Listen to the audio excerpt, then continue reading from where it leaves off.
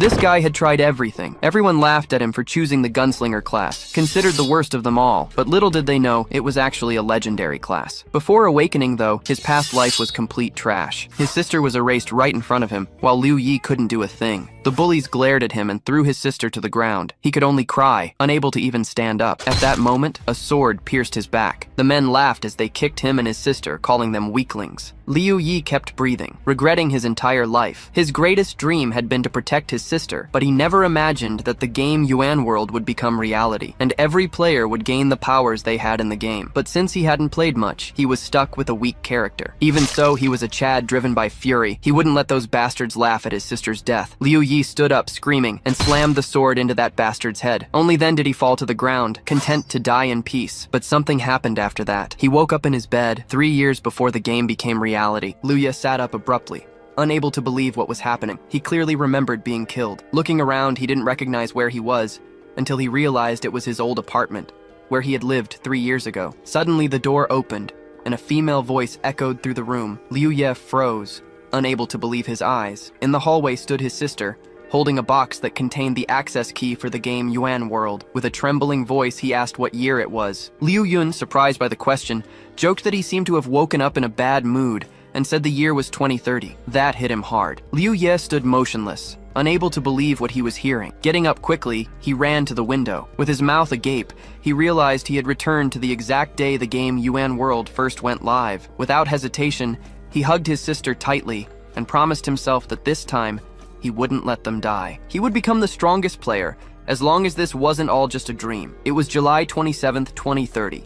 The virtual reality game Yuan World was launched, and on September 1st, it took control of the world. All players received the abilities of their in-game characters. The marginalized and the lower classes of society suddenly acquired incredible powers. For the first time, they felt a strength they never imagined they could possess. Because of this, chaos erupted, and endless wars for money and power began. Our protagonist chose the path of a player who simply explored the game's world. This led him to a tragic fate. Due to his low level, he ended up dying in Yuan World. However, by some miracle, he had an unexpected stroke of luck. He was reborn and returned 3 years in time, to the exact moment the game was about to be released. This time, he was determined to become the strongest. Mentally, he returned to reality and was surprised when his sister pushed him away. Without realizing it, he had started to hug her. She was extremely embarrassed, thinking her brother was just messing with her. Scratching his head, he gave an awkward smile and said, surprised, that it really did seem like that. We fast forward 8 hours to the launch of Yuan World. Our protagonist put on his virtual reality headset and lay down on his bed. He knew there were only 34 days left before the game would dominate the world. If he could become the strongest player in that time, he and his sister wouldn't die. Upon entering the game, he appeared in the starting plaza, where several players were already gathered. In the center, an administrator was about to demonstrate the power of the ability called Strength. The first strike he delivered was simple, cutting a large rock only halfway through. However, by focusing his energy, he delivered another attack with a single move, splitting the rock in two as if it were butter. The demonstration deeply surprised Liu Ye, who watched with his mouth wide open. After the training ended, the system transported our protagonist directly into the game. At the spawn point, several players looked around, dazzled by this new world. But Liu Ye had only one focus: to level up as quickly as possible. He decided to choose the Strength ability, as it was considered the most mysterious and determined the difference between a common player and a true warrior. Without wasting any time, he set off in search of the training pavilion. In the world of Yuan World, there were no fixed combat classes, only a division based on the weapons used. Knowing this, Liu Ye wanted to master a weapon as quickly as possible,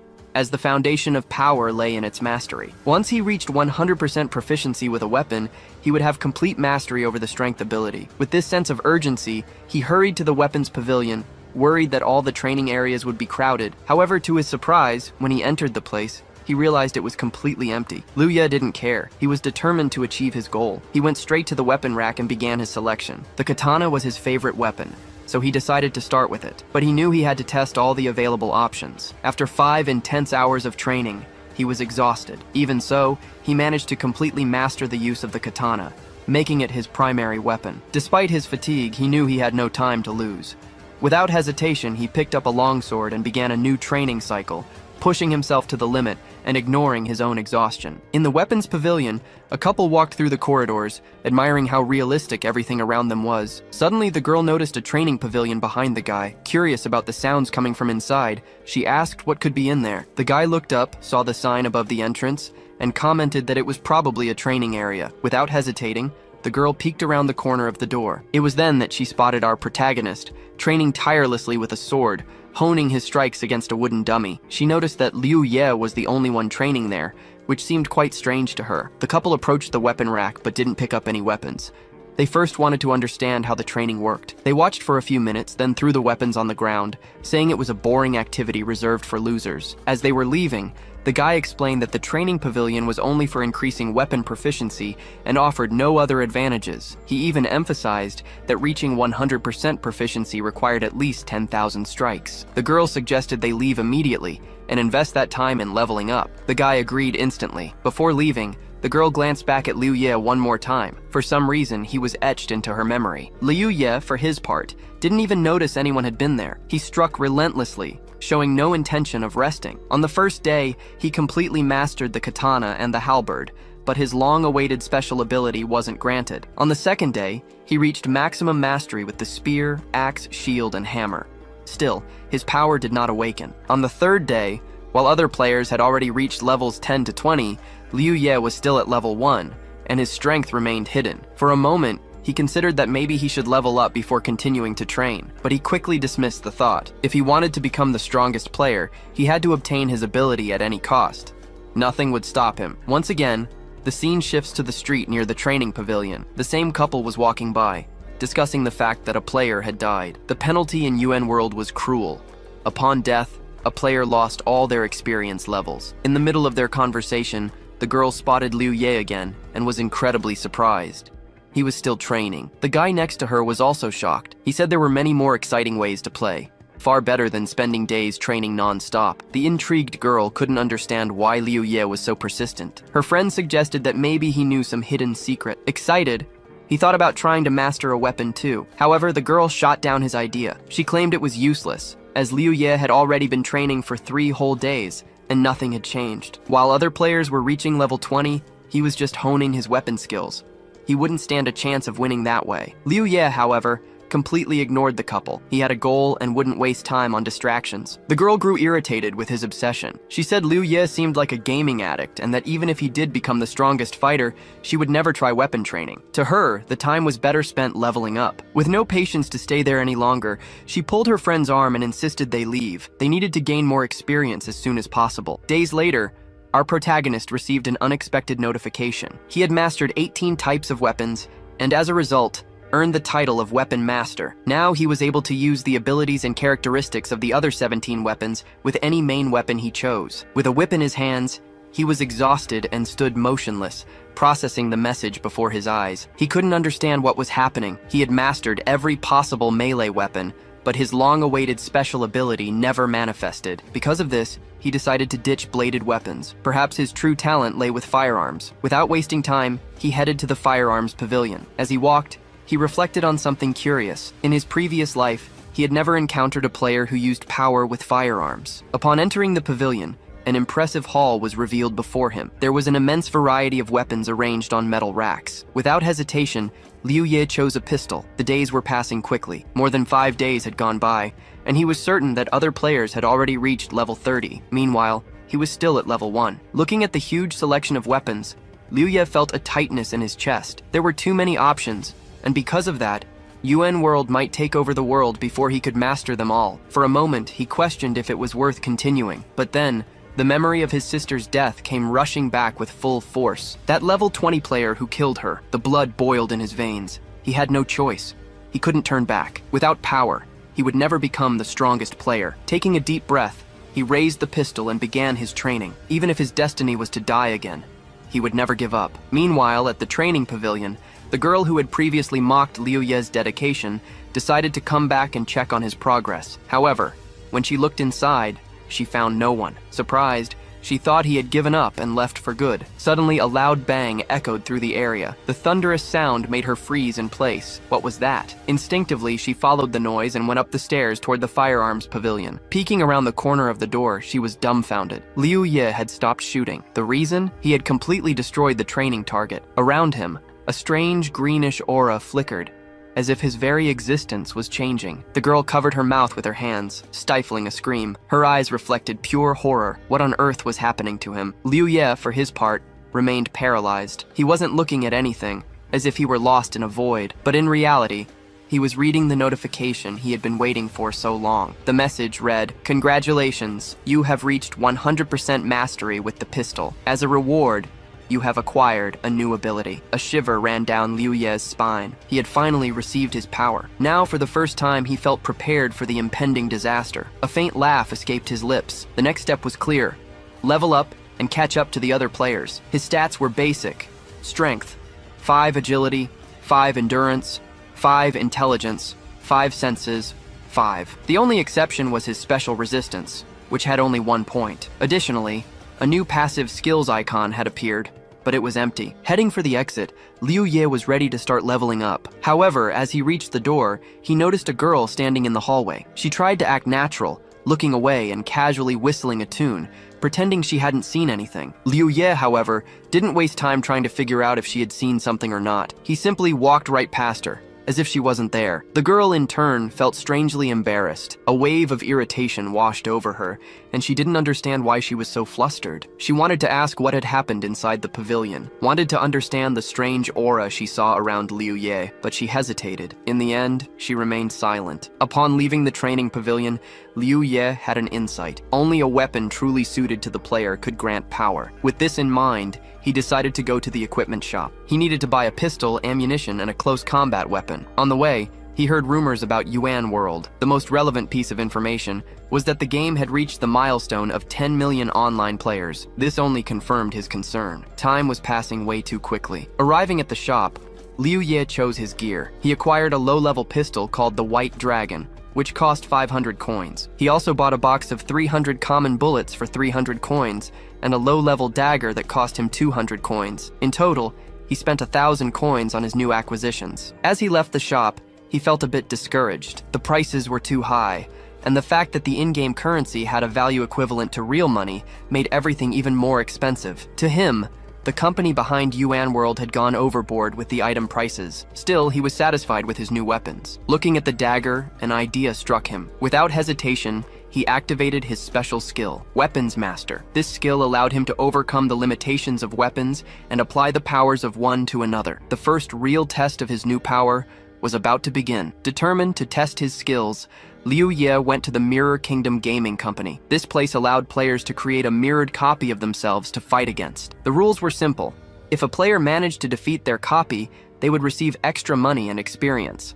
However, there were 2 conditions to participate. The player needed to be at least 5 levels below their copy, and also pay 10% of their gold to enter the fight. For Liu Ye, these conditions weren't a problem. In fact, it was the perfect scenario for him. He was still at level 1, but now he possessed real power. As he walked through the Mirror Kingdom's hall, a cry of frustration echoed through the room. 2 players emerged from the respawn point, complaining about the extreme difficulty of the mirrored copies. They seemed to have lost everything they had earned. Nearby, 2 other players watched the scene with irony. They mocked the defeated players and, upon noticing Liu Ye, turned their attention to him. One of them, seeing the pistol holstered at the boy's waist, laughed with contempt. To him, it was the worst possible choice of weapon in the game. The other also showed disdain, convinced that Liu Ye was just an inexperienced newbie, delusional to think he could win with such inferior gear. Liu Ye remained silent, just observing the players. They had no idea what he was capable of now. Liu Ye, after confirming his decision,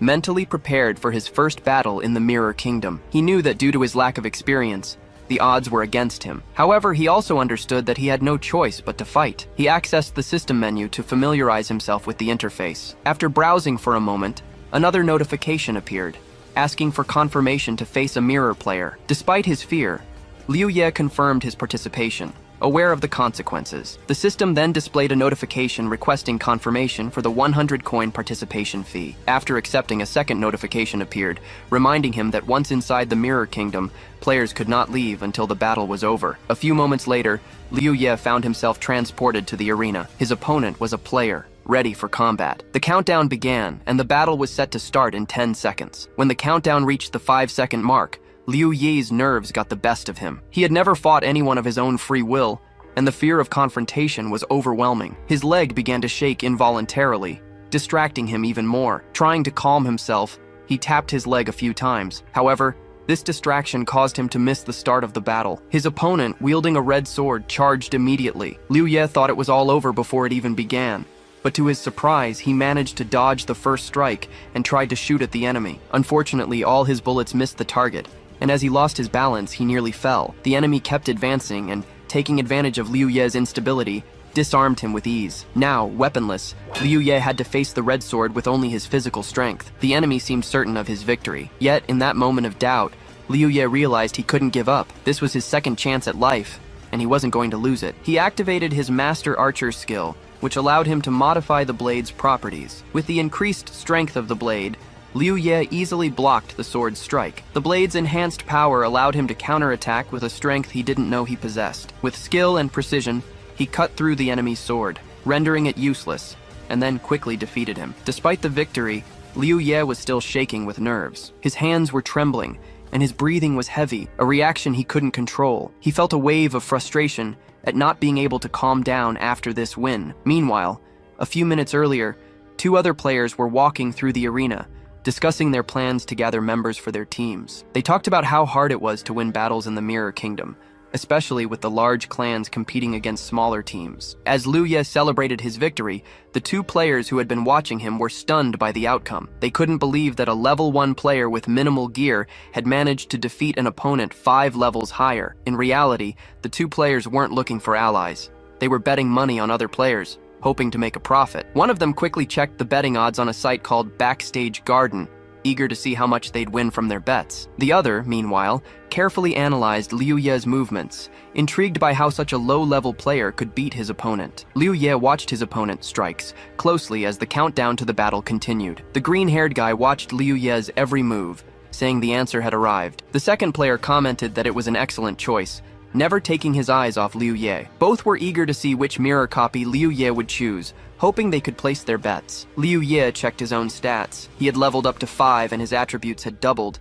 but he still felt weak. He realized he needed to get stronger to overcome his fear of battle. If he didn't, he would soon die. With determination, he immediately chose his next opponent, a mirror copy ranked 55th, known as Strikes. The system teleported him to the arena almost instantly. The 2 guys watching Liu Ye were waiting to bet on his fight, but they were confused when they saw who his opponent was. They were shocked when they realized Liu Ye had chosen a level 10 mirror copy nicknamed Strikes. The green-haired guy snapped back to reality, realizing Liu Ye had picked the strongest possible opponent out of hundreds of other level 10s. He wondered what would happen to their bet, hoping it hadn't been registered, but the white-haired guy revealed the bet had already been placed, and there was nothing they could do. He hoped that if they lost, his green-haired friend wouldn't tell anyone about the bet, as he didn't want to be embarrassed. The bookmaker then announced the odds for the fight, showing the bets placed on Liu Ye and Strikes. Seeing the odds, the 2 guys were disheartened. The total bets on a Strikes victory exceeded 200,000, and they had lost all hope. At that moment,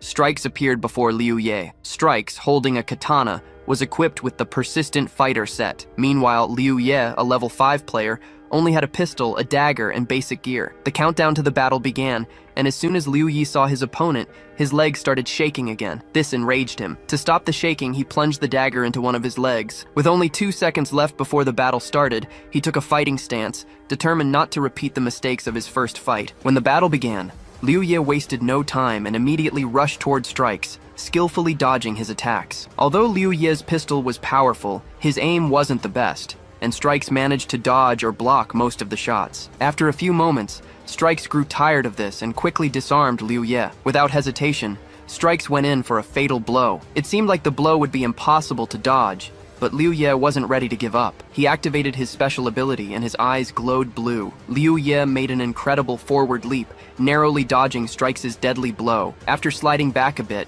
he realized Strikes wasn't chasing him. With a moment to recover, Liu Ye assessed the situation. His health was at 20 out of 100, and his cognitive power was at 28 out of 30. The battle had just begun, but Liu Ye was focused on his survival. Liu Ye was one step away from defeat. His normal attacks couldn't even scratch his opponent, and he realized he had chosen an adversary he couldn't defeat. He should have opted for a weaker fighter and used that time to level up instead of going so far so fast, but even so, after a moment of doubt, Liu Ye returned to his fighting stance, finding it almost funny how hard this was. He believed that to overcome his fear, he needed to keep fighting without giving up. Considering that standing still wasn't a good option, he decided to run straight toward his enemy. At one point, the hero turned to the side to avoid a mortal blow that would have surely depleted all his health. However, Liu Ye underestimated his opponent's speed. In seconds, Strikes was behind him, taking him by surprise.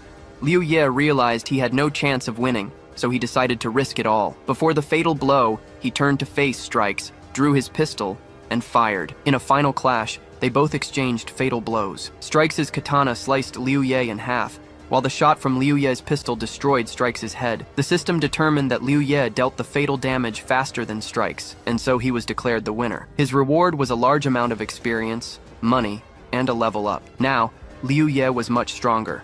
At level 13, all his attributes increased to 17, except for endurance, which only went up by 1 point. He let out a sigh of relief, realizing he had been on the verge of death and yet had won that incredible battle. Many other notifications arrived, the most important being that he had reached level 10. Now his rebirth ability had evolved into the capacity to choose his development path. Meanwhile, the two guys who had bet on Liu Ye's victory were surrounded by a crowd and pushed against the wall. Those who lost the bet had to hand over all their money to the other participants. One of the guys was on the verge of tears, asking if they could just give half the money instead of all of it. But the one-eyed gang pointed at them and said that wasn't an option, and they couldn't get out of this loss so easily. The white-haired guy couldn't take it anymore, and yelled that he couldn't believe they really thought they had already won when the result wasn't even final yet. Gang, pointing at the board, stated confidently that Strikes would win, since he couldn't possibly lose to a rookie. If that happened, he was ready to cause a huge scene with the bets. Before Gang said that, Strikes was considered one of the top level 10 copies. However,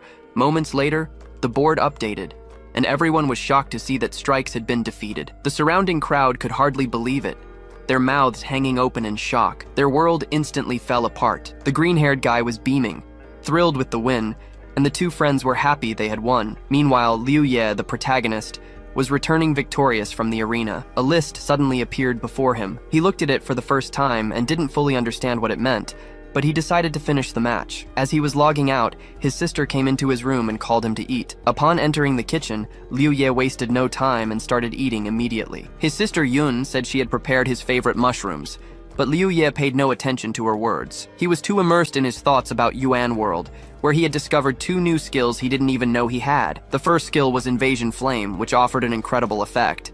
The damage per second dropped from 50 to 25, but the total damage was about 250 health points. Besides his skills, Liu Ye also thought about the dangers posed by his opponents and considered the idea of forming his own team. After eating quickly, he thanked his sister and headed to his room. This surprised her, as he had barely eaten a single plate. It even hurt her a little, and she thought that he would need to find someone else to cook for him. Now we return to Yuan World, in the Mirror World's buildings. A man was at Gang Zi's feet, begging him to let him keep half the money, as he had proposed. However, the man wasn't so simple. He kept pleading, saying that all the money he bet on Strikes' victory wasn't his, but his family's. If he lost it all, he would probably be severely punished. Gang Zi, still mocking him, said that just a minute ago he had refused such an offer, and now he was making the same one. Before he could finish speaking, a red-haired guy appeared and slammed Gang Zi's head against the wall, telling him he had to return all the money lost in the bet against Strikes. The red-haired guy's name was Jack, and he was from the New Order Guild, which was in charge of the Mirror World. Gang was pushed against the wall,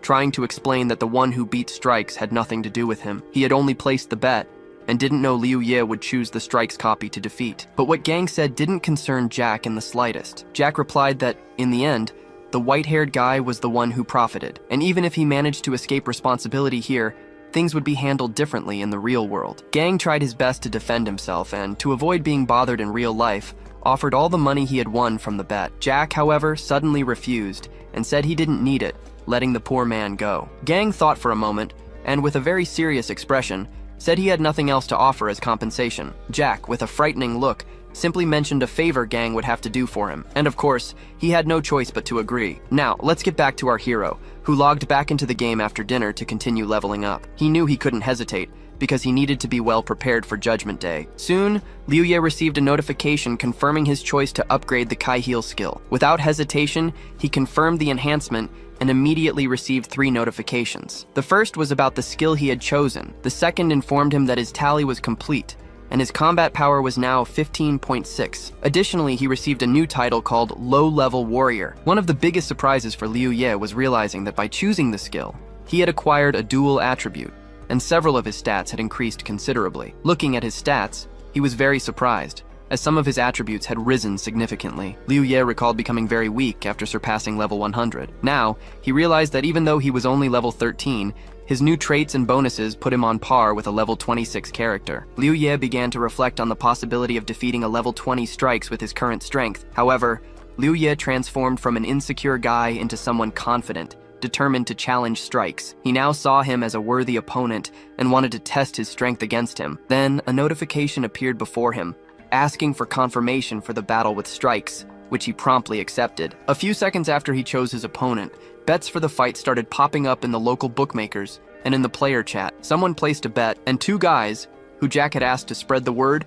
started promoting it. One of them bet everything he had on the protagonist's victory, which angered the golden-haired man. They didn't need to place bets, but the white-haired young man was convinced that Jack couldn't do anything now. Even if he tried, he wouldn't get support from his group, the New Order. The blonde guy noticed his friend's disdainful smile and figured that this Jack character had forced him to publicize the odds in favor of the protagonist. However, he didn't understand the point of it all, since it was obvious no one would bet on Liu Ye, and the odds would be very low. But the guy didn't answer, as his only job was to stir up trouble. The scene shifted to the battle arena inside the Mirrored Realm, where the combat was about to begin in 10 seconds. On one side, Strikes, level 20, armed with 2 katanas and advanced armor. On the other, Liu Ye, level 13, with only a pistol, a dagger, and starter gear. Liu Ye began to ponder, thinking that with enough cognitive power reserve, he could predict the right moment to destroy Strikes easily. The system announced the start of the battle. The protagonist didn't hesitate and attacked immediately.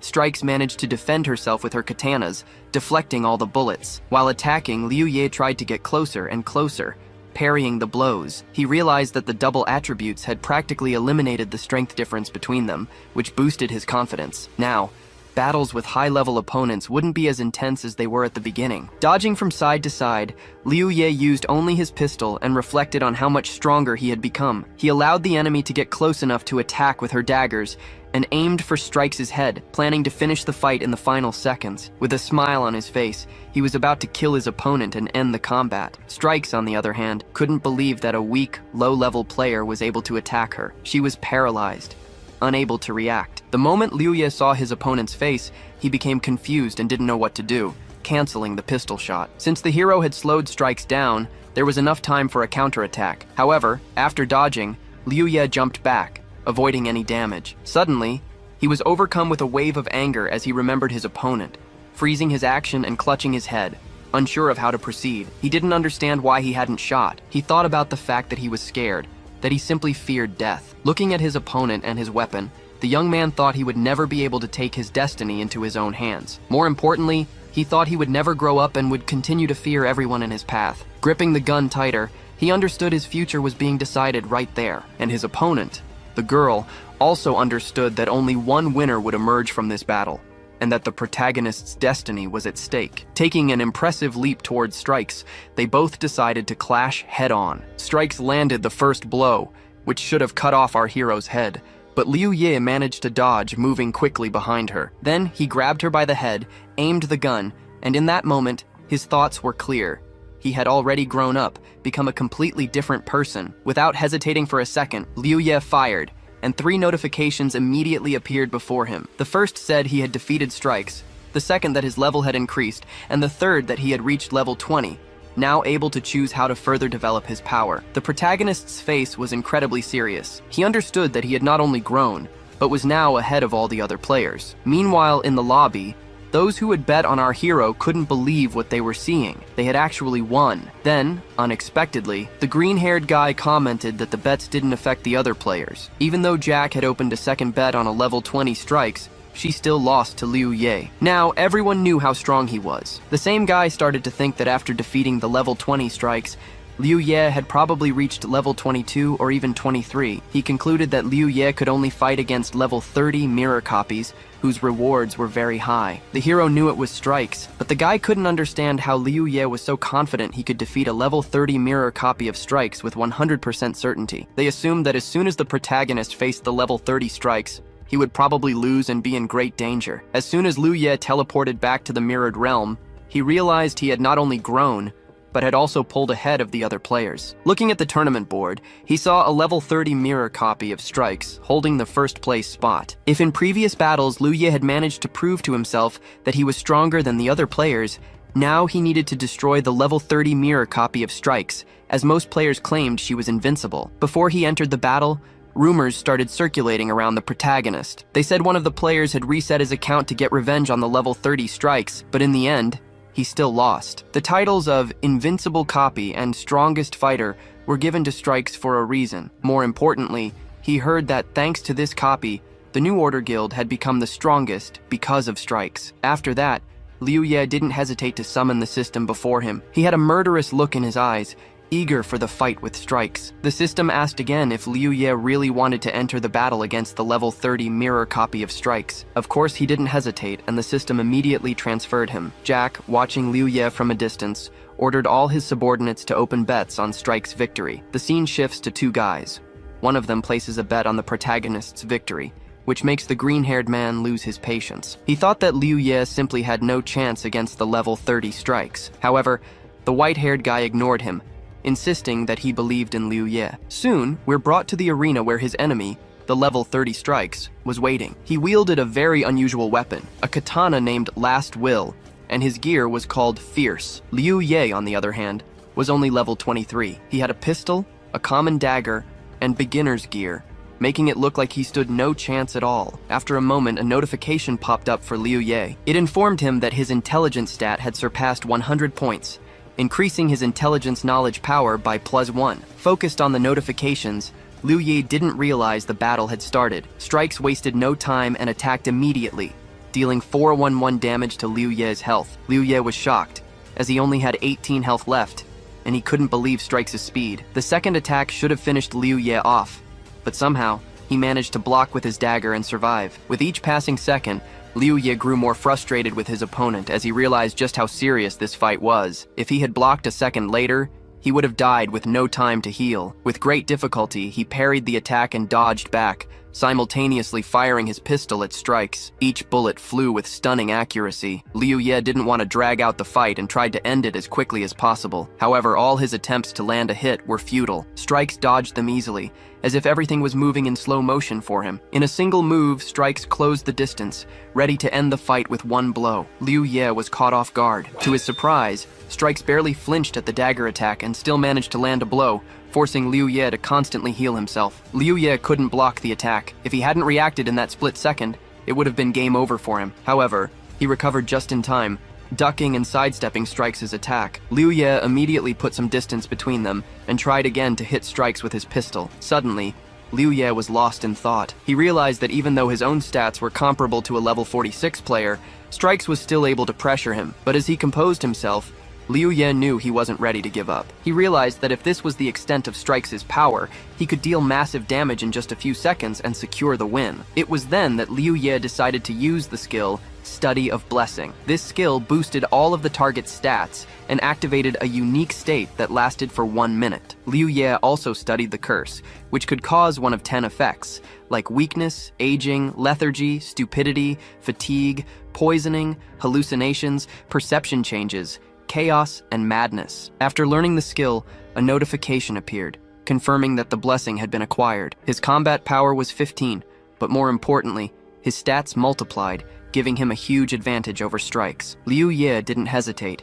He shouted to activate the blessing, knowing he wasn't high level enough to beat Strikes, but trusting that his stats would be enough. Moments later, a notification appeared. It informed him that he had spent 400 cognitive power points, and that all his stats increased by 200 for exactly 1 minute, after which they would return to normal. A white aura began to surround Liu Ye, projecting an aura of terror to everyone before him. It was this aura that gave him courage, as he knew that by activating the skill for a full minute, he would have enough power to destroy Strikes. Caught off guard, Strikes froze, bracing for the protagonist's next move, but he quickly decided to take the initiative. He charged forward at full speed, intending to finish Liu Ye once and for all so he wouldn't have to face him again. Liu Ye thought for a moment. Once he defeated Strikes, everyone would know he was hiding incredible skills and abilities. He'd be hailed as the strongest player. But snapping back to reality, Liu Ye saw the enemy closing in fast as he dodged from side to side. But his dodging wasn't enough to avoid Strikes, who was already close enough to attack, so Liu Ye aimed his pistol and fired. The first bullet hit Strikes in the chest, making him halt his attack in confusion. After the first shot, Liu Ye didn't stop. He relentlessly kept firing at his enemy. A few seconds later, over 10 bullet holes were visible on Strikes' body. It looked like he should have fallen, but suddenly, he was completely unharmed and ready to keep fighting. With a smile on his face, the enemy seemed to understand what was happening. While reloading, Strikes realized the protagonist's stats were much higher than players of the same level. On top of that, he had passive skills that activated at critical moments. That was the true strength of Strikes. Besides that, the Mirrored Kingdom system worked against NEP players, making victories even harder to achieve. Liu Ye understood he was a complete exception, and so he took a fighting stance. With his buff's duration about to run out, he knew he had to finish Strikes before it ended. Determined to end it before his time ran out, Liu Ye began to attack Strikes. Only 25 seconds of the skill's duration remained. As he attacked, he knew he couldn't lose. His current goal was to overcome his past and take control of his destiny, something he had failed to do before. With each new attack, Strikes closed in on the protagonist. With 15 seconds left, Liu Ye jumped back and launched a counterattack. With time running out, Liu Ye attacked and parried Strikes' blows, giving the enemy no time to rest. Just seconds before the skill ended, a bullet hit Strikes directly in the forehead, shattering his armor. Strikes began to tremble violently, and his weapon fell from his hands. He stopped attacking. A moment later, completely drained of strength, he collapsed, showing clear signs that he was dead. The system notification began to dissolve. The enemy's body lay on the ground. Liu Ye stared at it, unable to believe he had defeated the most powerful opponent in the Mirrored World instance. He could already imagine the comments about his victory. They would call him the strongest player, the one who managed to defeat a level 30 enemy, the mighty Strikes. Furthermore, his hidden skills were incredible, granting him the qualities of an invincible warrior. Someone commented that such titles meant nothing to level 30 players, as they belonged to completely different worlds in terms of strength. To illustrate, one of the spectators explained that a level 30 player was, at best, like the ground beneath the protagonist's feet, meaning they could never reach his level. The protagonist's imagination sent his self-esteem soaring, lifting his spirits even higher after the victory against Strikes. Then, several notifications popped up on his interface. The first one congratulated him on his victory against Strikes, while the second informed him of his huge reward in both money and experience. He could barely contain his happiness. Not only had he gained money and experience, but he had also overcome a great fear. Just then, the system teleported him back to the Mirrored Kingdom. In the waiting room, Jack had watched the battle and couldn't believe that Liu Ye had defeated the strongest copy in the Mirrored Kingdom. What infuriated him most, however, was the money he lost betting on Strikes to win. Meanwhile, two players who had bet on the protagonist were euphoric. They jumped for joy, and a white-haired young man smiled at the stones around him, saying he was right about Liu Ye and that his bet had paid off. He then suggested that from now on, everyone should always follow their instincts. However, his friend grabbed his arm and warned that it was too early to celebrate, as many things could still happen. He advised that they both log off from the game and, in real life, move to another apartment to avoid being found by Jack. The scene shifts to the real world, in the protagonist's house. He is sitting on his bed, silently reflecting on his victory against Strikes, the game's strongest copy. Suddenly, the door opens. A girl appears from another room and remarks that he must be hungry, inviting him to get something to eat. However, he had other plans. With a smile on his face, he said the two of them were going out for a walk and that he would take her out for some barbecue. As they walked down the stairs, the girl asked her brother where he had gotten the money, since restaurants were expensive for them. Laughing, he replied that she wouldn't believe it. He had won a large sum of money in the game, and because of that, they needed to celebrate their good fortune. His sister accepted without question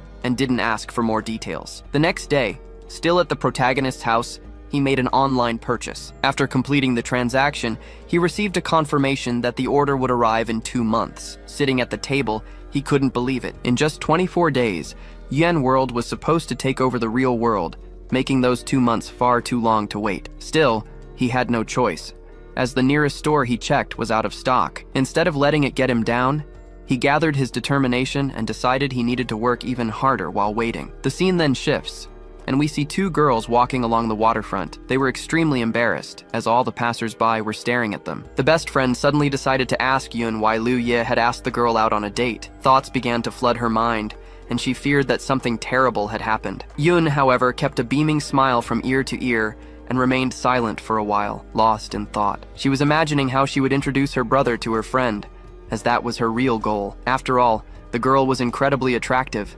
came from a good family, and most importantly, had a wonderful character. If she became her brother's fiancé, Yun would have nothing more to worry about. A moment later, snapping back to reality, Yun smiled and replied that her brother missed her a lot, which is why he wanted to see her. Without much expression, her friend asked where she had been lately, since she hadn't even been responding in the workgroup chat. Yun started to suspect her friend might have a boyfriend, but even if that were true, she wouldn't give up on her plans. She was firmly decided that the date with Liu Ye would happen. Nian, sighing, adjusted her cap and said she didn't even know how to explain. Suddenly, the girl shouted loudly, revealing that her parents were forcing her to play an incredible online game. Yun was confused by the unexpected answer and didn't know what to say. Meanwhile, we are transported to a local bar. Jack, consumed by rage, forcefully struck a red-haired girl he had called over to try and calm him down. The blow was brutal, and the girl fell to the floor, hitting it hard. Even as she lay injured, struggling to stay conscious, Jack continued to attack her. He hated the way she tried to calm him,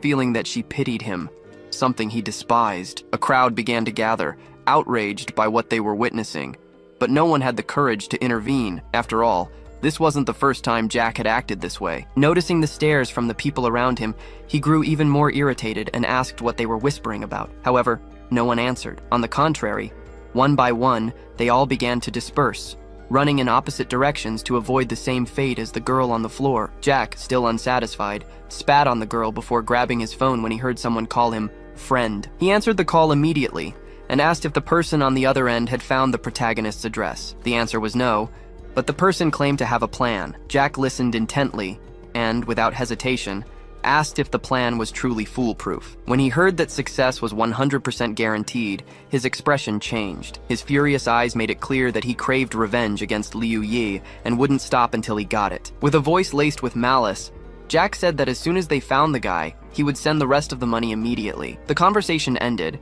and the scene shifts to Liu Ye, who had just logged into the game. He was standing in front of the Mirrored Kingdoms building, reflecting on the max level of the mirror copies, which was level 30. He understood that at his current level, he couldn't level up there anymore, as the enemies were too weak for him. Given this, he decided it was time to leave. Turning around, he started walking towards the Ruined Kingdom, a place where he could grow even stronger. However, as he stopped to look at his own appearance, he realized he couldn't keep wearing his starter armor. It was time to think about buying a new set. Liu Ye headed to a weapon shop. As he approached the display window, a system window opened before him, showing the items available for purchase. However, when he saw the prices, he froze for a few seconds. His expression made it clear he simply couldn't afford to spend that much on armor. Disappointed, he left the shop and continued walking through the Mirrored Kingdom. He soon realized there was no reason to stay, as it was impossible to get the materials needed to craft equipment in that place. So, he decided to go to the Ruined Kingdom, where he could easily get this material and craft level 20 equipment. Although he had enough money to buy level 20 equipment directly,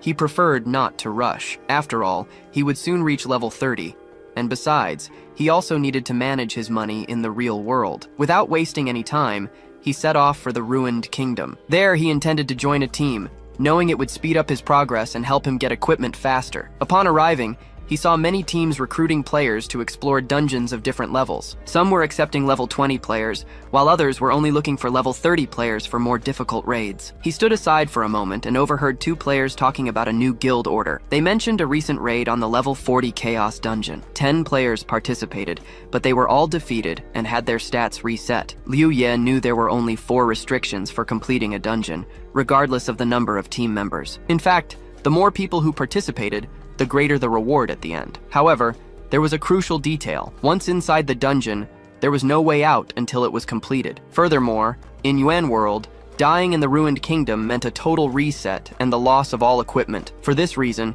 teams were extremely selective when recruiting new members. With the skills he possessed, Liu Ye believed he would be accepted without any problem. Convinced, he approached the first recruiter, but was immediately rejected, as the team only accepted level 30 players. He tried again with another group, but was turned down because of his low-quality gear. On his third try, he didn't even get a chance to speak, as the team was already full and didn't need any new players. Frustrated and utterly disappointed, he fell to his knees. He couldn't believe that no one wanted him, even after he had defeated Strikes, a level 30 enemy. He thought his strength should be taken into account, regardless of his level and gear, as he had already proven he wasn't a weak player. Discouraged, he started considering grinding the easier dungeons for basic gear, but he knew it would be a long and tedious process. Still, he gathered the strength to get up, and was preparing to follow this only option, when he suddenly heard footsteps behind him. Right after, a voice announced that a team needed one more member. Curious, Liu Ye turned to see what it was about,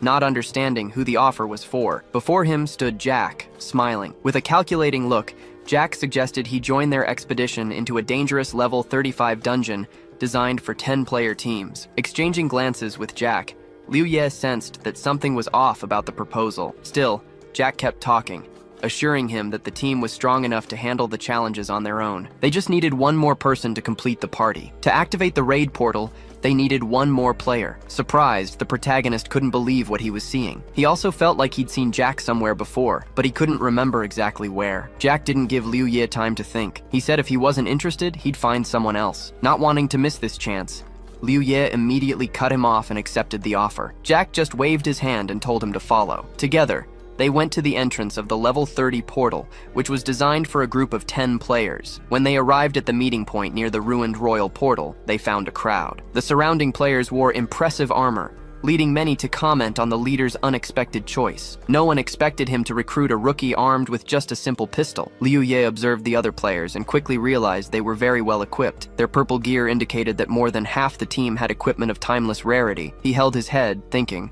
and wondered if he could steal at least some of their gear. Suddenly, one of the players shouted that since everyone was gathered, they should leave immediately. He wanted to reach level 40 as quickly as possible. A bald man approached with a smile and said that upon reaching level 40, they'd need to change their equipment, and if that were the case, he could give his old gear to the group. However, the player just smiled and refused, unless someone would buff his weapon with 3 rare items from their inventory, which no one accepted. The group then started moving toward the portal, with Liu Ye following slowly behind them. Watching the players, he noticed they all seemed to know each other well. He didn't understand why they had called him for this level 35 mission. However, noticing the team's malicious smiles, he realized this friendship hid ulterior motives. The portal finally opened, revealing a vast desert expanse. In the center of the landscape, there was only a mysterious crystal. Jack and another player were the first to cross through the portal and began to survey the area. Soon, one of the team members noticed that the mission objective was to protect the crystal. Jack immediately took command,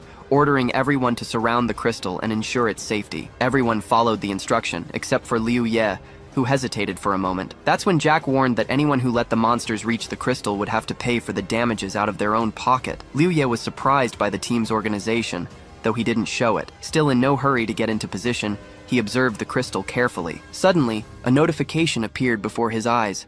The mission was loading. A few seconds later, another message informed him that the task was to protect the crystal for 3 waves of enemies. At the bottom of the screen, he saw the crystal's health bar and the penalty for failure, death for all players. Just then, a shout interrupted his thoughts. Someone announced that the monsters were attacking. Liu Ye looked out at the desert, but he saw nothing but a dense fog. However, he soon realized this was no ordinary fog. It had been generated by the monsters themselves. From within the smoke screen, an enemy emerged at high speed. The creature looked like a spider, but it had absurdly large fangs. The bald man yelled at Liu Ye to get closer to the crystal, warning that if he didn't follow orders, he could be killed. Without arguing, the protagonist obeyed. Meanwhile, a swarm of monstrous insects flew toward the bald man, who was holding an immense axe. It looked like his game was about to end right there, but the man had entirely different plans for this raid. With a single swing of his axe, he destroyed several beetles at once. He watched the others, who were also wiping out large beetles as if they were ants,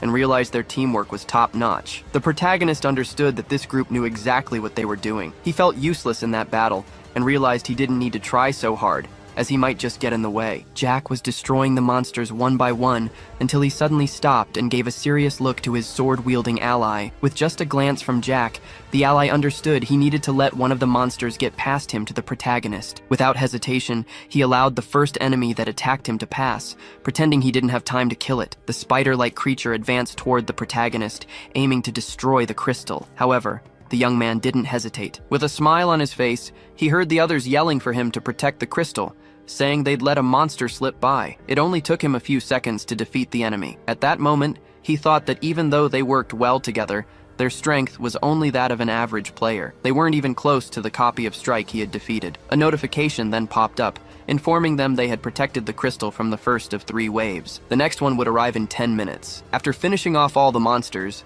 they sat down to rest. One of them commented on how skilled the protagonist was. At first glance, no one would guess he was a master, since few could defeat a monster 10 levels higher with beginner's gear. The swordsman who had let the monster slip by was blaming himself for his mistake. If the 10th member of the group hadn't suddenly vanished, there wouldn't have been a gap in their defense. The bald man reassured him, telling him not to worry since the problem had been solved. He then turned to the protagonist and told him that in the next wave, he would have to fight alongside them on defense to ensure no monsters got through. The young man sitting next to Liu Ye suggested they invite the protagonist to join the team so he could get noticed. He then asked the protagonist what he thought about joining their group. That way, he wouldn't have to look for people to form his own party. Besides, by playing together, they could take on high-level challenges. The protagonist really liked the offer and even considered accepting it on the spot. Right after he agreed, the man in black armor asked Jack what he thought about Liu Ye joining them. Jack smiled and replied that he didn't mind him joining the group, but there were some conditions. New members had to provide their phone number and real-world address. This was to protect them from situations like the one they had faced before. Hearing this,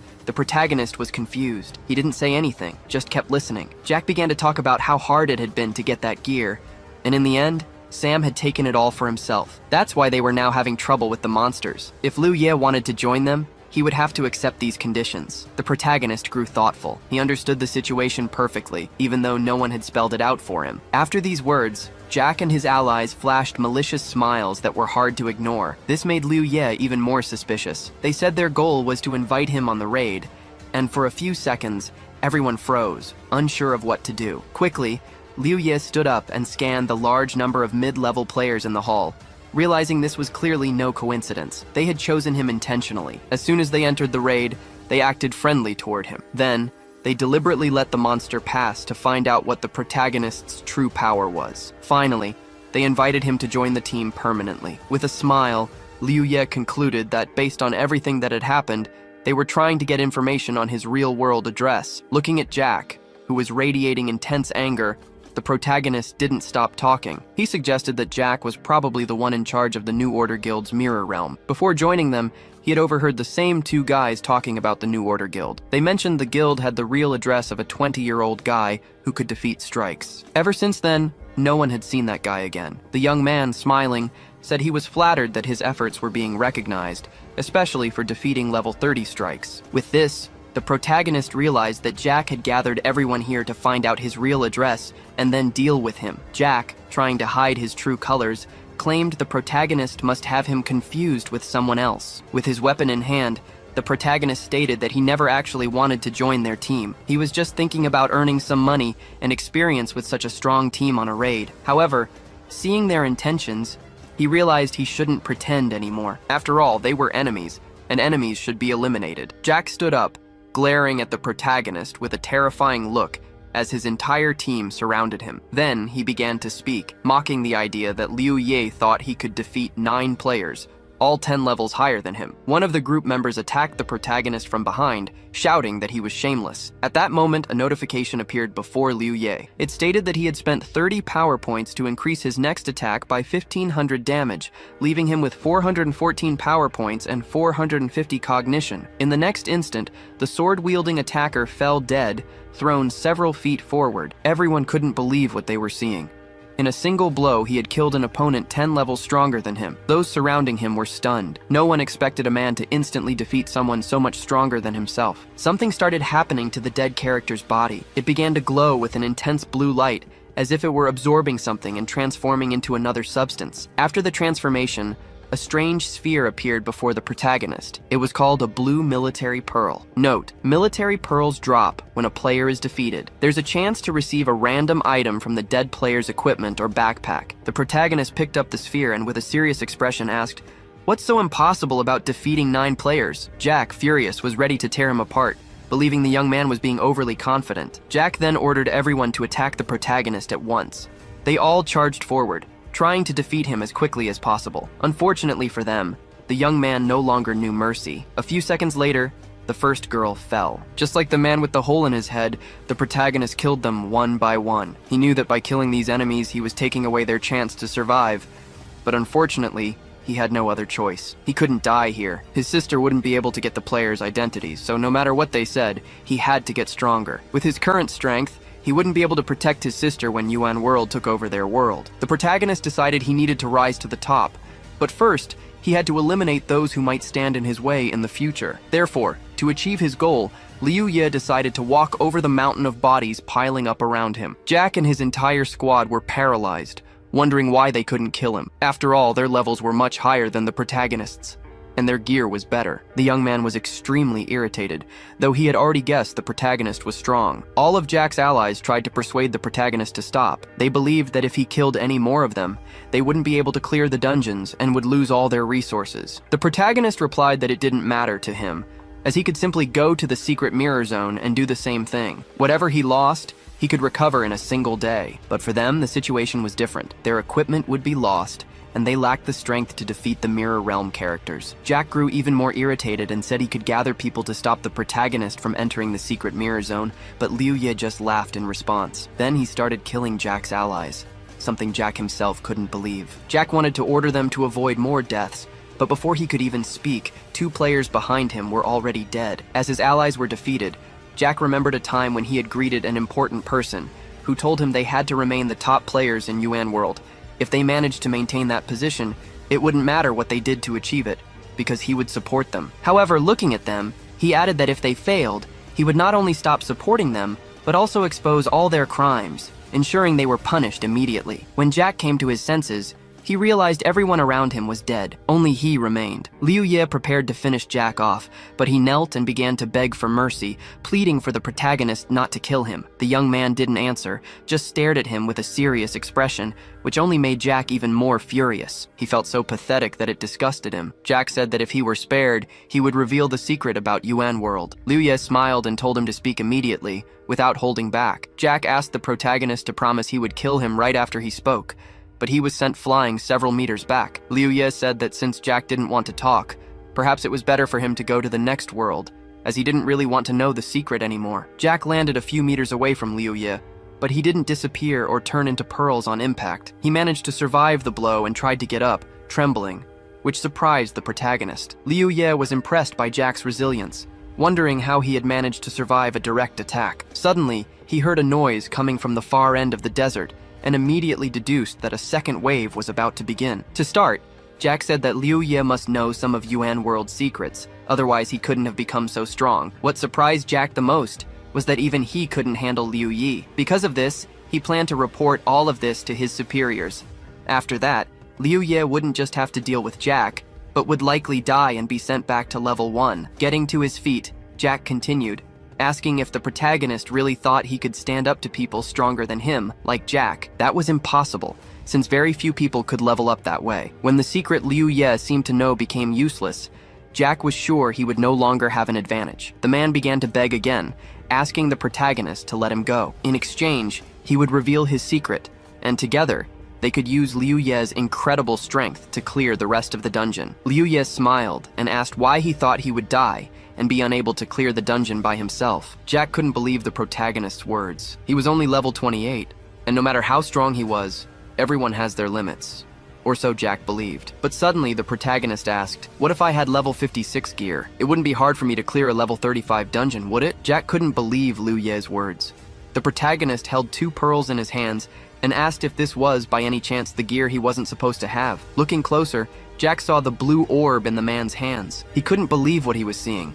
The surprise on his face was unmistakable. With a confident and determined smile, the protagonist shouted for the blue orb to open and release its equipment. In an instant, the protagonist appeared, dressed in yellow and black armor. He wore a frost tank top that gave him incredible buffs, and it was also purple ranked. A purple ranked rapid combat suit protected his entire body, offering resistance, strength, agility, and armor, requiring level 30. The combat gloves provided the same attributes, with more focus on sensation, but the strength stat was removed. Violet-ranked high-speed combat boots granted the protagonist impressive agility. The most important item was the purple-ranked beam katana, which gave Liu Ye a 160 attack power bonus and also increased his defense by 30. Now, the hero possessed incredible stats, and based on combat calculations, he had the skills of a level 46. With a smile on his face, he remarked that he should thank the men who had just died at his hands, as he had gotten free equipment from them. Now, with this gear, his combat abilities had more than tripled,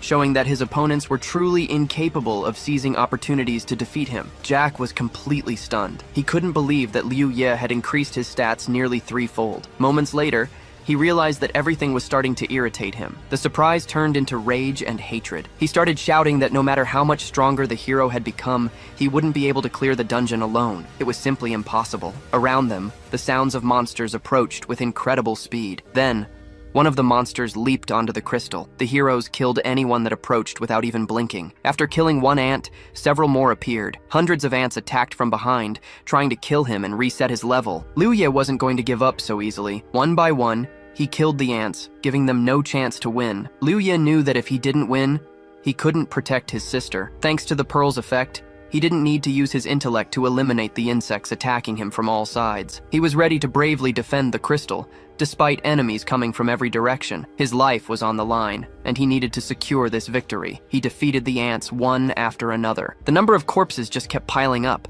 but it seemed endless. When Liu Ye's health dropped to almost zero, he used a healing spell, allowing him to continue the battle without losing strength. Meanwhile, Jack managed to kill a few ants. He noticed the protagonist's health was low, but to his surprise, he healed quickly. Jack couldn't believe his eyes. He thought Liu Ye was using rare potions and yelled that it didn't matter. Jack believed he just needed to dodge, and he could outlast Liu Ye. Liu Ye paid no attention to Jack, focused on killing the creatures surrounding him. Jack kept screaming that he would pay for his arrogance, but Liu Ye just smiled and told Jack to worry about his own survival. He said he could easily destroy the monsters and handle the situation, so even if Jack begged for mercy, it wouldn't save him. These words angered Jack even more. He couldn't believe that even in such a desperate situation, Liu Ye was so confident and bold with his statements. Staying alert, Jack noticed an ant trying to attack him from the side and killed it instantly. Meanwhile, Liu Ye continued to eliminate an impressive number of monsters. His health was again reduced to a minimum, but he used his healing ability once more,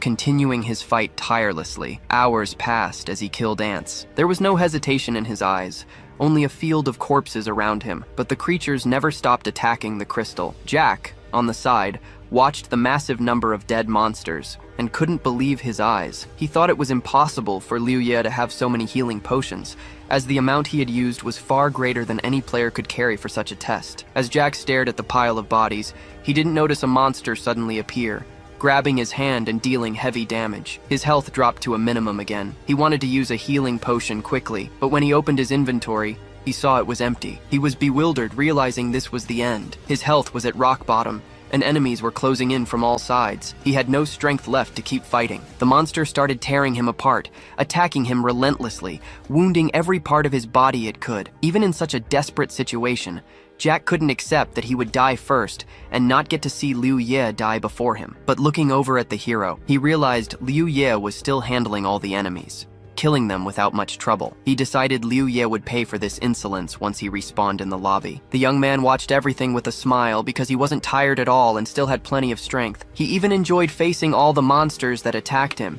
After all, that's how he gained experience and combat skills. At that moment, Jack was sent to the lobby, his level nullified. A notification appeared on the protagonist's screen, indicating that his team had only one person left: himself. By meeting all the conditions, the reward for completing the dungeon would be increased tenfold. After several hours of fighting the insects, the hero crouched on the ground, exhausted, trying to catch his breath. An impressive number of defeated ants lay around him, all eliminated by him, and finally the wave of attacks ceased. The insects stopped attacking, and looking at the mountain of bodies, he felt relieved, knowing that the ants would disappear before the second wave. If that didn't happen, He wouldn't know where the crystal was and wouldn't be able to protect it. Not far from him, he saw the inscription, Golden Orb. The Golden Orb allowed a player to receive 3 random items from a dead player's inventory. As soon as he saw the orb, Liu Ye quickly stood up with a smile on his face. He couldn't believe he had actually found the Golden Orb, as he'd expected from the manager of the mirror copy. Finally, he had done something right. Approaching the Golden Orb, the protagonist picked it up and thought for a moment, knowing he didn't have much mental energy left. He would have about 10 minutes to rest, which would restore half his strength. Naturally, this wouldn't be enough for him, as he was on the 3rd and final wave. Now he realized he shouldn't have attacked the Zukovs so early. He should have waited for the final wave. Now, all he could do was hope the Golden Orb would yield something valuable to help him face the last wave. As he spoke the words to open the Golden Orb, a notification appeared before him, offering a choice between equipment and items. Liu Ye started to reason logically, thinking that his strength, agility, and armor would soon reach 100 points. He wondered if he could get equipment that would improve these 3 stats and increase his combat ability. Therefore, he selected the equipment option. Immediately, a notification popped up saying the system was opening the orb and the equipment would be retrieved. He received a set of purple and gray amber equipment, which gave him 10 agility and 5 senses. The exact same second ring fell into the protagonist's right hand. The 3rd item he got was a purple class pendulum pistol, which gave him 200 strength, 30 wisdom, and a locking ability. Plus, it could triple the damage of each attack or stun the target. The pistol also had an automatic reload, but it took a full minute to recharge completely. Liu Ye was in a state of shock, unable to believe what he was seeing. To him, this was simply incredible. He believed this was his lucky day, as he not only received buffs for all his gear, but also upgraded his main weapon. Accessing his stats, the protagonist noticed that 4 of them had surpassed 100 points, which made him very happy. This meant his combat ability was stronger than ever. After thinking for a moment, Liu Ye realized that if it weren't for those who attacked him, he wouldn't have become so strong.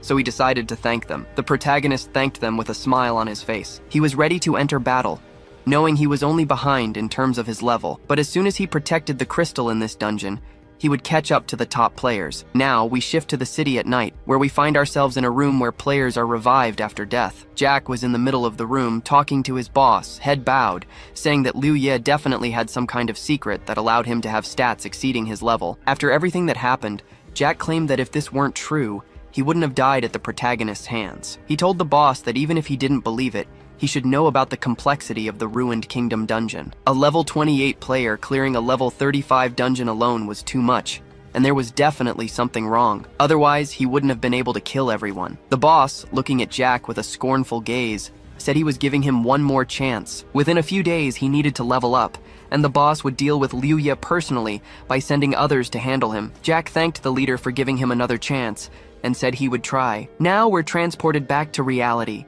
to an unknown cafe, where Yun was yelling at Neon because her whole family was playing the game. The girl said they weren't just playing, but also making a lot of money, which left Yun very surprised. Neon had a hard time understanding why, but her parents forced her to level up with them every day. She was already tired of it, and didn't want to do it anymore. Although her parents wanted Neon to keep playing, she wanted to do it her own way. Suddenly, the girl stood up and asked Yun why she and her brother didn't play that calculation game with her at her house, adding that it would be fun to play with her brother. Yun was very surprised by the proposal. Besides, she didn't have a device to play on, but she suddenly realized this was her chance to get Neon and her brother together, because if they played together, it would be a success. All she needed to do was leave the house under some pretext and leave them alone. This was her incredibly cunning plan, so she suggested they go to her house. Now we're back with the protagonist, who was starting to face the 3rd wave advancing on him. He defeated his opponents one after another. Liu Ye had never felt so much power before. As he equipped the gear, he could feel every cell in his body growing stronger, especially when he exerted himself. He felt as if the blade in his hands was even lighter. His steps grew faster, more agile. His jumps were so high they allowed him to tower over all the creatures around him. In these moments, he felt incredibly majestic, standing out from the horde. Liu Yi spots something that grabs his attention. It's a creature that even confuses him slightly, but he doesn't look away for even a second. He decides to unleash his strongest attack, leaping down and wiping out an entire horde of ants with a single strike. But that wasn't enough for him. He wanted more. More power, more experience, more skills. And most importantly, as he destroyed the ants, he wanted to reach places he had previously only been able to gaze upon. Then, Just as he was high above all the monsters, the same creature he'd noticed before appears in front of him. It was a level 35 spider boss. Without hesitation, the protagonist decides to finish it off right then and there. Suddenly, notifications start to appear before Liu Ye. The character was congratulated for clearing the dungeon and received his rewards. He gained an impressive amount of experience, 360,000 points, which was then multiplied by 10. In addition, the character received the title Dungeon Defender. For each ally lost in the dungeon, the player's stats increased by 10%. Now, his stats were incredibly high. Upon reaching level 36, he had an immense amount of experience, and his stats, like damage, defense, resistance, strength, agility, endurance, intelligence, perception, distributable points, health, and cognitive power, were astonishing. Upon reaching level 30, he was able to choose a skill branch. One option was Silence, an active skill that, when used, reset all skill cooldowns by 5 seconds. The cost was 50 cognitive power points, and with each level increase, the skill added 1 second. The second development option was called Captivity, which tethered the enemy to its initial spot for 10 seconds. After defeating the monster, the character sat down, satisfied, and couldn't believe he had defeated a huge monster all by himself.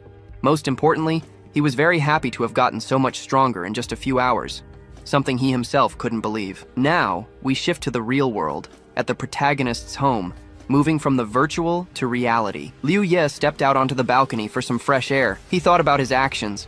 Incredibly proud of his recent achievements, he was just waiting for the opportunity to get into the game to make his sister as strong as him so she could protect herself in the future. Suddenly, Liu Ye heard a door close behind him. When he entered the room, he saw his sister was home. She was in the hallway, holding a gaming device. She said it was very difficult to get the device, but she was lucky to have a wonderful friend, Nian, who helped her get it. However, the device caused her to lose connection. His sister walked into the room, and someone followed her. For a few seconds, Liu Ye was in a state of shock, unable to believe his sister had gotten a device to enter Yuan World. But then, his expression changed. He became incredibly happy because now she could play with him. With a huge smile on her face, Yun said that since Nian got the device for her, she needed to be properly thanked, and so, Nian would be living with them. Nian greeted Liu Ye without hesitation. He, in turn, still couldn't believe it was a real device for Yuan World. It was incredible. However, his sister felt ignored at that moment and was very annoyed. Liu Ye picked up the box and started asking how they got the device. Not that it really mattered to him. The important thing was that he had the device now. His sister grimaced. She couldn't believe her brother was ignoring the beautiful girl beside him, focused on his new toy instead, especially since he knew Nian was going to be living with them now. Nian, meanwhile, was very surprised that some device could make Liu Ye so happy. Now we go back one day in time, to an unknown level 40 dungeon. A vast forest under a bright moon surrounds the area. Several people were sitting around a campfire, discussing how if they cleared the level 40 dungeon, they would surpass the second-ranked team, which would increase their profits. They were also talking about the incredibly strong girl who helped them find a village. This girl was in the New Order group, and her team ranked 3rd. Her name was Wei Shi. Suddenly, a man named Chao Yang approached her. He said she could ask to join the first-ranked team after clearing the dungeon, which would speed up her development. Confused, she didn't understand what he was saying, and completely ignored his approach. Then, one of the team members told the captains that if Wei Shi left, they wouldn't be able to progress as quickly anymore. They ignored the man's concern and began to discuss how the team would have no future if she left. Besides, they had invested a lot in her, and they couldn't just let her go, especially when they needed her the most. The captain took a deep breath and said they couldn't hold a person back because of their feelings. He believed she wouldn't forget them even after reaching the highest rank in the New Order. The captain decided to confirm this, and with a smile he asked her. In response, he only saw Wei Shi's smile. The team member, holding his head in his hands, realized he couldn't just wish her luck on her new path. Another member agreed with the captain, saying he was right, and there was no reason to hold back Wei Shi's progress, as they were too weak. Everyone started saying that if the girl had a hard time on the first team, they would gladly welcome her back. It was just like before when she first joined. They would help with whatever she needed. They were all incredibly kind to the girl. In response, she smiled, thanked them, called them brothers, and said they were very good to her. Since they were being so kind, she wanted to ask one last favor. After she said that, she looked very embarrassed, and everyone around her was shocked, not understanding what she meant. There was a dead silence. A few seconds later, an intense light appeared. All the team members fell, showing no signs of life. Whoever was still alive used a healing skill, and couldn't believe what they were seeing. Wei Shi, who had been with them the whole time, had betrayed them. She wanted to be incredibly strong, but her level wasn't high enough, so she decided to activate the dungeon's reward.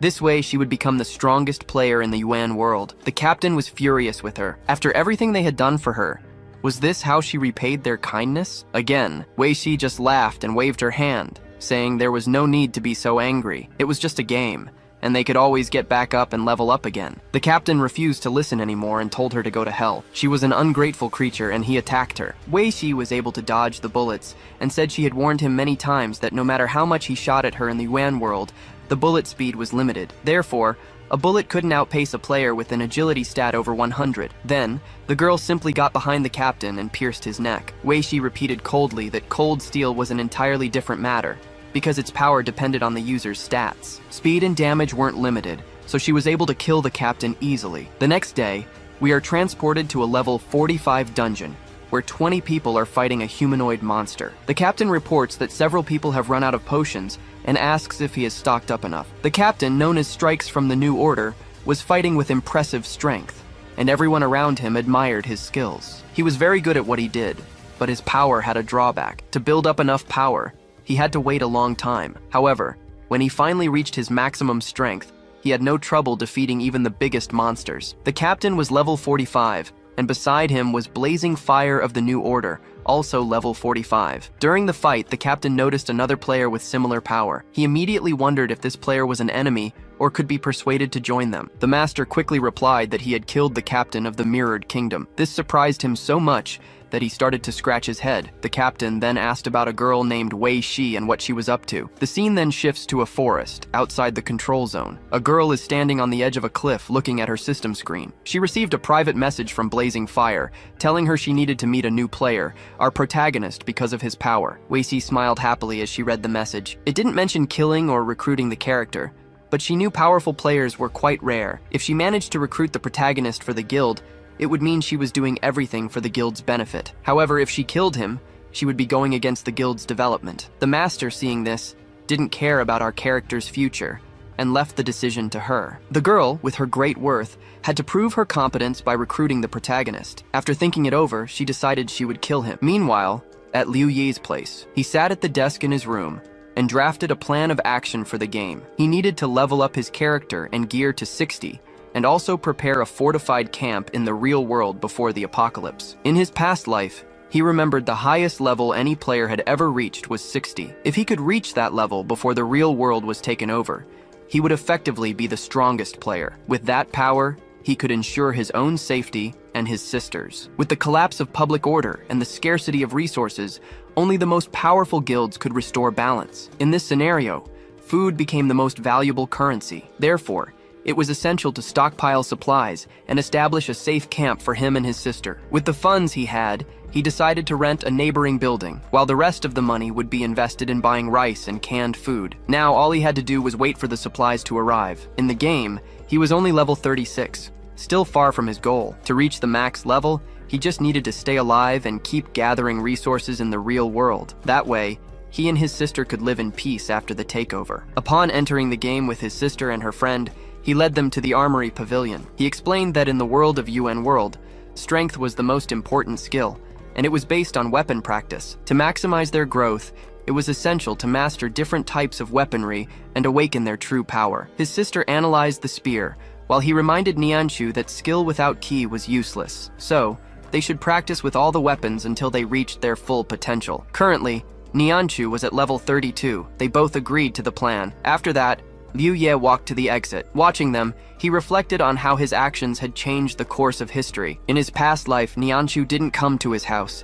He didn't believe his interference was related to her bringing the device for Liu Yun. In the past, thanks to Nianshu, he and his sister survived for 3 whole years. Now he felt it was his turn to repay her. With this determination, he ran out of the pavilion. Jumping for joy, he felt he was getting closer to his goal, reaching level 60. Half a day later, Liu Ye emerged from a level 35 dungeon, now at level 37. One of his team members, smiling, commented on his impressive strength, saying he could clear a dungeon designed for 10 players all by himself. Another teammate agreed, mentioning that without him, the group would have a much harder time. Excited, they decided to tackle the dungeon again, but Liu Ye refused as he had other priorities. The disappointed players insisted he add them as friends and promised to call them next time. He smiled, scratched the back of his neck, and agreed. However, upon returning to the team finding room, he nervously clenched his fists, thinking about a big problem. Clearing a level 35 dungeon for 10 players took at least half a day, maybe even a full one. The experience gained there was equivalent to half a level. If he continued at this pace,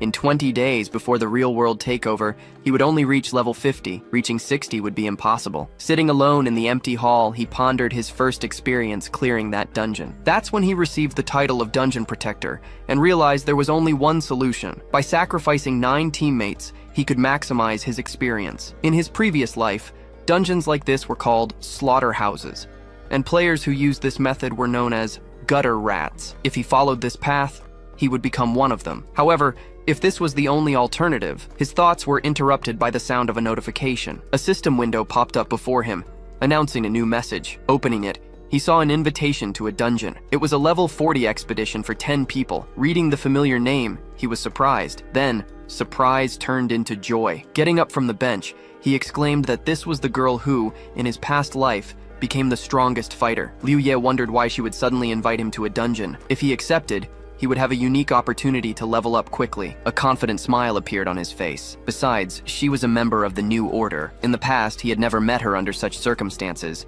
so he was sure she was plotting something against him. His legs trembled for a moment, but his eyes remained steady. Only the dungeon would allow him to grow. With that in mind, he made his decision. He accepted the invitation. The team list was displayed before him.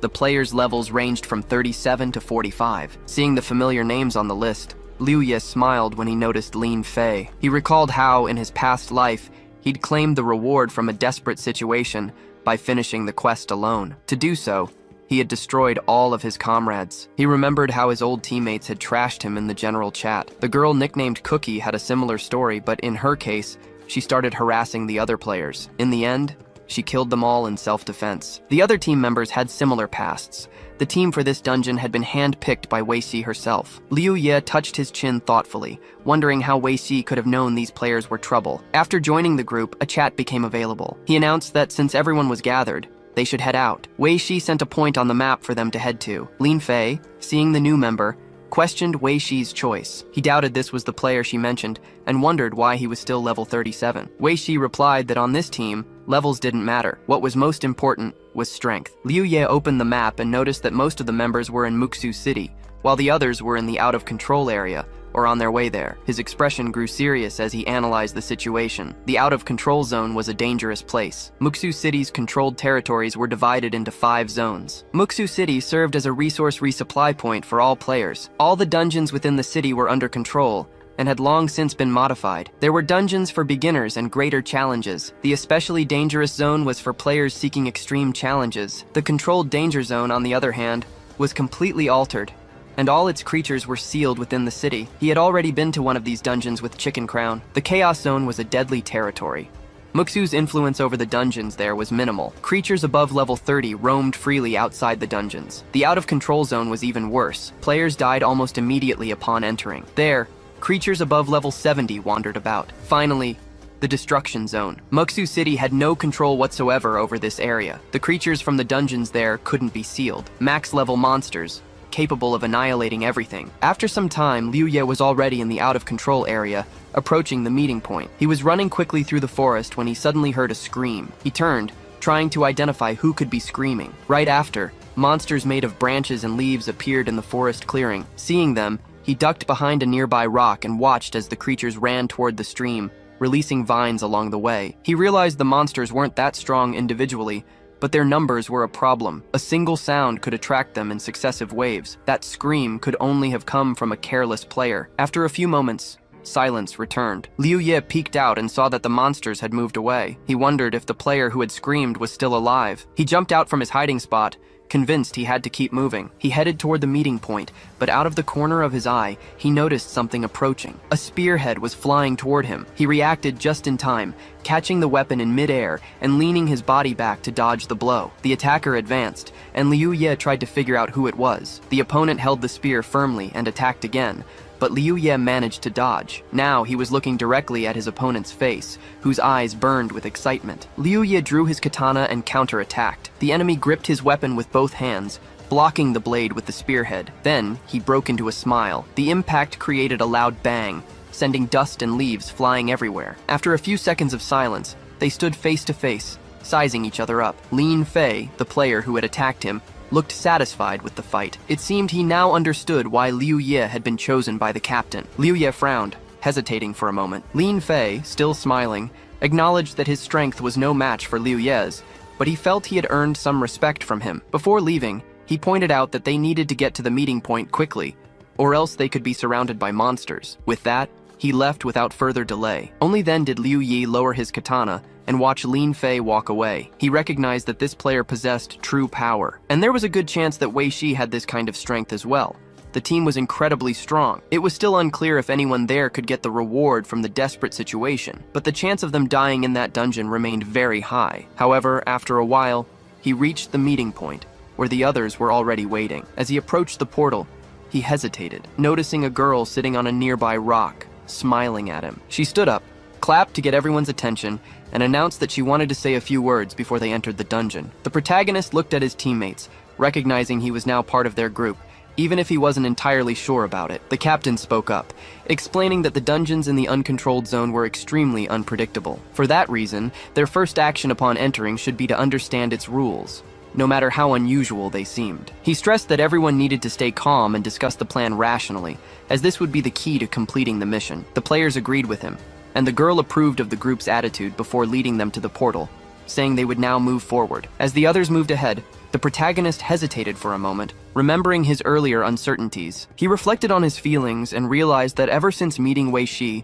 considered the strongest player, he had started to doubt his own abilities. He didn't know if his unease was insecurity, nervousness, or just the fear of never being their equal. He also feared failing and seeing all his efforts go to waste. However, instead of letting these doubts consume him, he looked up at the moon shining over the forest, took a deep breath, and moved forward, determined to prove his worth. As soon as they crossed the portal, images began to appear before their eyes, narrating the dungeon's story. A doll was lamenting that her companion no longer wanted to play with her. Leaning against the wall, unconscious, was the woman she used to have fun with. Without any emotion, the doll stated that if she didn't want to play, it would find another toy. The hallways then filled with corpses. The one responsible for the scene, a small, blood-stained mechanical puppet, expressed boredom, saying its old companion had been the most fun. Now, with no one left, it needed to go home. However, it lowered its head and muttered to itself that this was no longer possible. The cutscene ended, and the players found themselves at the top of a circular tower. In the center, on a pedestal,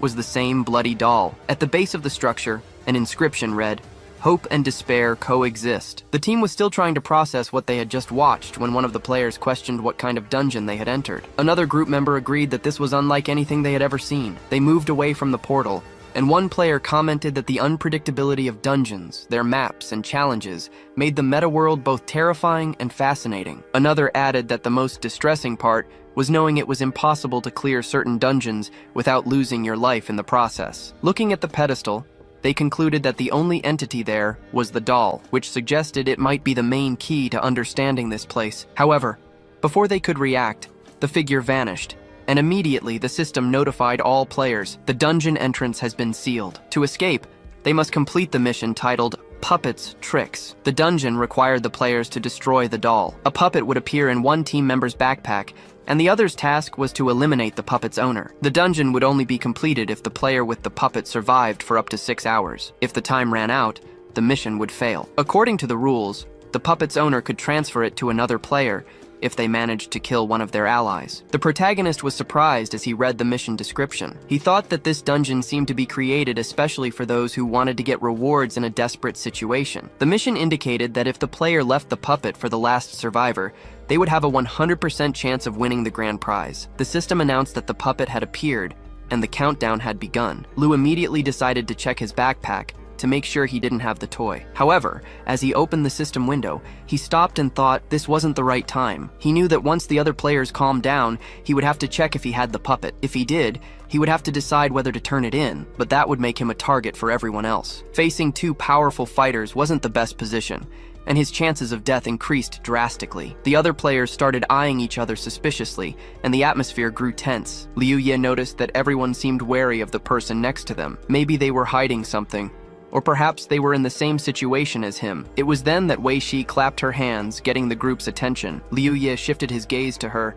as Wei Shi smiled and spoke. She suggested that since everyone knew the mission's objective, whoever had the puppet should just give themselves up, accepting certain death. She proposed that everyone would give a fair share of the reward. Wei Shi asked if all the players who didn't have the puppet in their backpack agreed with the idea. Most of the players agreed with her proposal. Taking advantage of the distraction, the protagonist saw a chance to quickly check his backpack while everyone was focused on her. He opened the system window and looked through his inventory. However, his eyes widened in surprise. He discovered the puppet was in his backpack. He thought to himself that he had just joined the team, and they had already given him this puppet as a gift. He frowned as he looked at his inventory one more time, then glanced at the other players. His main goal now was to eliminate one of the team members so the puppet would pass to someone else. He needed to get rid of the imminent threat, but he still didn't know who to target. Even if he handed over the puppet, he'd struggle to fight two powerful players who would surely show no mercy. Without waiting for a response, one of the players asked if anyone wanted to confess. Liu Ye remained silent, lowering his gaze, but was soon caught off guard by the team captain, who walked up and faced him directly. With a confident smile, he stated it was time for Liu Ye to admit he had the puppet. Liu Ye was surprised by the sudden accusation, but quickly composed himself, his expression turning serious. As he processed the captain's words, one of the female players called him by name, claiming he liked to stand out. Then she demanded that he speak for himself. Liu Ye, however, remained stiff and silent. He looked back at the other team members, noticing they all had peculiar smiles. The memory of the glances they'd exchanged sparked a growing suspicion. Slowly, he realized that even without directly analyzing each other's reactions, they had found a way to confirm he had the puppet. They were all working together. Upon understanding the situation, Liu Ye let out a laugh. It all seemed so obvious now. A sudden invitation to such a strong team was nothing more than a disguised test. Though he still didn't fully understand the woman's hostility towards him, he concluded that this dungeon was specifically designed to eliminate him. The large number of players gathered here was proof of that. He gave the female player an assessing look, and analyzing the situation, concluded that by inviting him to complete the dungeon, she had signed her own death warrant. After all, the only reward in this desperate situation belonged to him. His smile widened as he better understood the game they were trying to force on him. The woman, in turn, commented that he was rude, but it didn't bother her. Liu Ye had already shown his strength, but he was still far from being a match for the rest of the team. They didn't waste time on pointless arguments. The sooner the battle ended, the faster they could move on to the next leveling session. Faced with this, he simply agreed. It was then that Lin Fei shouted, offering him a chance to defend himself. To him, this would make the fight more interesting. After all, they wanted to crush his hopes little by little. Wei Shi, for her part, covered her face with her hands and lamented how cruel they were being. However, she soon pulled her hands away, revealing a cunning smile. With a sharp gaze, she stated that Liu Ye shouldn't force them to act this way. Without hesitation, Liu Ye quickly swapped his equipment for a pendulum and aimed the weapon at her. However, he hesitated before shooting. Wei Shi observed his hesitation and concluded he didn't want to act rashly. She also realized he wasn't even aware that he was being spared. The other team members, upon seeing the weapon he was holding, reacted with scorn, trading insults among themselves. They scoffed that they should have been more careful. After all, a fool who shot without thinking wouldn't stand a chance against opponents like them. Lin Fei smiled, pondering that if they had been warned about Liu Ye, it was because he had some kind of special ability. Perhaps his shots had the ability to imprison his enemies. The other players laughed, remarking that he knew the metaverse meta. Magic prisons were well-known tricks in that world. One of the allies suggested they take the situation seriously, because in the Met, it was possible to create traps. This specific type of technique was what they called a cage. Wei Shi laughed again, clearly enjoying the whole situation. Liu Ye then smiled and activated his capture ability. Wei Shi's smile vanished instantly, and she leapt back, stopping a few meters away. She looked down at herself and, seeing she was still unharmed, tried to hide her nervousness. For a moment, she shuddered and called out to Lin Fei, warning him they shouldn't mess with Liu Ye. She realized it would be safer to attack him together to end this confrontation as quickly as possible. Meanwhile, Liu Ye kept smiling, satisfied that he had trapped Lin Fei inside the cage. The trapped player struggled to break free, but the chains held firm. The other team members reacted with surprise, crying out in shock at what had happened. Even Wei Shi stared at her teammate, in disbelief at the scene before her eyes. It was at that moment that Liu Ye used his special pistol ability, called Lockup. The technique allowed him to choose between tripling the damage or stunning the target. He chose to increase the damage, and immediately, the system announced that 100 knowledge points had been consumed. His next attack would deal 5,000 damage. With his eyes gleaming with determination, he raised the weapon, aimed directly at Lin Fei, and without hesitation pulled the trigger. The fired bullet cut through the air, heading straight for the immobilized player. The bullet pierced Lin Fei's body, tearing a huge hole in his stomach. He lost all his health points and collapsed to the ground. The system announced that Liu Ye had eliminated Lin Fei and successfully transferred the doll to another player. With a team member's death, the Dungeon Defender title activated, increasing all stats by 10%. Additionally, he received a pearl as a reward for the kill. Meanwhile, the other team members stared at their fallen comrade, shocked by what had just happened. Liu Ye, on the other hand, was reflecting on his situation and what he feared most: the two scenarios that could lead to his death. The first possibility was facing Wei Shi and Lin Fei together in a direct assault. The second, even more dangerous, was the presence of a fourth team member, someone with an unknown power. Assessing the available information, he realized that on their team, only Wei Shi and Lin Fei were strong enough to face him. This meant the real danger lay in the first option. His opponents were overconfident because they underestimated his strength. Thanks to that mistake, he managed to eliminate Lin Fei, shattering the balance of the strongest duo. Now that he had significantly reduced the threat, he just needed to finish off the rest of the team. A smile spread across his face as he realized victory was within his grasp. Although the ideal move would have been to eliminate Wei Shi first, she managed to dodge the shot at the last moment. This was due to her high perception, a trait that gave her an edge in fast-paced combat. Liu Ye then issued a direct warning to the team, informing them that the doll had passed to one of them. If they wanted to protect their ally, they had to act immediately. Otherwise, he would destroy the doll, preventing any chance of revenge. Aware that the team was weakened, he considered that he needed to be cautious to secure his victory and collect the dungeon's reward. His next step was to identify the player who had the doll in their inventory and keep it until the end. The team captain, hearing this, cursed loudly before freezing in place. The sense of immediate danger made her spin quickly toward the group and order everyone not to move. She knew Liu Ye was trying to find the player with the doll. The other team members, visibly nervous, formed a circle around one of their own, trying to hide them. The player in the center, frightened, instinctively took a step back. Liu Ye noticed her behavior and smiled, realizing he had found his target. The player's terrified look confirmed his suspicion. He reflected that, at that moment, she was completely surrounded. Without wasting time, he propelled his body forward and activated his skill, boosting his stats by 200%. He charged directly toward his goal, determined to eliminate anyone who tried to stop him. With his katana in hand, he advanced, cutting down the players in his path. Their resistance was insignificant. The system announced he had defeated 6 opponents, increasing his stats by 70%. Some of his attributes surpassed the 1,000-point mark. As a reward for the eliminations, he received new pearls, equipment, and items. Faced with the carnage, Wei Shi charged forward furiously, wielding her dagger and trying to strike him. Liu Ye, however, reacted quickly, blocking the attack with a precise movement of his weapon. Meanwhile, one of the players, nicknamed Cookie, was trembling with fear and fell to the ground, unable to react. The team captain, noticing his condition, exclaimed that Cookie was still alive but had the doll. That meant Liu Ye was aiming for the dungeon's reward. Surprised by his audacity, the captain scoffed, but Liu Ye only answered with a smile. Her boots glowed as she activated her arcane leap power, allowing her to move quickly to the side. She warned her opponent that he had made a mistake by targeting her. With nearly imperceptible speed, she began to circle around him. Liu Ye stayed alert,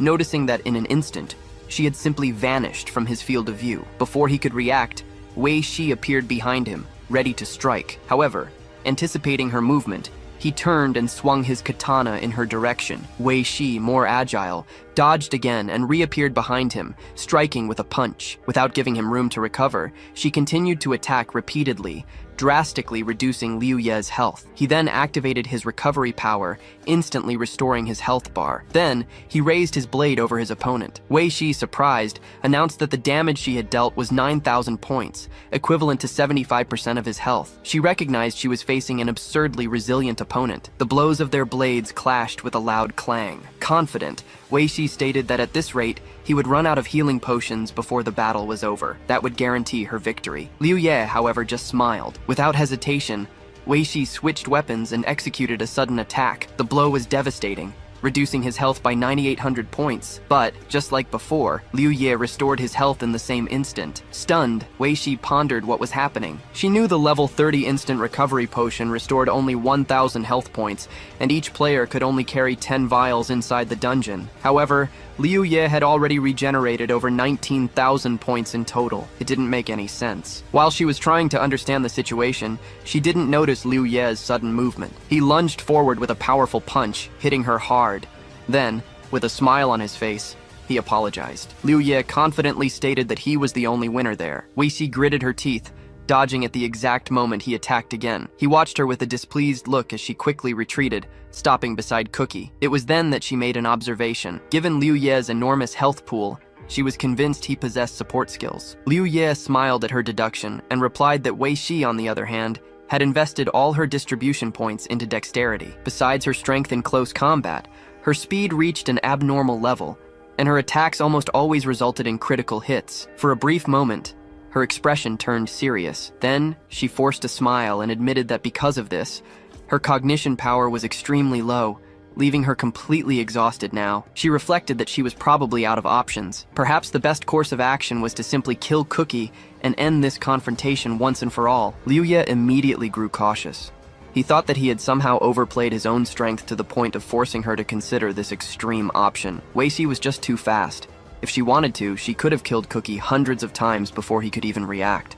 But if she knew she couldn't defeat him directly, why was she still hesitating? Her behavior seemed contradictory. Liu Ye then asked what exactly she was waiting for. If Cookie was still alive, it meant it wasn't time to celebrate just yet. The system notified him that the enhancement of all stats was complete. Additionally, the pendulum and captivity skill had recharged. His eyes widened and, without wasting a moment, he pointed his weapon at Wei Shi, ready to activate his skill. However, his body suddenly froze in place. Confusion flooded his mind. What was happening? Before he could understand, Cookie delivered a fatal blow to the team captain. Wei Shi looked at Liu Ye with a confident smile. The truth was revealed in the following seconds. Shortly before, Wei Shi had instructed Cookie to kill her and then take his own life, thus ensuring Liu Ye could not claim victory. She promised her companion double the reward if he followed the plan. And that's exactly what he did. After striking her, Cookie killed himself. Their bodies began to disappear. Liu Ye remained motionless, stunned by what had just happened. It was unbelievable. Wei Shi laughed out loud before vanishing completely, calling Liu Ye a loser and declaring that he had lost. When their bodies were completely gone, Liu Ye was left alone in the dungeon. He took a step back, still confused, until his legs gave way and he fell to the floor. His mind raced with questions. How did this happen? Why? Checking his inventory, he realized the doll had returned to him. That realization hit him hard. The fight had been completely nullified. He wondered why Wei Shi would do something like that. Was it all just to deny him a potential victory? To him, that was ridiculous. He grabbed his own head in despair, trying to understand what he should do. They had both died, and now the doll was with him. If Wei Shi hadn't killed herself and he had managed to defeat her, the doll would have completed its journey in his inventory. Now, with no players left, all that remained was to wait for his own death. The chance to change everything was lost so easily. He should have won. A loud, desperate scream echoed throughout the dungeon. After a while, his breathing stabilized. He lay on the ground, trying to catch his breath. Staring at the ceiling,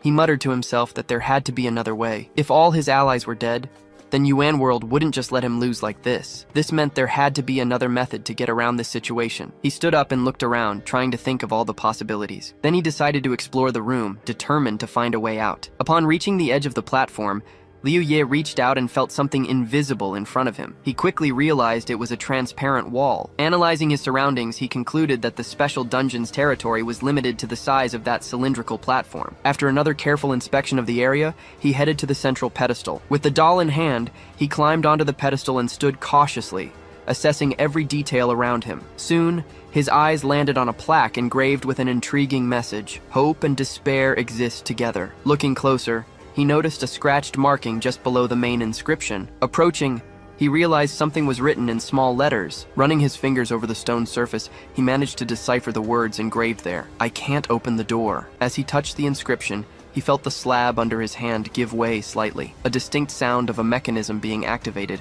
echoed in the air. At that moment, the system notified him that he had found the entrance to the Cutscene Research Institute. New information appeared before him. To open the membrane, 1,000 cognition points were required. Liu Ye frowned at the required amount. It was a significant sum, especially since his energy was already compromised due to various effects. Even with a strength of over 1/500, his last battle had left him with just over 1,000 cognition points. He wasn't sure how to get more within this environment. By spending 700 points to increase all his skills by 350, he would reach the 1,000 cognition points needed to open the membrane. This way, he would still have a surplus of over 300 points. Considering he was about to enter unknown territory, he decided it was best to be in full combat readiness. Confirming his choice, the system registered the action. All of his skills were increased by 350 points. The 700 cognition points were consumed. The remaining 1,000 points were used to open the membrane. In that same instant, the pedestal before him transformed into a door. A strong gust of wind blew against his face. Suddenly,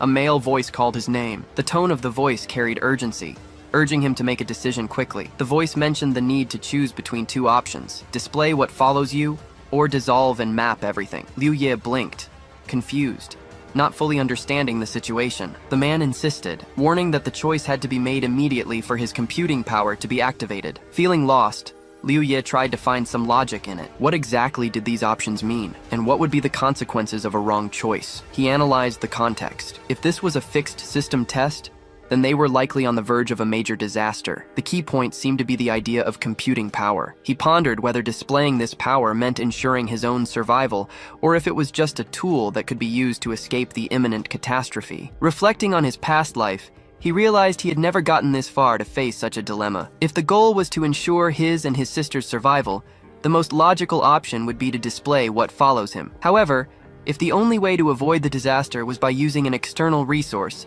then the safe path would be to dissolve and map everything. Liu Ye knew that if the disaster was inevitable, the only way to face it was to be prepared to deal with the consequences. He also considered that the purpose of mapping the computing power might be related to selecting individuals with certain qualities, but how could he be sure he was making the right choice? At the end of his reflection, he concluded that he needed to ensure the Forgotten Ones had access to the perfect computing power. After all, only a few could return to the characteristic of imagination. If the first world hadn't emerged, the player's level would never have evolved to where they were now. Convinced that this was the best possible decision, Liu Ye chose to dissolve and map everything. At the moment he confirmed his choice, sparks appeared before his eyes. He held his breath, waiting for the result. However, as soon as the light faded, he realized he was in the exact same place. His body remained motionless for a few seconds, until he finally frowned and looked around. Nothing had changed. The conclusion was inevitable. He had chosen the wrong option. Liu Ye sat down and crossed his arms,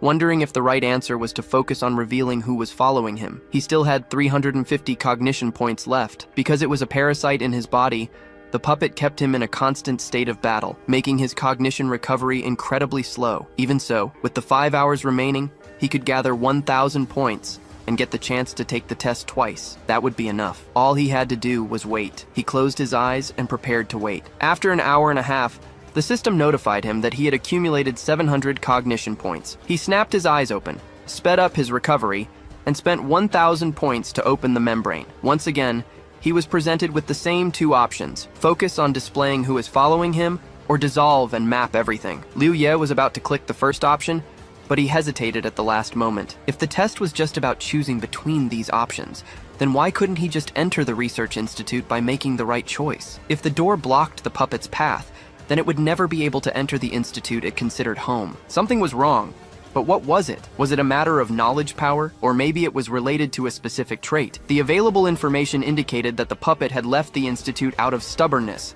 and now wanted to return, but the door was stopping it. Maybe it wasn't about the right choice, but the right attitude. Liu Ye frowned, considering this possibility. After thinking it over, he decided to trust his judgment and chose the second option again. Once again, he returned to the platform. Nothing had changed. He only had one more try left. If he made a mistake, he would have to wait again. Even so, he still believed in himself. He sat down once more and waited. An hour and a half later, only 27 minutes remained before the task ended. Checking his cognition points, he saw he had accumulated 700. Liu Ye opened his eyes, used his remaining points, and activated the membrane. This time, upon choosing the second option, he immediately backed away and felt the ground tremble beneath his feet. He leaped back and saw the pedestal begin to descend. A satisfied smile spread across his face as he shouted out loud that he had done it. The hardest part of the test was over. He was now sure the real challenge wasn't picking the right option, but insisting on the validity of his choice. The door would only open if the same option was selected 3 times in a row. A staircase leading down appeared before him. He looked at the entrance to the research institute and concluded that the secret level was meant to be completed by a team. As he walked down the steps, he realized no one had ever completed this task the way he had. To do it, he had to enhance all his skills, rely on pure wisdom, and activate a special counterattack. Without these upgrades, opening the door 3 times would have been impossible. Right now, no one else could access that hidden level. Liu Ye knew he had been very cautious. Still, desperation could lead him to make risky decisions. Being bold, however, didn't mean being reckless. If he had known before entering that his team was so unstable, he wouldn't have made the mistakes that led to so many deaths. He walked down a long, empty, and well-lit hallway. At the end of the path, he found a door. In front of it lay a bloody corpse. As he got closer, he saw it was a woman. Suddenly, a bright sphere appeared before him. Liu Ye looked down at his own chest, surprised, and saw the sphere detach from him. It floated over to the corpse and merged with the body. Right after, the system announced that the evil doll had been purified. As a reward, Liu Ye received 1% of the membrane's computing power. He sighed in relief. The system then announced that the Desperate Situation achievement had been unlocked, triggering a series of rewards. The system configuration began to adjust. Overcome with emotion, Liu Ye felt his legs go weak and leaned against the wall. He stored his weapon in his inventory. His legs were shaking. A smile crossed his face as he realized he was truly afraid of death. He covered his face with his hand, feeling ashamed of his reaction. The system reported that the configuration was complete. He received 22,464 experience and 400 coins. His level rose to 44. His HP bar increased to 3,720 and his knowledge power to 846. His combat power was now 898. 2 new skills were unlocked. Status Lock freezes the target's health bar and prevents them from spending knowledge power. Every 10 levels adds 1 second to the freeze time. All skills are applicable to the target for 10 minutes. Consumes 50 cognition points. Every 10 levels, the duration increases by 10 seconds. Liu Ye clenched his fists in excitement. He still couldn't believe what he had accomplished. He thought he had only defeated Wei Shi, but in reality, he had overcome something much greater. He jumped into the air and exclaimed, laughing with joy. The dungeon began to disappear around him. Meanwhile, his sister and her friend had already mastered their weapon skills. The two looked at each other, pleased. Wei Shi was waiting for Liu Ye at the player's resurrection point. 6 hours had passed since she last saw him. He still hadn't returned. She crossed her arms, worried, and wondered where he could be. Just then, Blazing Fire sent a message asking what had happened. Wei Shi replied with a single sentence. There was a death. Blazing Fire asked if Liu Ye was responsible. Wei Shi clarified that, in fact, she had been the one who died. For a moment, Blazing Fire was speechless. After a short pause, she added that she had obtained valuable information. He wanted to know what he should do. Wei Shi instructed him to arrange a battle for her in the Mirror Realm. A single copy of Mirror would be enough to restore her level. Blazing Fire agreed. Finally, she mentioned that Liu Ye was the person he was looking for, and that he possessed a special support power. Blazing Fire sat in his guild's meeting room, frowning as he looked at a message from Wei Shi. The man sitting across from him said he knew how rare support power was, and offered to help in the uncontrolled zone. His nickname was Ouija, level 45, and he used his fists instead of weapons. He also possessed support power. He promised to help, but demanded something in return, 10,000 coins. The guild leader replied with a sly grin that it was no problem. Ouija then left the New Order's headquarters, where his friend was already waiting for him. Seeing him, his friend excitedly asked how it went. They had all been jumping for joy, having scoured the entire network to find the owner of the support power. Ouija ignored the excitement and, in frustration, kicked a post, making his friend flinch. After calming down a bit, he said he had arranged everything. His friend exclaimed that this was the first step of their plan and questioned why he was so angry. Ouija crouched down and yelled, furious that he wasn't the only player with support power. Now they had to rethink their plan to reach the top of the New Order. Meanwhile, Liu Ye was sitting in his room, looking at a piece of paper where he had jotted down his thoughts. He pondered the hash power permission, which represented the authority to control the computing output of a specific large machine. He then wondered if the reward for upgrading the special dungeon was just the start of a major quest, or if it had a deeper meaning. Liu Ye questioned what would happen upon reaching 100% computing power and the relationship between the hash power permission and the test. Rubbing the tip of his nose, he felt exhaustion taking over, but he knew he had to keep thinking. His future depended on it. He decided to get up and leave his room to relax and take a shower before returning to the game. As soon as he opened the door and stepped into the hall,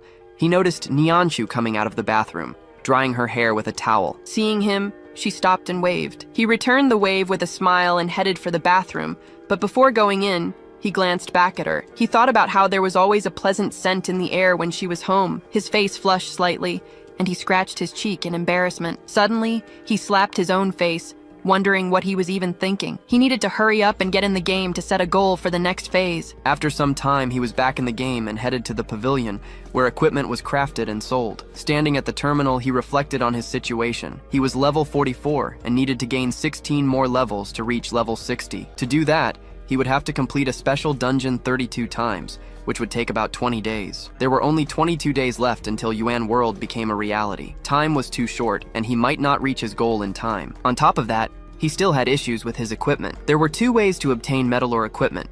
The first was to use coins directly. The second was to upgrade lower-level equipment. Currently, he had 11,021 coins. Of that, 6,750 were rewards from running a special dungeon, and the rest came from dismantling equipment he didn't use. The system asked if he wanted to create 40 purple items for 650 coins each, and upgrade them from level 30 to 40 for 400 coins. He realized he was still missing 3 pieces of equipment: a headpiece, a necklace, and an emblem. Combining 9 pieces with the remaining 40 would cost him 5,550 coins. The system reported it would take 100 seconds to level up the purple equipment. Liu Ye calculated that he would need 16,129 coins to reach level 60. This meant he would have to play more than 40 additional times. He crossed his arms thoughtfully, realizing that if he wanted to reach his goal, he'd have to take risks and seek extra rewards. But who should he target? Suddenly, a new message arrived, catching his attention. Before opening it, he hesitated for a moment, a growing sense of nervousness washing over him. News usually only arrived in emergencies. He told the system to open the message and saw it was a private communication from the guild leader of the New Order. The message asked if he was free and if they could talk. He was surprised, remembering how in his previous life, other players had kicked him out, saying that trash like him had no place in the New Order. After the New Order established itself in the Middle World, they occupied the entire southern region of China and became the strongest guild in the world. They aim to manage the elite, and as long as someone is an elite or has special talents, their life depends directly on the New Order. They treat low-level players without special talents like trash, oppressing them in every possible way. As someone who died in a previous life, he could say it was impossible not to hate the New Order. He frowned and looked at the message, thinking he was extremely weak back then. He wondered what was wrong. Blazing Fire wrote that he wants to form a team specializing in the uncontrolled zone, but so far they don't have enough people. He heard that Liu Ye has support powers, so he's inviting him to join the team. If he has any conditions, he can state them, and they can try to reach an agreement. Liu Ye asked if they were only missing a player with support powers. Blazing Fire confirmed his words, and Liu Ye became nervous. Then Blazing Fire wrote that, in other words, this is the strongest team in that world. He asked why they would go to an uncontrolled area. Blazing Fire said he had his reasons. Liu Ye replied that he would think about it and write to him later. After that, he wondered if he should agree. Although this team almost stopped him from earning rewards for madness, it allowed him to accumulate experience and coins several times faster than a regular team. He wonders why he would go there. It's impossible to use the market's transfer gate to go directly to the secret territory. Besides, several monsters above level 70 live there. He decided not to worry about it for now and thought he should upgrade his equipment first. The system reported that 650 coins are needed to craft purple equipment. Soon, the upgrade was complete, and all of his equipment's stats improved. With this, his attack power increased to 9,900, defense to 716, and intelligence to 678, while the rest ranged from 134 to 2,011. His health increased to 6,030, and his cognitive power rose to 2,034. His current combat power is estimated at 102. Since his combat power surpassed 100, he was upgraded to a Supreme Space Hunter. The attribute level increased from +1 to +2. Because of this, his attack power rose to 11,400, defense to 892, resistance to 159, health to 8,040, and knowledge power to 2,512. The main character looked at his upgraded equipment and was very happy, thinking that combat strength gives such cool boosts. After he surpassed 100 attributes, the mark increased, and his strength was amplified by 30%. If he continued to improve his combat effectiveness, he would be able to increase all his other attributes as well. How much is needed? 200? 100? Or 1,000? He suddenly frowned as he thought of something else and looked away. He thought that the battle force system could be turned on as long as he had power, but if he has such opportunities, then other players do too. The members of the team formed by the New Order's president. Such a team is equal to a group of 10. The clones made going to the uncontrolled zone a more viable possibility than it initially seemed. Liu Ye sent a message to Blazing Fire, informing him that he would join the team. The reply came immediately, stating that his decision was reasonable. He was told that the team already had a player with support power, ensuring there would be no risk for him. Additionally, Blazing Fire mentioned that Liu Ye would receive a reward of 100 coins. Liu Ye was surprised. He didn't understand the reason for such generosity. It was clear the leader was very wealthy, but didn't seem to care about that detail. If there were any ulterior motives behind that act, he would at least have the benefit of securing enough money to feed himself. He relayed the information to the group, and the president of the New Order soon replied, saying there was no problem with it. Satisfied, Liu Ye noted that he was now part of the team. The invitation to officially join the team was made and accepted without objection. After that, a message was sent in the general chat for the other members to greet the newcomer. Wuji showed interest, asking if he would be the second support player besides himself. After a brief exchange of greetings,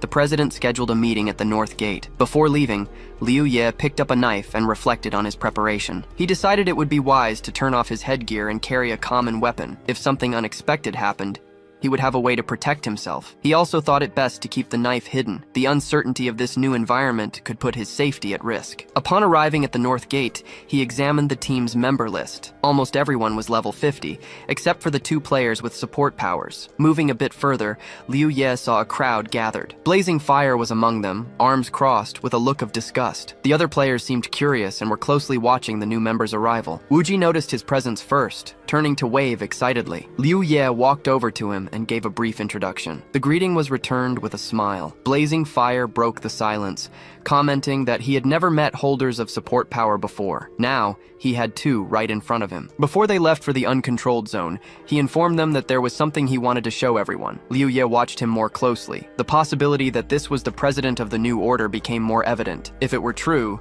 then he was standing before one of the most powerful people in that world. The president announced that before they set off, the 2 new members must demonstrate their abilities. The support players exchanged glances before Wuji stepped forward, offering to go first. Meanwhile, Liu Ye scratched the back of his neck, confused.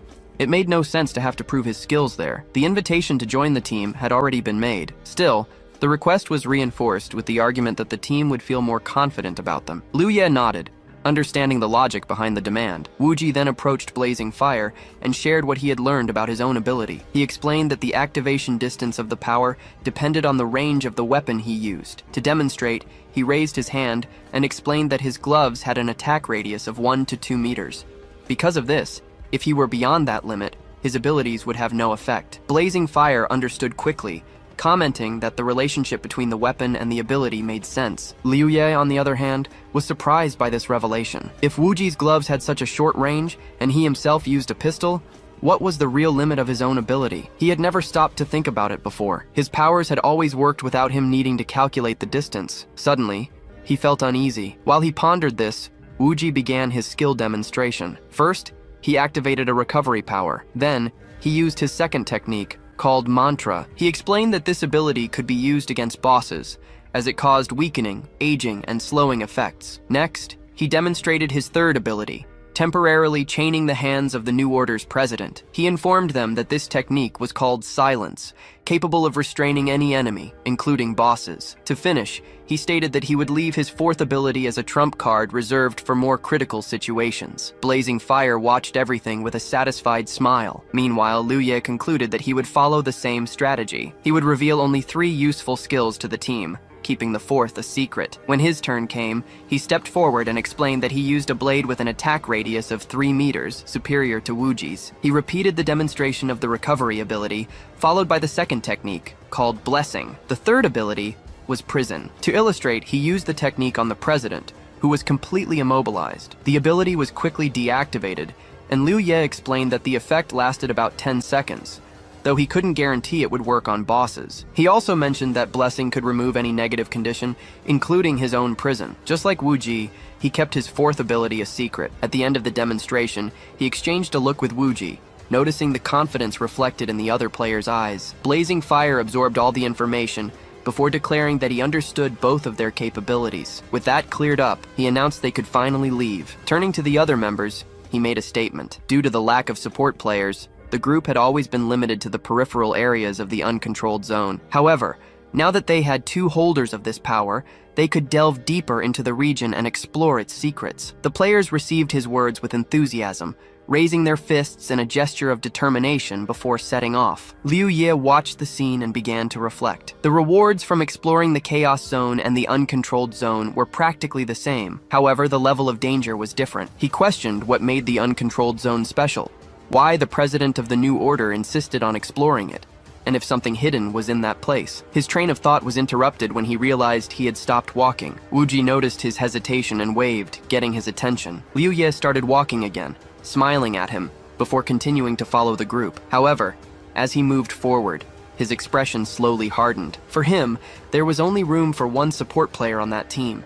It was only a matter of time before Wu Ji was eliminated, and when that happened, Liu Ye would be the sole holder of that power on the team. Upon reaching the entrance to the uncontrolled zone, the players were met with the decaying landscape that awaited them. Tall, ruined buildings were scattered everywhere, creating a dark and oppressive scene. The team captain took the lead, explaining the unique aspects of this area compared to the Chaos Zone and the Danger Zone. The main difference was that the difficulty in the uncontrolled zone was determined by the number of team members. For that reason, their group consisted of 10 people. However, even though this was the minimum number allowed, the difficulty would still be equivalent to a squad of 80 combatants. Because of this, they had to stay alert at all times and never act recklessly. Furthermore, the captain warned them that killing monsters in this region offered no rewards. Given this, if they encountered any, their priority was to find shelter immediately. If there was no safe place nearby, they were to do their best to distract them. If it became necessary to sacrifice some team members to ensure the survival of the rest, then so be it. A heavy silence fell over the players after that statement. Without further delay,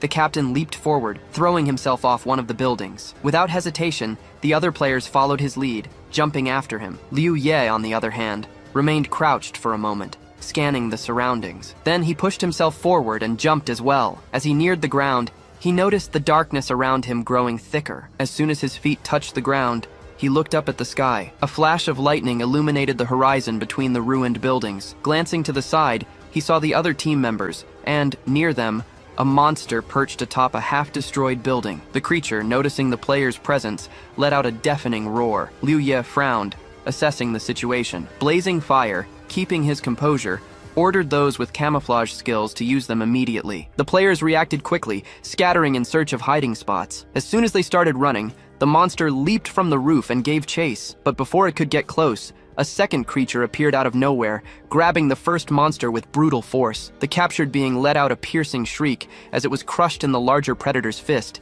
then violently thrown off the building. The new threat didn't hesitate and started running after the group. One of the players, hearing noises from behind, instinctively turned to look. His eyes widened as he spotted a colossal monster in pursuit. Recognizing the creature, he shouted a warning to the president of the New Order. A man-eating leopard was hunting them. What was supposed to be a simple entry into the uncontrolled zone had turned into a disaster. Blazing Fire, remaining cool, warned them not to panic. He ordered them to keep trying to avoid direct confrontation as much as possible. The group ran into a narrow alley, trying to shake the creature. Wu Ji, intrigued, questioned the monster's true strength. In response, one of the guild members explained that on a previous occasion, 10 squads had been sent to the uncontrolled zone to gather information. 5 of those groups were wiped out by a single beast of that species. Even with such an alarming report, Wu Ji remained skeptical. The creature, meanwhile, seemed to have figured out the group's escape route. Instead of following them directly, it took a shortcut, smashing through a building wall and appearing before the players at the end of the alley. Blazing Fire, without hesitating, called out to a blindfolded team member and ordered him to distract the monster. The player immediately stopped and obeyed, activating his taunt ability. The effect would last for 1 minute, reducing the leopard's speed by 10%, but in return, it would increase its attack power. As soon as the ability took effect, the monster abruptly halted its charge, focusing its attention on the new target. The player then ran in the opposite direction of the group, luring the beast with him. Wuji watched the scene intently, considering how he could take advantage of the situation. Then, he shifted his gaze to Liu Ye, his expression growing even more serious. Without hesitation, he raised his hand and activated his marking ability on him. From that moment on, Liu Ye would be within the perception range of all creatures within a 1,000-meter radius. The effect would last for exactly 10 minutes. As soon as the skill was activated, all the monsters in the area immediately turned their attention to Liu Ye. The maniacal leopard, which was being distracted by the blind player, suddenly stopped. The player cursed, confused, exclaiming why the creature had stopped following him. Meanwhile, Liu Ye kept running, oblivious to anything unusual. However, a monster suddenly leaped at him. With no time to react, he tried to grab it, but the force of the charge made him lose his balance. The beast brutally threw him against a wall. The impact was violent. The other players, noticing the commotion, stopped and looked back. Seeing the scene, they cried out in shock. Monsters were coming from all directions, converging directly on Liu Ye. Confusion swept through the group. They couldn't understand why all the creatures were suddenly focused on him. It was then that Liu Ye glowed with fire, and his gaze met Wuji's. The smile on the player's face revealed his intentions. Liu Ye immediately understood what had happened. Without hesitation, blazing fire dashed off to help Liu Ye. He ordered the others to return to the original shelter, saying he would try to rescue him. The team members called out to him, confused by his decision. As he ran, Wuji watched him and thought he was completely insane. At this rate, he wouldn't make it back alive. He told the others that blazing fire seemed determined, but Liu Ye had now become a burden to the team. One of the players wanted to protest, but his attention was diverted by the sound of crumbling buildings. The man-eating leopard was back. It seemed to have shaken off the taunt's effect. With no other choice, the rest of the group decided to head back to the shelter. Meanwhile, blazing fire kept running toward Liu Ye. At the same time, he monitored his health bar. He ordered him not to even think about dying there. Suddenly, a monster leaped from the side. Blazing fire noticed the attack and quickly drew his sword. With an agile strike, he tried to slash the creature's chest. However, the attack didn't even scratch the beast's hide. He was surprised to see just how tough the defense of these monsters was. The creature retaliated with a vicious swipe of its claws. Blazing fire gritted his teeth and blocked the attack, but was forced to retreat. He backed away, watching the monsters swarm around Liu Ye. The number of enemies was overwhelming. For a moment, he believed he couldn't save him, but then something caught his attention. Among the stiffened bodies of the beasts, he noticed that Liu Ye was still resisting. The monsters held him by his arms and legs, but he wasn't giving in. Liu Ye activated his freezing ability on himself. The system immediately notified that cognition power was not currently being consumed. His health points were 5,036 out of a total of 8,040. There were only 10 seconds left before the freedom status ended. Without hesitation, Liu Ye activated the blessing skill. He spent all his knowledge power points and increased his attributes by 1,406. His stats surpassed 1,000 points, and in some cases, reached over 6,000. The blessing spread through his body, dispelling the mark's effect. He tightened his fist around the hilt of his katana. The system notified that his energy had risen to 2,712 points, and his attack power increased by 50%. With an agile movement, Liu Ye swung his blade. All the monsters around him were cut down in a single blow. At the same time, the man-eating leopard charged forward. The creature rushed past blazing fire, tearing down walls in its path. Liu Ye noticed its approach just in time.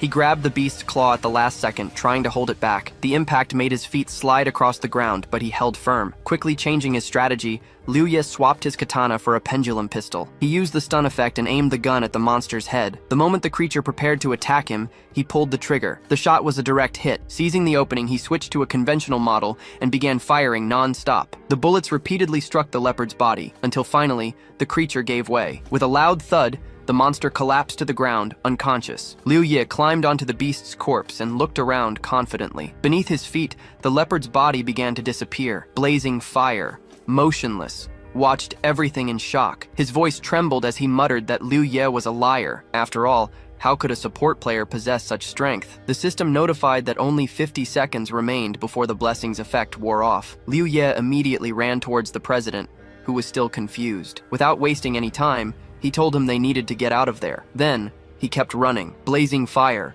noticing a pack of monsters ahead, snapped out of his shock and chased after him. As he followed, he shouted for Liu Ye to wait for him. At the shelter, the rest of the team remained at the dungeon's entrance, protecting themselves. One of the members commented that he had no idea what was happening with their president. He wasn't even sending messages, possibly afraid he wouldn't get a reply. Another player agreed with this observation. Wuji, puzzled, asked why they didn't just go back. After all, what player could survive under these conditions? One of the men replied that the president and Liu Ye were still alive. If their health bars hadn't dropped, it was because they were using skills that temporarily block damage. However, Liu Ye seemed particularly unlucky. No one knew exactly what happened, but for some reason, he attracted a huge number of monsters from which it was impossible to escape. This was a real problem. After saying this, the man crossed his arms and gritted his teeth in frustration. Suddenly, one of their comrades exclaimed. They had appeared on the map, not far from the shelter. Wuji was surprised by the news. The others, however, were euphoric. Excited, one of them warned the group that the two might bring monsters with them. He ordered everyone to prepare to defend the shelter. The team members positioned themselves at the entrance, weapons ready. One of them commented that he didn't hear any loud noises approaching. A short time later, the guild president entered the shelter alongside Liu Ye. The group, relieved, celebrated their return. The only exception was Wuji. He watched them with a serious expression. In his mind, that president was a big problem. Meanwhile, the players began to praise Blazing Fire. They said he was incredible, that he managed to handle an extremely difficult situation and still save Liu Ye. They claimed he truly deserved his title. Blazing Fire, however, remained silent. His fixed gaze on Liu Ye's back revealed something different. After the two moved away from the group and walked to the back of the shelter, they sat down on concrete blocks. It was then that the president finally broke the silence. He said all those pleasantries were unnecessary. They needed to rest a bit and then head to the dungeon. The players agreed with him and grew excited. Meanwhile, Wuji watched Liu Ye, who remained serious. Intrigued, he approached and sat down beside him. With a smile, he asked how he managed to escape. He believed it must have been a thrilling adventure. Liu Ye looked away, and for a moment recalled when the system dispelled the mark skill. Without hesitation, he replied that Wuji knew the reason very well, since it was his doing. Wuji shuddered at his words. Nervous, he waved his hand and asked, trying to play it cool, what Liu Ye meant by that. Liu Ye held his gaze and said he found it strange that Wuji didn't know. He explained that the blessing was a skill capable of removing any negative effect, including the mark that had been placed on him. Wuji's eyes widened in surprise. Liu Ye continued, stating that the mark was a level 40 skill. Only 2 people there were capable of using it. Silence hung between them. Liu Ye drew a gun. With a cold expression, he revealed that from the moment he entered, he had considered finishing Wuji off. However, upon talking to him, he realized something. Wuji's indecision didn't come from fear, but from his determination. He slowly stood up and pointed the gun directly at Wuji. In a firm voice, he said that there was only one way to solve this. Wuji remained still and silent. Wuji cried out, shocked by what was happening. To him, this was absurd. They were partners, not enemies. The rest of the team stood alert, watching the conflict unfold, not fully understanding the situation. Meanwhile, Wuji wore a cynical smile. He found it ironic that Liu Ye was about to be killed with a gun, just like in a movie. To him, this scene only reinforced the need to isolate Liu Ye from the team. Besides, if the mark ability was level 40 and only 2 people could use it, then Liu Ye was certain that Wuji was the one who activated it. One of the players, outraged, yelled at Liu Ye, questioning his actions. However, Blazing Fire remained seated, not intervening. Liu Ye just watched, a faint smile on his face. Wuji, still trying to defend himself, pounded his chest. He claimed he had only asked how Liu Ye escaped the monsters, and suddenly a gun was pointed at him. His expression showed indignation as he turned to the president, looking for support. He wanted to know if this was really acceptable within the team. Blazing Fire remained silent. Wuji insisted, pointing out that Liu Ye probably wanted to kill him just for being another support fighter. If that happened, he would be the only one with that power. Wuji feared that Liu Ye would start imposing his own conditions, and that the president would end up giving in to them just to get through the dungeon. To him, this was all wrong. He then looked at the others and demanded they pay attention. He wanted everyone to see that Liu Ye was dead weight and had no right to remain on the team. Liu Ye, for his part, just kept watching calmly. To him, the situation was clear. Wuji was the one truly responsible for all of this. Turning back to the president, Wuji insisted that he needed to be replaced. One team member tried to intervene, asking them to leave the discussion for later, when they were safe. However, Blazing Fire stood up and placed a hand on the player's shoulder, stopping him. His attitude indicated that the conflict had to be resolved right here and now. Wuji grew even more apprehensive. To him, Blazing Fire was completely mistaken. It was then that the president stepped forward and firmly grabbed Liu Ye's gun, forcing him to let it go. His gaze was filled with disapproval as he stared at Wuji, demanding an explanation. For a moment, Wuji hesitated, unsure how to react. Still confused, he felt a sudden pressure on his neck. The president had grabbed him forcefully. The question came out harsh. Why was he constantly trying to create disharmony among the team members? The tight grip made it hard for him to breathe, and Wooji wondered where the president got so much strength. Trying to catch his breath, he gritted his teeth and asked what exactly was going on. Blazing Fire, without releasing his throat, stated with conviction that he trusted Liu Ye far more than Wooji could ever imagine. Wooji, still in disbelief, argued that he didn't understand the situation. After all, it was Liu Ye who had pointed the gun first, but his excuse was ignored. The president then activated his ability. His voice was firm as he declared that Liu Ye would never have done that without a reason. The shock washed over Wooji. He couldn't believe the president trusted Liu Ye so much that he would ignore his words. To him, this was unfair. He hadn't done anything wrong, but before he could say anything else, the Shadow Blood Shell ability was activated. A viscous red liquid completely enveloped him, trapping him inside the bloody shell. His body was sealed, and his health began to gradually decrease. He tried to activate a recovery skill, but realized in despair that he was completely blocked. As his health drained away, Wooji started to panic. Staggering, he tried to approach Liu Ye and, in a final act of desperation, grabbed his throat. His eyes were filled with terror, his breathing erratic. Then suddenly, his body went still. The last bit of air escaped his lungs. Powerless, he fell to his knees. His health hit 0. In an instant, he vanished. The bloody shell dissipated, splashing onto the ground before returning to blazing fire. Liu Ye, who had watched everything, finally broke the silence, calling out to his comrade. Then he sat down and murmured a thank you, smiling faintly. His mind replayed the moments when he faced all those monsters alone. A disturbing thought occurred to him. If he hadn't done that, he might have been forced to kill all his teammates. After a few moments of silence, Blazing Fire turned to Liu Ye. With a serious look, he made an unexpected proposal. He wanted Liu Ye to join the new order. Then, he added a promise. Within the guild, he would have the highest position. Blazing Fire apologized for killing Wooji earlier. He knew there was bad blood with the New Order members, but he believed recruiting a strong player like Liu Ye was worth overlooking past conflicts. The guild members were surprised by their president's request. Never before had he shown so much hesitation when inviting someone to the New Order. Plus, he was offering exceptional conditions, something unheard of. One of the players pointed out that everyone else in the guild had to pass multiple selection stages. He didn't understand what made Liu Ye so special to get a direct invitation.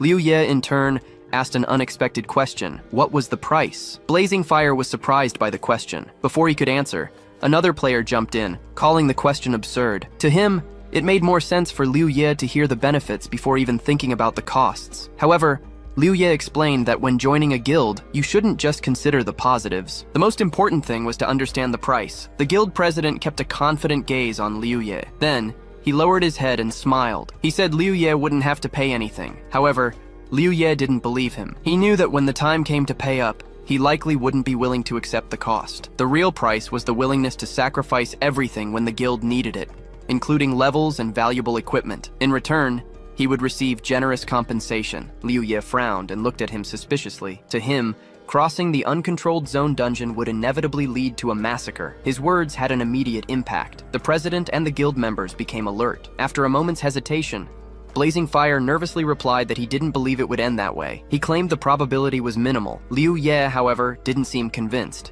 He said that many promises had been made without any guarantee they'd be kept. Blazing Fire remained silent, watching him closely. Liu Ye continued, stating he was willing to form an alliance, but he would never give up his equipment or his level. Furthermore, he wouldn't play with anyone else after this dungeon. The players considered his words an insult. To them, Liu Ye had no idea how great this offer was. The annual salary for guild members was over 2 million. The only price was giving up your own equipment during the game. In their view, Liu Ye had to be either a fool or a lunatic. Blazing Fire, however, just sat on a concrete block and sighed. He admitted it was a shame to lose such a promising player, but he also understood that not everything revolved around the new order. The Union was still a viable option. Liu Ye smiled and thanked him for understanding. As he watched Blazing Fire's calm expression, his thoughts drifted to the past. If he hadn't been through so much stress and known the real importance of gear and levels for survival, his decision might have been different. With his current strength, even the president of the new order was personally inviting him to the guild. For many, this would be a huge opportunity. Looking down, Liu Ye mulled over the possibility. For a moment, he felt a slight pang of regret for rejecting the offer. However, he quickly pushed those thoughts aside. With a faint smile, he reminded himself there was no need to apologize. The only reason the president wanted to recruit him was his strength. If he kept getting stronger and stayed alive, more and more people would seek him out. Meanwhile, Blazing Fire stared at the chat window with a grim expression. In the chat, a player named Bai Shou wished everyone good luck. He wrote that the first uncontrolled zone dungeon would be special. It would have 10% of the membrane's computing power. After a few moments, he added that one of the conditions for a perfect clear of a special dungeon was facing a desperate situation. He also mentioned that he had failed completely on his last attempt. Not only did he fail to clear it, but all of his allies died. Now he didn't even know how long it would take to recruit new members. Reading this message, the president gritted his teeth. He cursed mentally, thinking about the implications of that information. If one of the conditions for clearing it really involved a desperate situation, then things could get even more complicated. His gaze fell on Liu Ye. He thought he'd failed the first step by trying to bribe him, but he knew his strength was still an essential asset. He had to keep pushing. Meanwhile, in the chat, Zeno commented that they seemed to be on the move. He stated that the group was heading to an uncontrolled zone to find the computing power membrane. Baisho added that 50% of that power was available. He said they would soon see how much each of them could take for themselves. Chino chimed in, mentioning that both the Chaos Zone and the Danger Zone also had 10% of this power. However, he didn't think it was worth investing in them. Another player backed this up, explaining that the cost-benefit ratio was better in the uncontrolled zone. There, it was possible to get 10% of the computing power all at once. In the Danger Zone and Chaos Zone, however, you could only get 1% per attempt, even though the difficulty level was the same. Zhuanshou suggested they send players who could handle the situation as best as possible. This information made the president think, maybe it was better to recruit a player who was a good team player, like Strikes. If a massacre really happened and Liu Ye refused to cooperate, he would have to use Strikes to eliminate him. Deep down, he hoped it wouldn't come to that. After that, they continued their journey.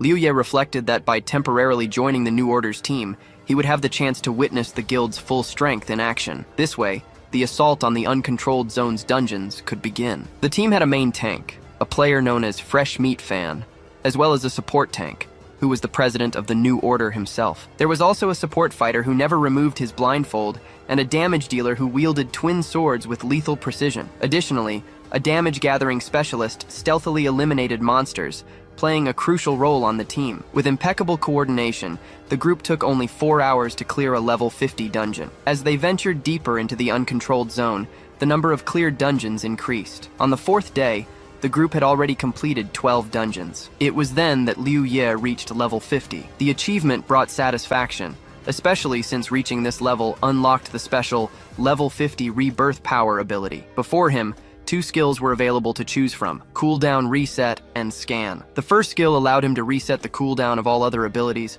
but it had a 12-hour recharge time. The second skill made it possible to scan the area map within a 1,000-meter radius, identifying resources, living creatures, and nearby players. However, every hour, it consumed 100 cognition points at a rate of 10 points per second. This ability had no cooldown, and for every 10 levels, the scan radius increased by 100 meters. On the 3rd day in the uncontrolled zone, Liu Ye had reached level 50. On the 6th day, the team finally found what the guild president had been looking for. Upon spotting the portal to the special dungeon in the uncontrolled zone, Blazing Fire couldn't contain his happiness. Shortly after, a new player appeared to replace Wu Ji, who had died earlier. Before that, the guild president had to temporarily invite a second-tier member to fill the spot. Meanwhile, Strikes was running through the narrow streets between ruined buildings. With a precise leap, he launched himself from the ground and landed atop a building, where a team awaited him at the dungeon entrance. He paused for a moment and looked around. Currently at level 56, it was clear his presence energized the team members. As soon as he arrived, everyone showed their relief. Strike smiled and gave a thumbs up before taunting them. He said he had already warned those brainless chickens not to advance without him. The players' smiles vanished instantly. For a few seconds, no one said anything, until one of them retorted, reminding him that the same rule applied to him. Strikes just laughed, then waved to the guild president and cleared his throat, trying to hide his embarrassment. He said that no one had informed him of the situation. Blazing Fire remained silent, giving him a weary look. Liu Ye, who was watching the scene intently, analyzed the newcomer. He recognized him as Strikes, one of the top 5 players in Met World before his reincarnation. Besides, He had already defeated a copy of Strikes in the Mirror Realm. However, he wasn't sure how strong he was compared to his real version. As Liu Ye pondered, Strikes finally turned his attention to one of the team members. He approached the support player and stopped beside him. Strikes then asked if he was the so-called Liu Ye. The player looked at him and smiled. He said the guild president mentioned that Shine was strong enough to be compared to Strikes' little toe. Hearing this, Blazing Fire and the other team members grew visibly tense. Liu Ye frowned. If Strikes was comparing him to a toe, then maybe it needed to be ripped off. He should just pray he wouldn't have to pay with his own life. Blazing Fire interrupted the conversation, scolding Strikes. He told him to stop talking nonsense. Strikes, in turn, apologized to Liu Ye, explaining that he had a habit of saying impulsive things, but that he didn't have a bad temper. Then, he looked at the guild president and added that if Liu Ye was really as strong as his toe, then that was a good thing. Before he could say anything else, Blazing Fire raised a finger and ordered the others to take him into the dungeon. The players grabbed Strikes and dragged him toward the portal. They said that since he was so powerful, he should go first and prove his words with action. Strikes protested, claiming he wasn't like them and didn't need to be pushed. Blazing Fire watched the team depart and sighed. He wondered how he had managed to get that man into the guild. Now, alone with Liu Ye, he turned his attention back to the dungeon entrance. Before them was the portal to the long-awaited special dungeon of the Uncontrolled Zone. To calm his excitement, he took a deep breath before turning to Liu Ye. He told him that the New Order's true objective in this area was that dungeon. Regardless of what happened during the raid, the guild would be in Liu Ye's debt. Liu Ye was surprised by the statement. This only heightened his curiosity. What exactly was the guild president seeking inside that special dungeon? Blazing Fire, without taking his eyes off the portal, exuded confidence. After a moment, he took a few steps forward and ordered Liu Ye to follow him. Before entering the dungeon, Liu Ye reflected on his situation. In his past life, he never had the chance to speak directly with the president of the New Order. As a low-level player at the time, all he knew were rumors. Stories that described the guild leader as a ruthless man, indifferent to the lives of others. However, after spending a few days under his leadership, Liu Ye began to realize the reality was more complex than he had imagined. For a brief moment, he considered the possibility that they could become friends, but he quickly dismissed the thought. True friendships only formed between those with similar interests, and what he felt now was just a reflection of the temporary pleasure of teamwork. Deep down, he knew that if a conflict arose between him and the New Order, there would be no room for companionship. The only person he could trust was his sister. If circumstances placed them on opposite sides, he would have to accept the guild as an enemy and fight with everything he had to survive. With this resolution in mind, he stepped through the portal. The moment he did, the environment around him changed abruptly. The scene unfolding before him wasn't real. It was a memory recorded in the location. Two figures watched with satisfaction as something moved inside an incubation chamber. The creature had been born successfully. After removing it from the incubator, the scientists confined it to an isolated room to monitor its growth. One of them, excited, commented on the experiment's success, praising the power of technology. The Research Institute's director, pleased with the progress, asked about the brainwashing process applied to the creature. The response wasn't encouraging. All the methods tested so far had only served to irritate it further. Suddenly, without warning, the creature began to move at an alarming speed. Before the scientist could react, the monster shattered the containment glass and charged at the director. In the scattered fragments on the floor, its reflection revealed a terrifying image. In the midst of the chaos, one of the scientists, gravely injured, crawled to a table. With what little strength he had left, he warned the others to stop the creature's escape. The director, filled with dread, made a desperate decision. He shot to his feet and, with a shout full of urgency, declared they needed to destroy it. Then, he slammed a large red button. The scene shifted again, bringing Liu Ye and the rest of the team back to reality. They now stood on a mountaintop before the entrance to the Research Institute. The group paused for a moment, surveying the area. Liu Ye recognized the familiar pattern.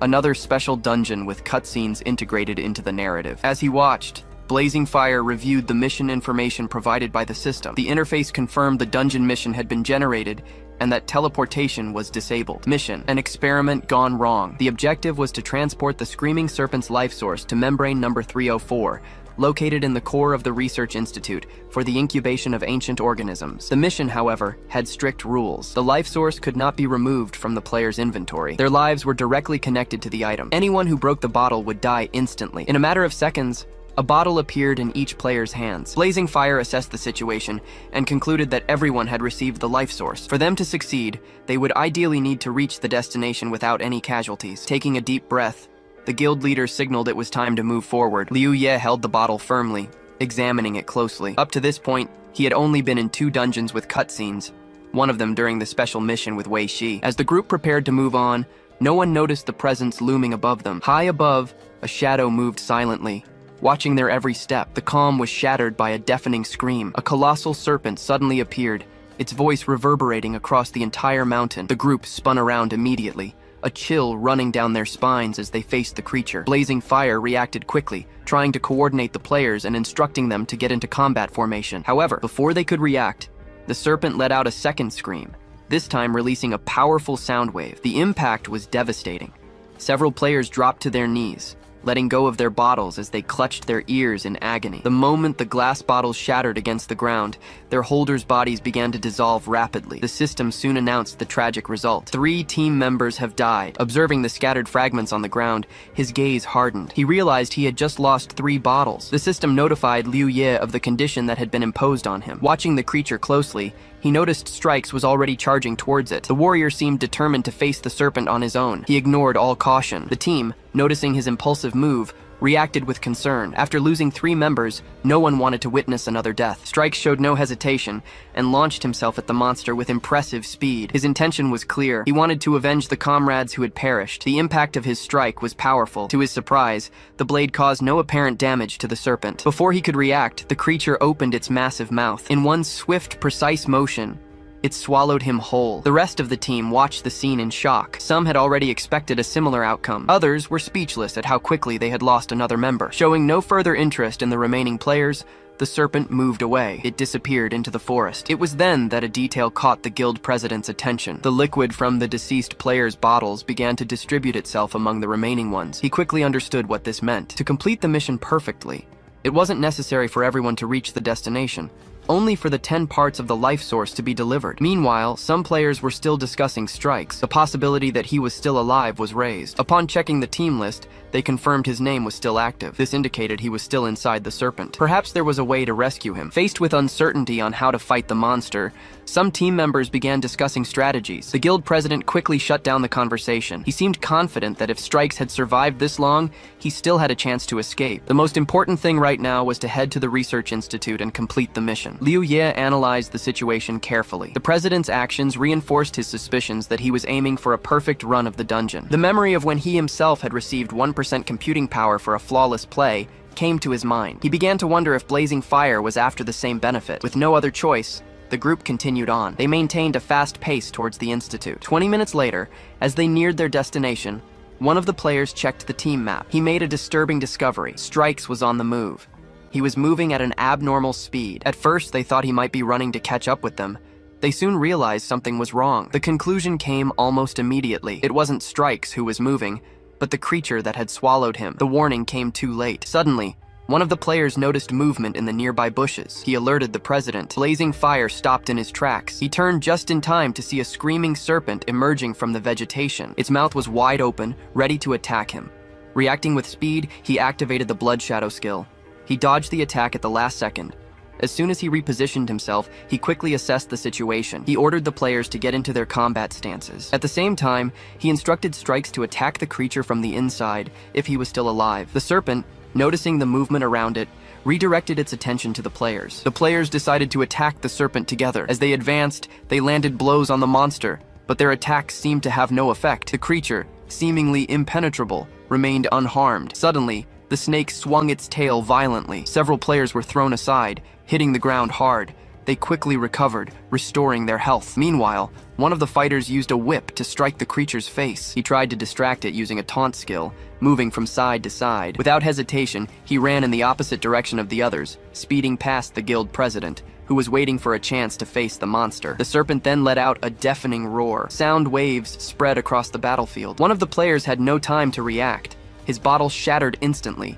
In an instant, his body began to disintegrate. Terrified, he realized his death was inevitable. The rest of the group shouted his name, but nothing could be done. Blazing Fire and Liu Ye silently watched the spot where their comrade had been just seconds before. The impact of the loss was clear. Another team member, still shaken, brought news about Strikes. The player trapped inside the serpent reported that its internal defense was incredibly tough. He couldn't harm it from the inside. Blazing Fire turned his gaze back to the imposing creature. Up close, he noticed a peculiar detail. The monster's structure resembled an insect more than a snake. This explained its abnormal resistance. Liu Ye quickly understood the greatest danger of the situation. Since the bottles couldn't be stored in the inventory, The serpent simply destroyed them with its sound waves. Every blow was a direct threat to everyone's life. The tension mounted. The possibility that nearly the entire team would perish right at the start of the dungeon seemed real. Silence fell for a moment. Without warning, the screaming serpent began to move again. To everyone's surprise, it turned and disappeared into the forest. The players were confused. Why would the creature leave them alive after eliminating 2 of them? As they tried to find an explanation, they noticed that the liquid from the broken bottle had been redistributed among the remaining flasks. The fluid's hue became brighter. Blazing Fire analyzed the situation and began to form a hypothesis. The monster wasn't just attacking randomly, it was, in a way, testing them. If a perfect clear was really the president's goal, Liu Ye pondered what it would take to achieve it. Killing the serpent might not be the way. The real objective could be to connect all the remaining life sources. Blazing Fire ordered everyone to stay alert. Now that the monster had moved away, they had a chance to reach the research institute. Without wasting time, they set off. 20 minutes later, they arrived at a huge building. There was a massive hole in the wall, indicating something had escaped. One of the players checked the map and alerted the president. The serpent was still nearby. Blazing Fire quickly assessed the situation. To buy time, he made a drastic decision. He ordered one of the players to break his own bottle. The chosen one hesitated, surprised by the order. Another player intervened, arguing they couldn't afford to lose anyone else. Blazing Fire, however, was adamant. With such a large number of players, it would be impossible to defeat the creature. What they needed now was speed, not brute force. If they could lure the serpent away, they would have time to explore the institute. Faced with the imposed decision, the player gritted his teeth and broke his bottle. The system notified the death of another team member. As soon as the flask shattered, the screaming serpent immediately turned in the opposite direction. The strategy had worked. They had distracted the monster. The players continued on their way, relieved. One of them, excited, praised the genius of the plan. Another stated they should thank the captain. Thanks to him, they now had a way to track the dungeon boss's movements. Blazing Fire checked the map and confirmed his theory. Meanwhile, Liu Ye began to reflect. Before, he refused to spend money on equipment and levels. Now, if Blazing Fire knew how to get a perfect clear, he could become a target as soon as they reached the institute. In that kind of environment, surrounding him would be easy. Blazing Fire ordered them to hurry. The entrance to the institute was already visible. The group ran through the clearing that led to the building. Reaching the stairs, they moved quickly towards the entrance. Liu Ye, however, suddenly stopped. A thought crossed his mind. He couldn't let them surround him in there. The other players noticed his hesitation. They stopped at the top of the stairs and asked what was wrong. Without looking away, Liu Ye turned to Blazing Fire. He asked a single question. What was the easiest way to finish this mission? Everyone listened, but said nothing, figuring he should prepare for a battle against them. The president frowned and walked to the edge of the stairs. In a serious tone, he stated that Liu Ye was mistaken. The level of this dungeon was extremely high, and he had no intention of harming him. His only goal was to complete the mission. If Liu Ye didn't trust him, he could wait outside while the 3 of them finished the task. Despite the unknown dangers inside the institute, the threat of the serpent outside was much greater. Liu Ye remained silent, assessing the situation. One of the players called out to him, questioning his hesitation. He wanted to know why Liu Ye distrusted the president. He thought it was an absurd joke. Another player agreed, pointing out they had cooperated for a long time. There was no reason to doubt him now. Did Liu Ye really expect the president to treat him like a brother? Liu Ye frowned, weighing his options. He discreetly glanced at the map. By his calculations, strikes would arrive in about 10 minutes. The serpent attacked every 20 minutes, which meant the next attack would be in 13 minutes. If he was going to act, it had to be before the president met up with strikes. Blazing Fire turned to the entrance and, with a calm smile, stated that no one would be forced into anything. They just needed to complete the mission. With that, he entered the institute. The other players, annoyed, insulted Liu Ye. They called him a traitor, saying they couldn't trust him at a crucial moment. They would go on without him. Liu Ye gripped his katana and assessed his chances. The freeze status lasted for 10 seconds. The blessing remained active for 60. Counting strikes, he faced 4 opponents with high combat power. If he used the freeze in conjunction with the blessing, he might have a chance to defeat them. If he made a mistake, he would lose his alliance with the New Order Guild. If he hesitated, all his efforts would be wasted. Blazing Fire noticed his indecision and turned around, frowning. The guild members questioned Liu Ye with contempt. Did he really intend to attack them? Forget the alliance. His life was already practically forfeit. They weren't going to dirty their hands killing him. Liu Ye felt the answer was clear. Without further hesitation, he activated the freeze status and the blessing. His strength and speed increased dramatically. In an instant, he shot towards the guild president, who activated his skill. Blazing Fire's body vanished before his eyes. The players shouted, incredulous at Liu Ye's decision. They claimed he was making a grave mistake and wouldn't last long. Before they could react, Liu Ye swung his katana and cut one of the players in half. The victim's body fell to the ground. Before disappearing, the stunned player muttered that it wasn't possible. The system notified him of a teammate's death. Another player charged forward furiously, weaving side to side to try and trick him. Liu Ye waited for the right moment. He tightened his grip on his weapon, lunged forward, and delivered a precise strike. The system again notified him of a team member's death. Liu Ye checked the map. Blazing fire was still in the same spot. Strikes, however, was getting closer and closer. Liu Ye gathered all his strength and attacked fiercely,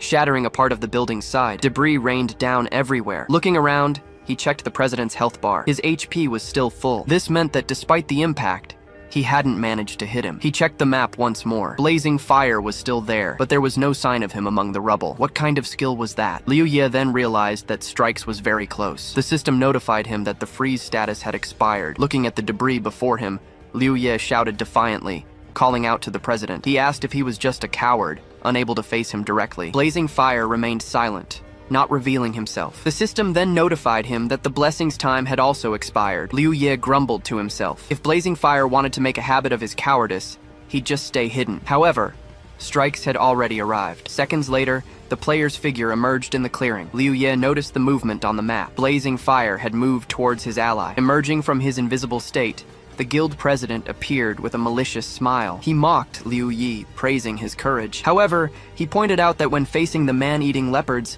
Liu Ye had revealed all his trump cards. Blazing Fire stated that, in the end, he had only sacrificed 2 of his men. Liu Ye didn't reply, just frowned. Strikes in turn unsheathed his sword. Without hesitation, he and Blazing Fire charged forward together to attack him. Hello everyone! Did you like the story? I loved it. If you want to follow the next part, make sure to subscribe to the channel and leave a like. See you in the next story, guys.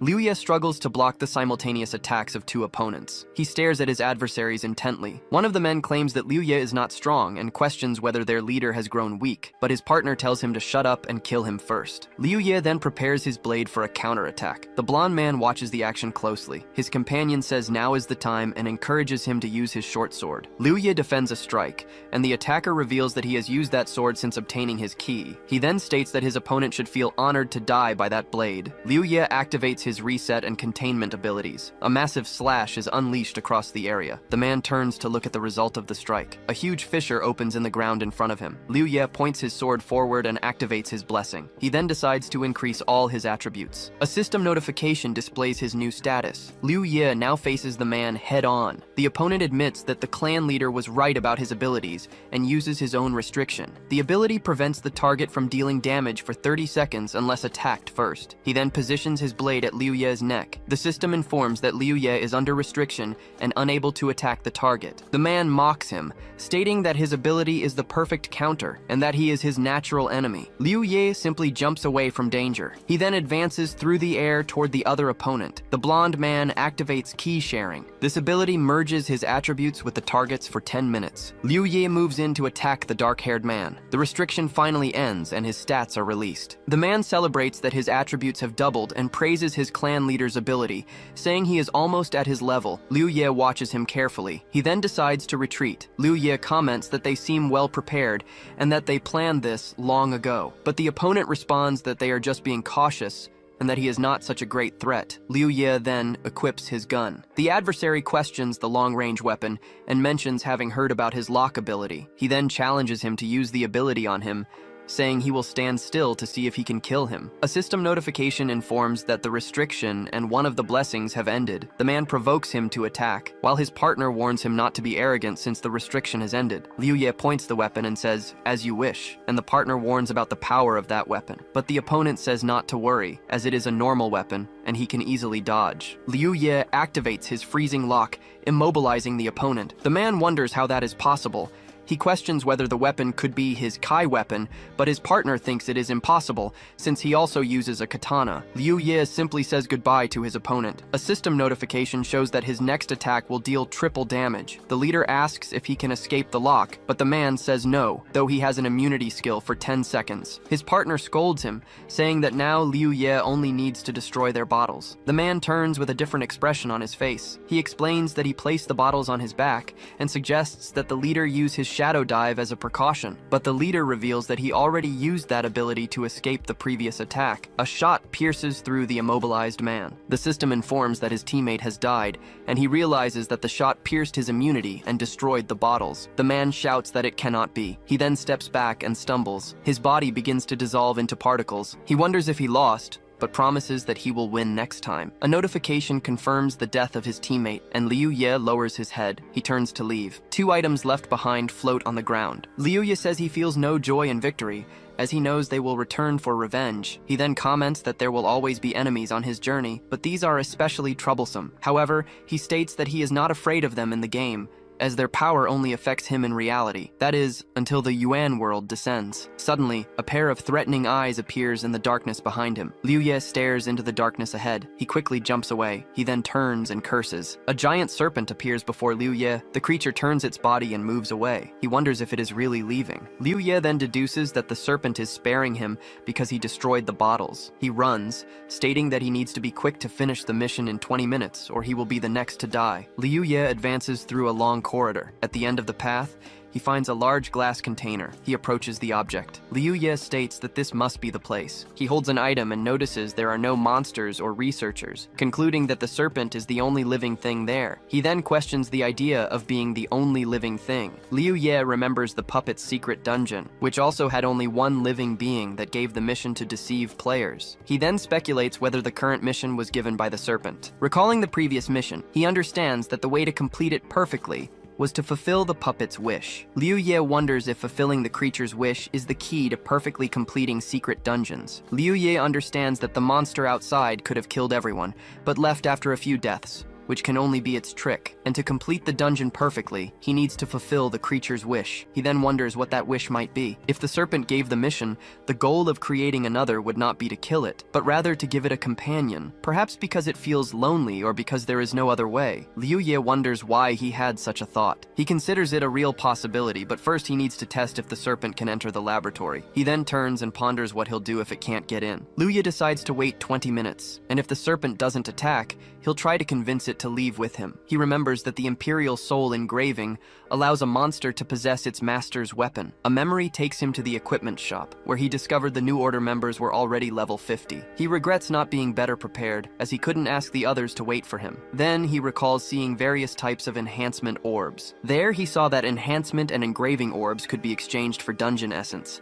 He realizes the items are convenient, and notices something else available for exchange. Liu Ye gets the impression that those items would be useful to him later. He exchanged his essence for 3 of each orb, even with the success chance being only 1%. He then wonders if he's being too hasty and relying too much on luck. A movement at the room's door catches his attention. He realizes the creature has finally arrived. Liu Ye braces himself for what's to come. He concludes the creature is moving outside and decides to go check, but he changes his mind and decides to wait to confirm if it's intentionally not entering. 30 minutes later, he states that it's time. The great serpent begins to move. It then advances through the debris of the area. The creature watches him intently. Liu Ye's legs tremble before the imposing presence. He looks up toward the creature. The giant serpent's head stops right in front of him. He wonders what he should say, as it would all be useless if he couldn't communicate. The creature then questions him, asking why he isn't completing the mission. The serpent moves even closer to him. Liu Ye explains that he acted this way because he sensed she wanted to leave this place. In the distance, something heavy collides with the ground. The serpent's massive tail strikes the ground with force. Liu Ye watches the display of power. A dark silhouette falls from the sky near them. He realizes that monster is too strong for a player to defeat. The creature then asks if he has a solution. Liu Ye replies that he has a way, but she will have to accept him as her master. The serpent raises its head and asks if he is worthy of being her master. The creature stares down at Liu Ye. He backs away but states that this is the only way. Liu Ye decides the situation is too risky and he should just get out of there. The serpent's face draws near. He stops retreating and plants his feet firmly on the ground. A system notification asks if he accepts being the serpent's master. A second notification asks if he wishes to accept the serpent's proposal. Liu Ye stares at the colossal creature before him. He then confirms he was right and accepts the offer. The system informs him that he is the serpent's master, but he needs to obtain the Imperial Soul to get her out of the dungeon. A status screen displays the creature's details and abilities. The serpent then demands that he get her out of that place. Liu Ye simply agrees to the request. He holds his weapon and an orb, stating that now everything depends on the engraving. His gaze becomes focused and determined. Liu Ye realizes the dungeon mission has disappeared, confirming the serpent was its source and there's no turning back. He questions if this is the outcome he wanted, as he doesn't want to use the orb, but he also doesn't want to lose such a strong monster. He reflects that he's become addicted to risky gambles, but now his chance of success is only 1%. Holding the orb, he laments that the engraving is random, forcing him to bet everything. A new notification asks if he wishes to use the membrane authority to alter the orb's rules. He wonders if this is even real. Liu Ye confirms his decision to the system. The orb in his hand begins to emit a powerful energy. The great serpent watches the action intently. The item is modified, allowing him to choose any word to engrave on the weapon. He celebrates that the process worked and decides to engrave Imperial Soul. A system screen displays the new stats of his enhanced pistol. With the weapon in hand, Liu Ye begins to laugh. He then states that this means something important. He concludes that once again, he has overcome the odds and come out stronger. With a gesture, he calls the wyvern serpent. He grins, baring his teeth. A notification congratulates him for completing the dungeon perfectly. The system calculates the rewards and raises his level to 57. A new screen displays his updated attributes and abilities. His weapon can now summon the serpent, and his combat power is recalculated by the system. A system notification informs him that since his computing power exceeded 5%, he has obtained the new skill, Architect. He then finds himself in a wild area, amidst the ruins of a city. His feet touch the ground. Liu Ye observes the desolate horizon before him. The sun begins to break through the dark clouds. He turns with a smile on his face. Liu Ye decides it's time to return to Mushu City. With 17 days left until the descent of the Yuan world, the scene shifts to Liu Ye's home in the real world. Sitting in his room, he feels completely exhausted after days of intense training and dungeon crawling. He reflects that it was worth it, as he's now just 3 levels away from 60 and has obtained a strong monster like the serpent. Then he wonders how Ayun is doing, and if she has obtained her key yet. He decides he should go see her, as he's neglected her all this time. He approaches the door, thinking he should have checked on her from time to time, and maybe taken her to train with him. As he reaches the door, he hears a female voice from inside,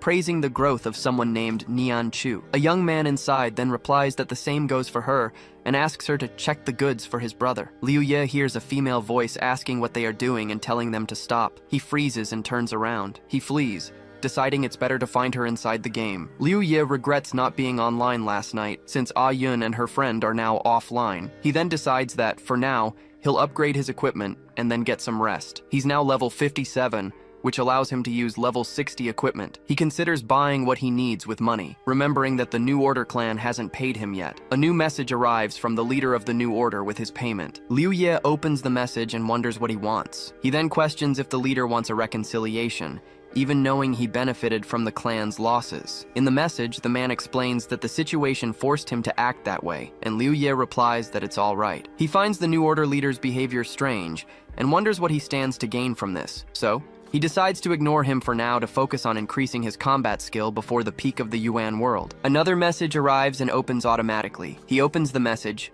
certain it must be from Ayun. Ayun's message informs him that she and Nian Chu have already obtained their kiz and are training in the mirrored secret zone. Liu Yi then decides he'll go check out the mirrored secret zone. He approaches the entrance to the area. A player comments that the new order has withdrawn from the mirrored secret zone and that he prefers them to the backyard garden, which uses real-life information to threaten others. In the distance, a player screams as he's held down by 2 other men. A man next to Liu Ye explains that the player offended a member of the backyard garden and has been trapped there for 5 days. Liu Ye clarifies that even if he logs off, the player will reappear in the same spot and remain trapped. A bettor celebrates that the goddesses have won again and keep bringing him money. The crowd praises the 2 sisters for being beautiful and super strong, maintaining a winning streak since they arrived. Ayun and Nian Chu pose with their weapons. The surrounding players congratulate them, calling them incredible and a rare combination of strength and beauty. Liu Ye finally recognizes them as Ayun and Nian Chu. He watches the crowd and wonders what happened to the 2 of them to become so popular. Ayun thanks them for the compliments, but reminds everyone to keep their promises and share the money they've won. Near Liu Ye, a man wonders if their bodies are the same in real life. Another player says that if they're like this in real life,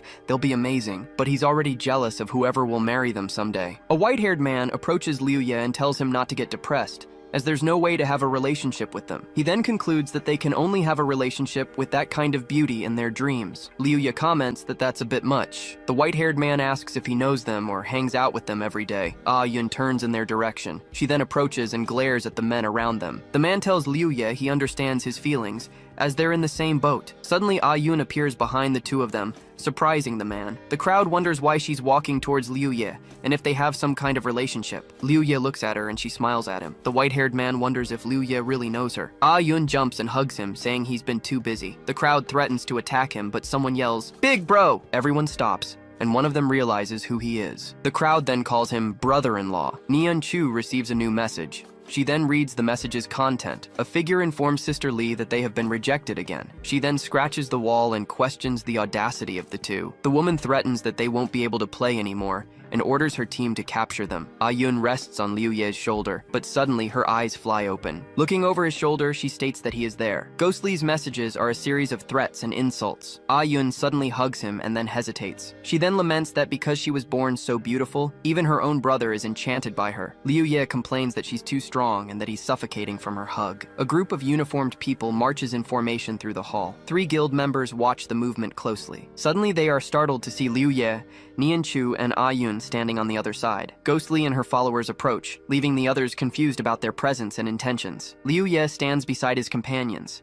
facing the approaching group. In moments, they find themselves completely surrounded. The young man faces Ghost Lee and her 2 guards from across the hall. Liu Ye then moves in front of Nian Chu and Yun, extending his arm to protect them, but a hand grabs his arm, stopping him from moving forward. Yun asks him to let her handle it, stating that the problem is with her. She faces Ghost Lee, who demands that the young woman kneel and beg for forgiveness, or give up on the Yuan world forever. Nian Chu explains to Liu Ye that Ghost Lee wants revenge, because they refused a proposal to rob other players. Then, Ghost Lee simply orders her men to surround them. A voice questions what they think they're doing. Now, Liu Yi's small group is completely surrounded by a crowd. Liu Yi is surprised by the crowd's sudden intervention, but Ghost Lee warns them not to meddle in the backyard garden's business, stating that they will all lose. She then asks if they are rebelling and threatens them with the consequences of offending her guild. Intimidated by the threat, some men in the crowd take a step back. Yun turns her face and gives a slight smile. The young woman tells them not to worry, and that everything will be resolved calmly. The trio from before moves forward again,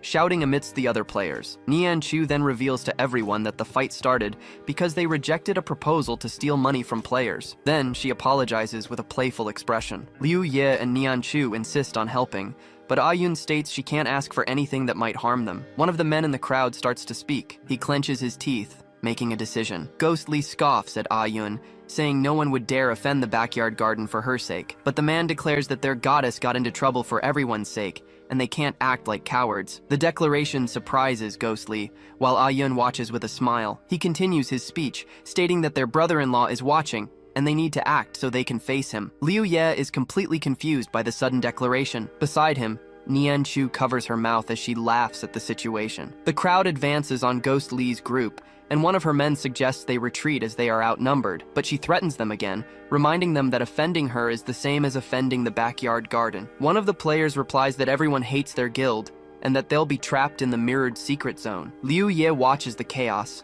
calling the crowd a bunch of bastards. Her own men hold her back as she screams she'll kill everyone, and the young man wonders if it was all resolved without him needing to intervene. The scene reveals the great tower of the mirrored secret zone. Liu Ye questions her about using the players to deal with Ghost Lee, and Yun confirms the plan. But she points out that the situation with the common players being oppressed by Backyard Garden is still unresolved. Yun explains that they received a lot of help from these players and now wish to repay them. The young woman laments that everyone's hesitation to unite allows Backyard Garden to continue intimidating them. Then she reveals she used Ghost Lee's arrival as a chance to incite a revolt with a positive outcome. Nian Chu adds that the first step has been taken, and now they need to maintain this unity. The conversation between the 3 continues to unfold. Liu Ye wonders if he should have been more involved in her progress. He then realizes he worried too much for no reason. After all, she's doing very well in the game and forging her own path. A slight smile appears on his face as he observes the players in the hall. He concludes that if Yun can unite them,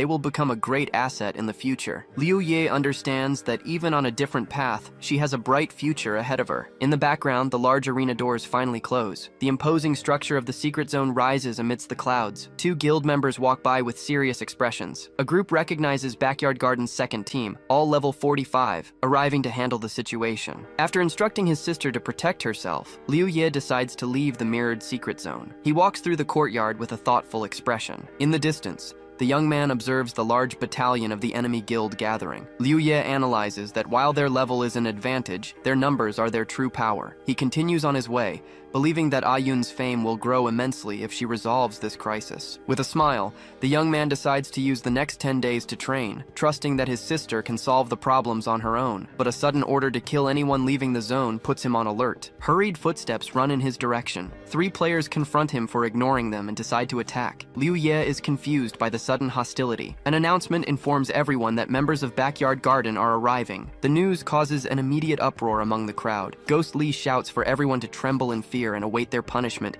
demanding to know who dared to touch her. One of the players asks what they'll do now, as Ayun positions herself at the front of the group. Ayun calls for calm and announces that Nian Chu has gone to get reinforcements from her family's clan, reminding them they have the numbers. The group of players agrees that if they stay united, they'll be unbeatable, but doubt still lingers among them. Then she turns and leads the crowd to negotiate, declaring that in-game problems should be solved in-game. They approach the entrance of the mirrored secret zone. A young man with white hair peeks through the entrance, finding the silence outside strange. Suddenly, his eyes widen in shock. Yun and the group see him, and she asks what happened. She reassures her followers that with their numbers, there's nothing to fear. The crowd shouts in agreement, but their expressions change to pure astonishment. Outside, Liu Ye stands alone in a courtyard now filled with orbs. He then turns slowly to face the entrance. The crowd, led by Yun, recoils in shock at the scene before them. The white-haired young man stammers the word brother-in-law in disbelief that he eliminated the reinforcement team all by himself. Impressed, the other players declare they will follow him from now on and obey his orders. In a distant location, outside the control area, the situation is reported. Lord Xuan, the guild leader, asks if all his men were killed. One of his subordinates bows and admits he was reckless. The Lord watches him in silence. The man remains bowed as the rest of the team awaits the decision. With a smile, Lord Xuan says the punishment of just dying and having their level reset seems too light. He then decides that 20 days of rest will be a fitting punishment. Other members mutter among themselves that for the loss of nearly 100 players, this seems more like a reward. The subordinate raises his head, and Lord Xuan asks if he has a problem with the decision. Immediately, the man thanks him for his mercy. Lord Xuan dismisses him, promising a new job when he returns. Next, he turns and asks what information they've gathered on the player. A member reports that he has connections to the New Order and that they were stopped while trying to investigate. Lord Xuan then realizes the young man is a protege of Lord Zhu. He concludes that Lord Zhu must have obtained some of the computational power and given it to the player, which explains his strength. Lord Xuan questions why Lord Zhu would entrust so much power to a mere player. He then plans to kill the young man in the Madness area,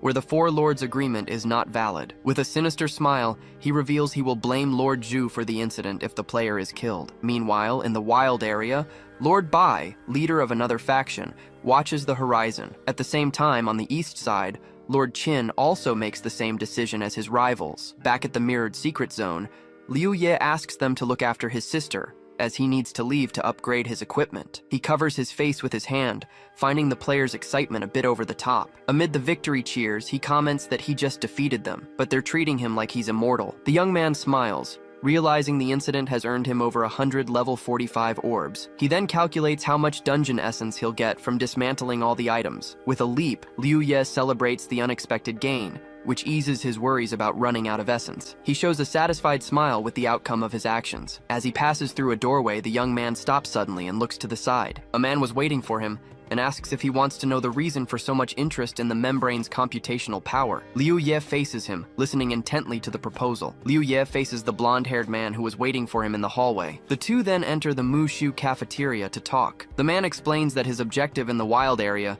was the membrane's computational power, and the reason for his eagerness is that this power acts as a certificate to enter the Madness area. Liu Ye recalls that in the past, a large-scale clan operation in the Madness area resulted in everyone's death. The man man then reveals that the authority to control the Yuan world is hidden inside. Shocked by this information, the young man questions if he's serious about controlling the Yuan world. Finding the situation interesting, Liu Ye asks why he would share such important information. The blonde man asks if he really believed the story about the Yuan world's authority. But since Liu Ye took the information seriously, he concludes the young man knows something and decides to get straight to the point. He confirms the madness area truly holds the authority and invites him to join his team to fight for it. The man states he needs Liu Ye's strength and asks if he's willing to help. With disdain, the young man asks if he'll try to kill him again to get the authority. Liu Ye then asks if he really thinks he's that stupid. The blonde man assures him that what happened before won't be repeated, as they will now explore the wild area together. He explains the team will be small and isn't looking for a fight, since computing power is needed to enter the area. So he proposes they share the authority, but stresses the final decision depends on Liu Ye getting the power in the wild area. He claims that if he wanted to fight, he would have simply invited him to get the computing power together. As he stands up, the man says Liu Ye doesn't need to give an immediate answer and can think it over. He then announces he'll head to the wild area first to get the computing power. Liu Ye remains seated, watching him walk away down the hall. He reflects on the failed expedition from his past life, wondering if someone actually obtained the authority and made the Yuan world real. The possibility leaves him with a serious expression. The young man decides his main goal is to preserve his strength and wait for the Yuan world to become reality. He stands up, remembering that on his previous visits he was always interrupted, but this time, no one will stop him. Suddenly, a new notification surprises him. He stops in a hallway as more alerts keep coming in. He relaxes for a moment. Upon entering an equipment room, he realizes the messages are from other players. The interface displays his dungeon essence and the limitation of only engraving level 50 equipment. He analyzes the system, which informs him of additional engraving slots every 10 levels. The young man then calculates that he needs 6,300 essence to upgrade his 9 pieces of equipment. He does the math and realizes that to engrave all his level 50 gear,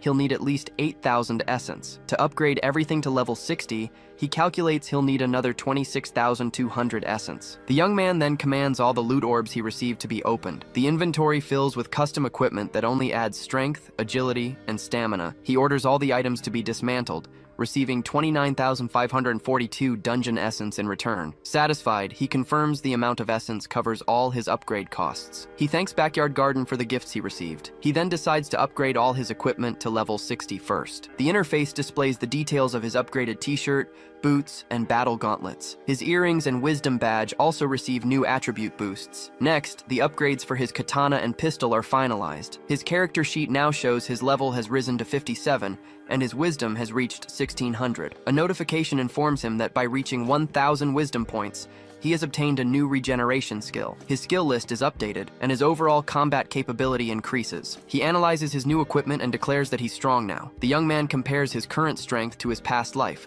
when his stats were only at level 1. Then, he announces he will modify the engraving orbs, but hesitates, unsure how to start. He then tries to use his architect skill to modify the engraving orb and reset the cooldown. Realizing he can't reset the skill, he calculates it would take 2 full days to engrave all his equipment. Holding the orb, he concludes that he'll need to take it slow. But a notification informs him the cooldown has been reduced, and he decides to level up a bit while he waits. The system interface displays the new specs and abilities of his pistol. The scene then shifts to the main game lobby. The young man falls to his knees, frustrated that he never imagined he'd be in such a situation. He despairs upon realizing that to enter a dungeon, he needs players within a 10-level difference, but most are around level 43. The realization that his own level is too high leaves him even more disheartened. Sitting on a sofa, he wonders what to do as the Yuan world will become reality in just a few days. He then remembers the proposal about the madness area, which hides the authority to control the game. Liu Ye reflects that to obtain such power, a player would need to be the best of the best, but he considers the mission too dangerous, because if he fails, all his effort will have been for nothing. Annoyed by the dilemma, the young man pulls his hood over his head. He then starts thinking of a way to avoid death at least once, like an escape or temporary immunity. He then considers the possibility of being revived with his level and stats intact. An idea comes to mind: the reversal orb. Liu Ye looks at a towering skyscraper against the evening sky. With the orb, which revives a player to their previous state, he could finally attempt to go to the madness area. Satisfied with completing his goal of raising his equipment to level 60, he decides to bet the remaining essence. The young man walks confidently, thinking that a victory could earn him enough essence to upgrade everything to level 70. He then heads heads to the Tower of Trials section in the mirrored secret zone. The tower has 21 floors, each with an enhanced guardian to test the player's overall strength. To get the final rewards, one must clear all floors in a single run, and one of those rewards is the reversal orb itself. A leaderboard displays the current ranking of players who have advanced the furthest in the tower. Announcements state that the next round of trials will begin soon, highlighting the competition between the ranking leaders. White Knight, a level 33 player, states that he just needs to stay calm and keep his pace. But Devil Darkness, level 32, declares he's going to set a new record today. The crowd watches the scene, with one of them commenting that the player's display is embarrassing. Liu Ye watches the crowd, remembering that the Tower of Trials opens once every 8 hours. He realizes he's just in time and gets ready to enter the next round. The crowd parts to make way for the experts, since besides the 2 leaders, no one else has passed the 6th floor. 3 players comment that the 7th floor guardian is too strong, which explains why most get stuck. The young man then walks toward White Knight and Devil Darkness. The other players wonder if the newcomer is strong or just an idiot, since his level is hidden. White Knight observes the newcomer, commenting that he's brave for challenging the tower alongside them. Devil Darkness approaches Liu Ye and says his grit motivates them to improve even more. With a smile, the young man thinks the 2 of them look like the 6th and 7th place experts from his previous life. He remembers they were also the first to get the reversal orb, and the tower challenge begins. With a determined expression, Liu Ye prepares for the start of the trial. The 3 are transported inside the tower, and the crowd rushes to check the rankings. One of the onlookers asks his companion if he really saw what happened. The other confirms in amazement that yes, he did. Determined not to let the chance slip by, the 2 of them start walking. They then announce the bets, asking who will get highest in the tower. A notification announces that the Tower of Trials challenge will begin shortly, once the player's status is 100% restored. Then, a list of usable skills is displayed. But another notification informs him that an unknown interruption is preventing the cooldown reset of one of his skills. The system then asks him to select the proportion of dungeon essence, and he chooses 100%. After the essence is deducted, the system confirms the reward per floor, and Liu Ye appears in the arena. He then finds himself facing a guardian on the 1st floor of the tower. The guardian is a level 27, rank 1 defense specialist with no awakening skills. Liu Ye wonders if he was too confident, having bet all his essence without even knowing the rules of the place. But he recovers with a smile, stating it's not the first time he's risked everything. He believes that only by risking it all can he improve, as the guardian leaps to attack. And to achieve absolute victory, he must surpass his limits the moment their swords clash. Liu Ye blocks his opponent's strike and prepares to counterattack. His strike hits the guardian, dealing 1936 damage. He finds the result strange, as the damage was almost his entire attack power, and wonders why the defense specialist is so weak. Meanwhile, in the lobby, the current ranking shows Devil Darkness and White Knight in the top positions. In the lobby, 2 players comment that White Knight and Devil Darkness are as strong as expected for reaching the 3rd floor so quickly. One of them says he heard Devil Darkness has increased his power and is confident about reaching the 15th floor. He then reveals an emblem that will let him directly enter the Sky Tower Guild, planning to use it to gain fame. Elsewhere, Silly Kai lets out a restrained laugh. His companion worries about the plan's risk, since other players might realize Ye has some combat skills. After the initial excitement, the green-haired young man starts to worry. Silly Kai reassures him,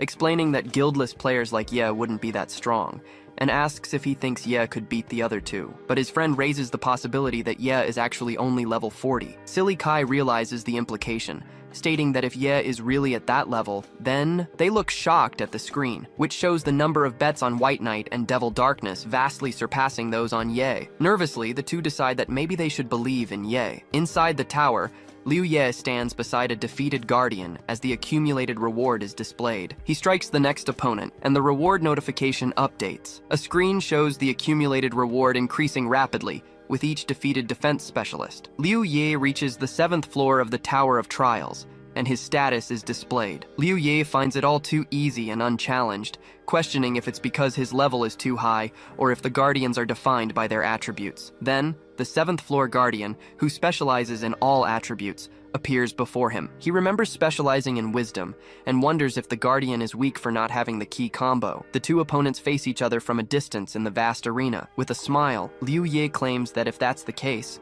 then this will be a piece of cake. The guardian with the number 7 on its helmet prepares for the fight. As the enemy attacks, he deduces that its attributes are only twice his own, even though it has an attribute over 100. Liu Ye concludes that the 7th floor guardian is nothing special, as he also holds the title of high-level warrior. In the lobby, a player points at the screen, shouting that Ye's speed has increased and he's already on the 7th floor. Other players are shocked, not understanding how he's at the same level as White Knight and Devil Darkness. A spectator wonders what's going on with Ye and where he came from. He then scolds the crowd for shouting, saying the important thing is defeating the Guardian who specializes in all attributes. Turning to everyone, he explains that each of the 7th floor Guardian's attributes is double the challenger's. He states with conviction that Ye is just a normal, guildless player and will get stuck on the 7th floor like the others. But the ranking updates, showing Ye moving on to the 8th floor, catching up to White Knight. The same player who doubted him is left completely shocked by what he sees. Liu Ye arrives at the 8th floor of the tower. He comes across the rank 2 Guardian,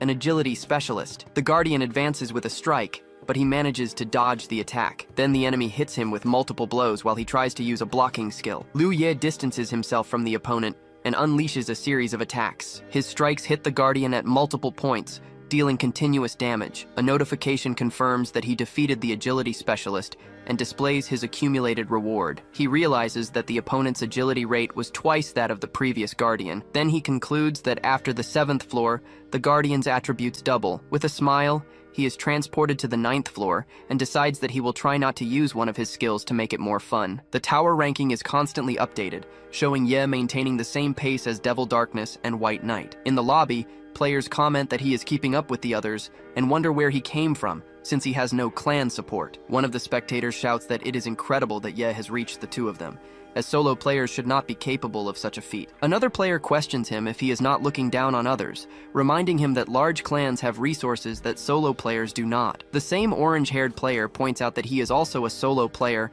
and does not need to insult others. The blue-haired player apologizes, but states that he will soon become a clanmate of Devil Darkness. Elsewhere, Devil Darkness narrates that he has challenged the Trial Tower many times. He used to come here whenever the guild did not have major missions, since the equipment was provided, and Dungeon Essence was just a number to him. He kept trying multiple times, but still failed, and now, after obtaining Explosive Key, he is here once again. He then finds himself on the 14th floor of the Trial Tower. It was on this floor that he was defeated 7 times in a row, but this time, he finally achieves a breakthrough. A notification confirms that he defeated the rank 2 Agility Specialist. Devil Darkness looks at the floor mark and celebrates for finally passing it. He reflects that after trying for so long, tears run down his face as he tells himself that he finally did it. The ranking is updated, showing Devil Darkness on floor 15, while White Knight and Ye are on 14. The blue-haired player points to the screen, praising the power of the Sky Tower guild members. He shouts to the crowd that Sky Tower is the greatest guild of all. With a wide smile,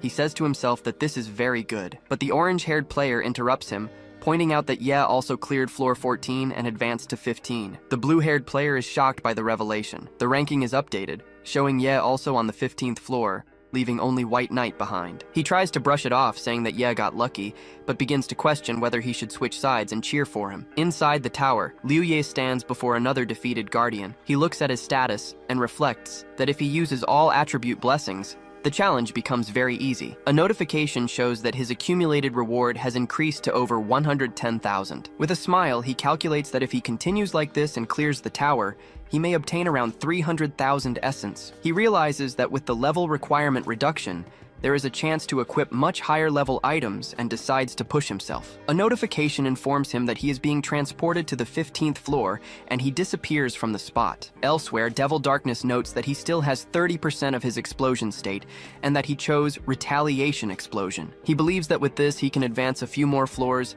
and boasts about having defeated White Knight in the end. A notification confirms his arrival at the 15th floor of the Trial Tower. He then declares himself number 1 in the Trial Tower. The Guardian of the 15th floor, a level 52 defense specialist, appears before him. Devil Darkness analyzes the opponent, questioning whether his strength and armor exceed 1,000 since he has specialized skills. A notification informs that the 3-minute limit challenge is about to begin, and Devil Darkness decides he cannot be a coward. He prepares to fight, stating that as the number 1 of the tower, he cannot be afraid and will fight until he can no longer continue. He observes the giant Guardian, noting that he only has higher strength and armor attributes. Then the opponent jumps to attack, and Devil Darkness refuses to give up without at least fighting. The two clash and exchange a direct punch, but Devil Darkness is defeated in a single blow, and a notification confirms that he failed the challenge. White Knight's companions shout that Devil Darkness is dead and has failed the challenge, just as he advances to the 15th floor. The crowd watches the scoreboard,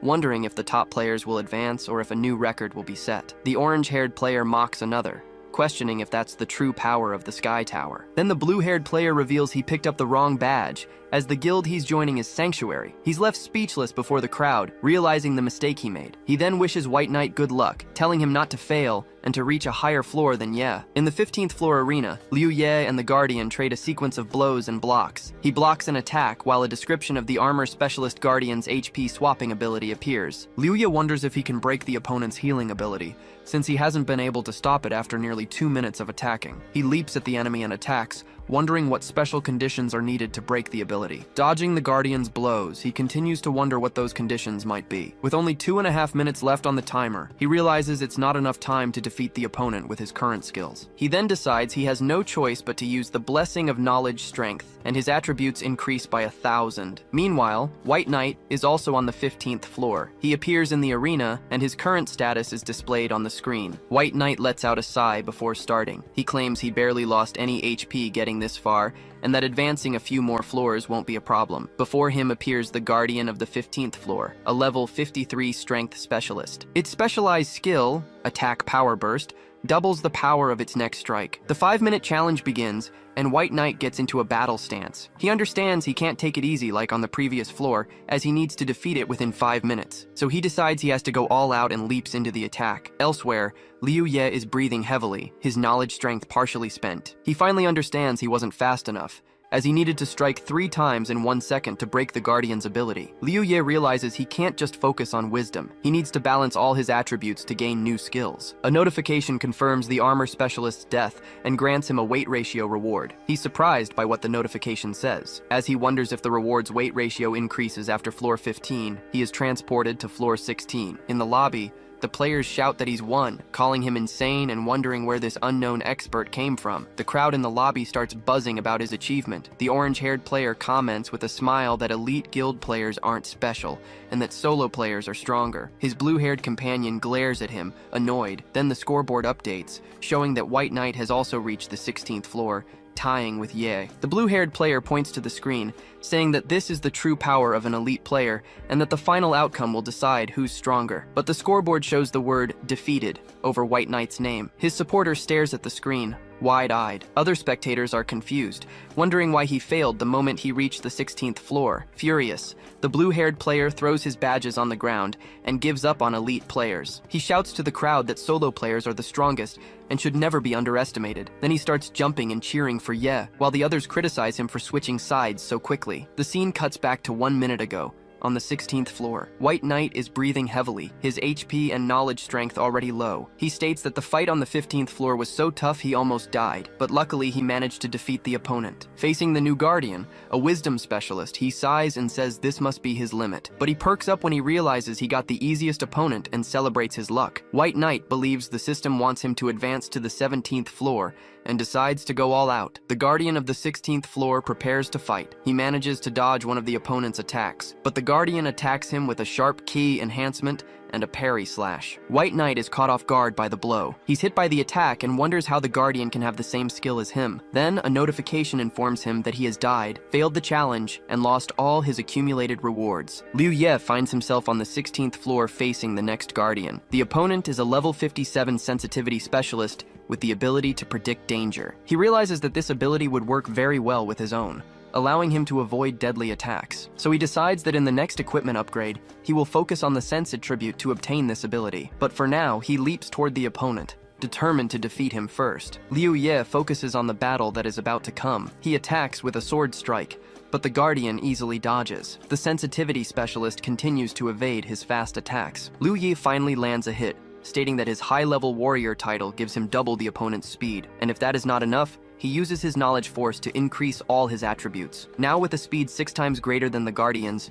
he launches his final attack. A notification confirms the defeat of the Sense Specialist and shows the new accumulated reward. He is then transported to the 17th floor. With a smile, he concludes that the floor Guardians are easy, except for the final one that will have all abilities. Liu Ye faces the next challenge, determined to conserve his knowledge force to completely clear the tower. The Guardian of the 17th floor reveals himself as a level 57 defense specialist with 3 specialized skills. In the respawn room, Devil Darkness tells White Knight that it seems he has lost to him once again. White Knight then asks which floor he managed to clear, since he passed the 15th. Devil Darkness laughs and admits that he advanced higher, declaring him number 1 in the tower for now. With a slight smile, White Knight suggests that they share information as they did before. He then directly asks how he died. Devil Darkness stands up and explains that he was defeated by the cumulative effect of specialized attribute skills. White Knight does not understand and asks what he means by cumulative effect. The other player clarifies that he was killed by a rank 3 defense specialist. He details that the Guardian skill combination can remove all of the opponent's equipment, reducing their defense to 0. White Knight continues to listen to the explanation in silence. Devil Darkness concludes that the cumulative effect is extremely powerful and wonders what would happen if all abilities were combined. Elsewhere, Liu Ye questions the 3 specialized attribute skills. He prepares for the fight, stating that he can handle the situation and will only use his blessing if necessary. Then Liu Ye and the Guardian face each other, mirroring the same combat stance. Liu Ye and the Guardian leap toward each other for an aerial clash. Their blades collide in midair in an imminent clash. Then the barrier and attack power burst skills are activated, and a notification confirms that all his equipment has been removed. He suddenly finds himself wearing only casual clothes in the middle of the arena. Completely surprised, Liu Ye wonders what just happened. He manages to block the Guardian's next strike, who advances with a restraint. The force of the impact cracks the ground beneath his feet as he struggles to hold the attack. But the opponent activates barrier and HP exchange skills. A notification informs him that his HP will be reduced by 99% for being lower than the Guardian's. His eyes widen at the terrible revelation. Liu Yi then shouts the word blessing, and a notification confirms the increase of his attributes and the removal of negative effects. He uses a normal Kai boost, and his power is amplified even further. With a single devastating blow, he sends the Guardian flying away, dealing massive damage. The opponent survives with little health, as the barrier maximizes his defense for 10 seconds. Seeing that the enemy has not died yet, Liu Ye decides to attack without stopping. After a sequence of strikes, a notification confirms the defeat of the defense specialist and displays his final reward. Liu Ye considers himself careless as he is transported to the 18th floor of the trial tower. He had to use the restriction skill to turn the situation around against a specialized guardian. Then Liu Ye decides to move forward, determined to clear the trial tower, and considers summoning Wyvern Snake if things go wrong. An information window shows the details of his weapon and Wyvern Snake's soul. He then notices that part of the description in the status window is grayed out. A notification informs him that Wyvern Snake refuses to obey, and he wonders what else she could want. The Guardian of the 18th floor is introduced as a rank 3 wisdom specialist. Liu Ye and the Guardian face each other from a distance in the arena. He decides not to worry about Wyvern Snake,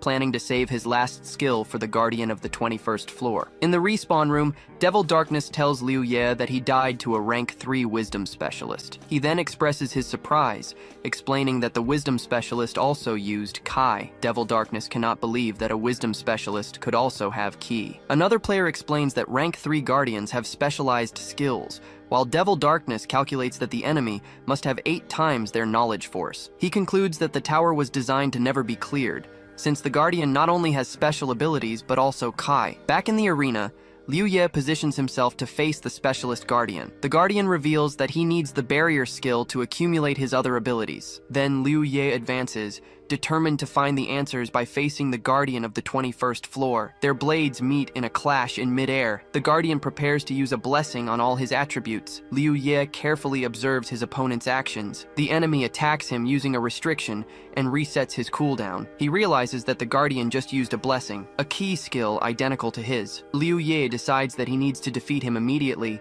and points his weapon. 2 notifications confirm damage blocking and a massive increase in his attack power. His shot hits the Guardian, activating the restraint effect, but he realizes that the enemy's restriction skill has been activated. The Guardian then resets his skills and uses the blessing again. During the 5 seconds of restraint, Liu Ye is hit by multiple attacks. He finds himself completely suppressed by the opponent's power increase. Unable to summon Wyvern Snake, he looks for another skill he can use. Liu Ye blocks the Guardian's multiple attacks. He then realizes that he no longer has skills to reverse the situation. A system window appears, asking if he wants to destroy the pendulum. Then he threatens Wyvern Snake, stating that he will destroy the item if she does not help him. The restraint countdown continues. Since she does not help him, he decides that he has no other choice. But at the moment he is about to destroy the item, Wyvern Snake agrees to help him under one condition. The restriction ends, and Liu Ye accepts the deal. He stands up and pushes the Guardian back. The opponent falls, but gets back up shortly after. A huge serpent appears behind Liu Ye,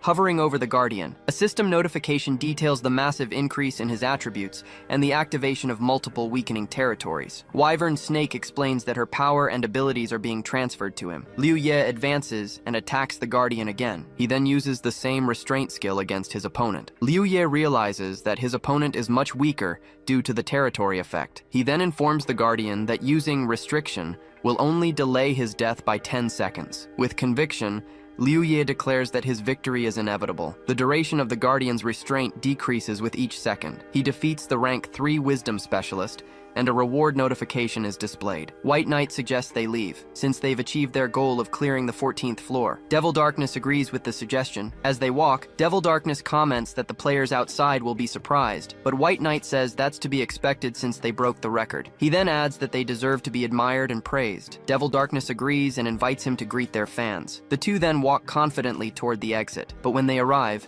they stop dead in their tracks. A large crowd is gathered in the square, but no one is looking at them. Devil Darkness wonders why everyone is ignoring them. White Knight then looks at the ranking board. He sees that first place now belongs to a player named Yi, who is on the 19th floor. In shock, he draws Devil Darkness's attention to the board, asking if he's seeing things. Devil Darkness tells him to wait, and looks to confirm the information. He then shouts, confirming that the rookie really did make it to the 19th floor. Meanwhile, Liu Ye walks down a random street in Mushu City. Two players are talking about a rookie named Ye reaching the 19th floor on his first try. In another group, a player updates the others, saying that Ye has already cleared the 19th floor and is now on the 20th. Silly Kai joins the conversation and reveals that Ye is the older brother of the goddess of the mirrored secret zone. The ranking board confirms Ye has reached the 20th floor, and the crowd wonders how he got so strong so fast. Devil Darkness notes that this means he defeated the rank 3 defense specialist and the Guardian with Kai. White Knight then questions how it's possible for someone to overcome such insane difficulty. Another player approaches,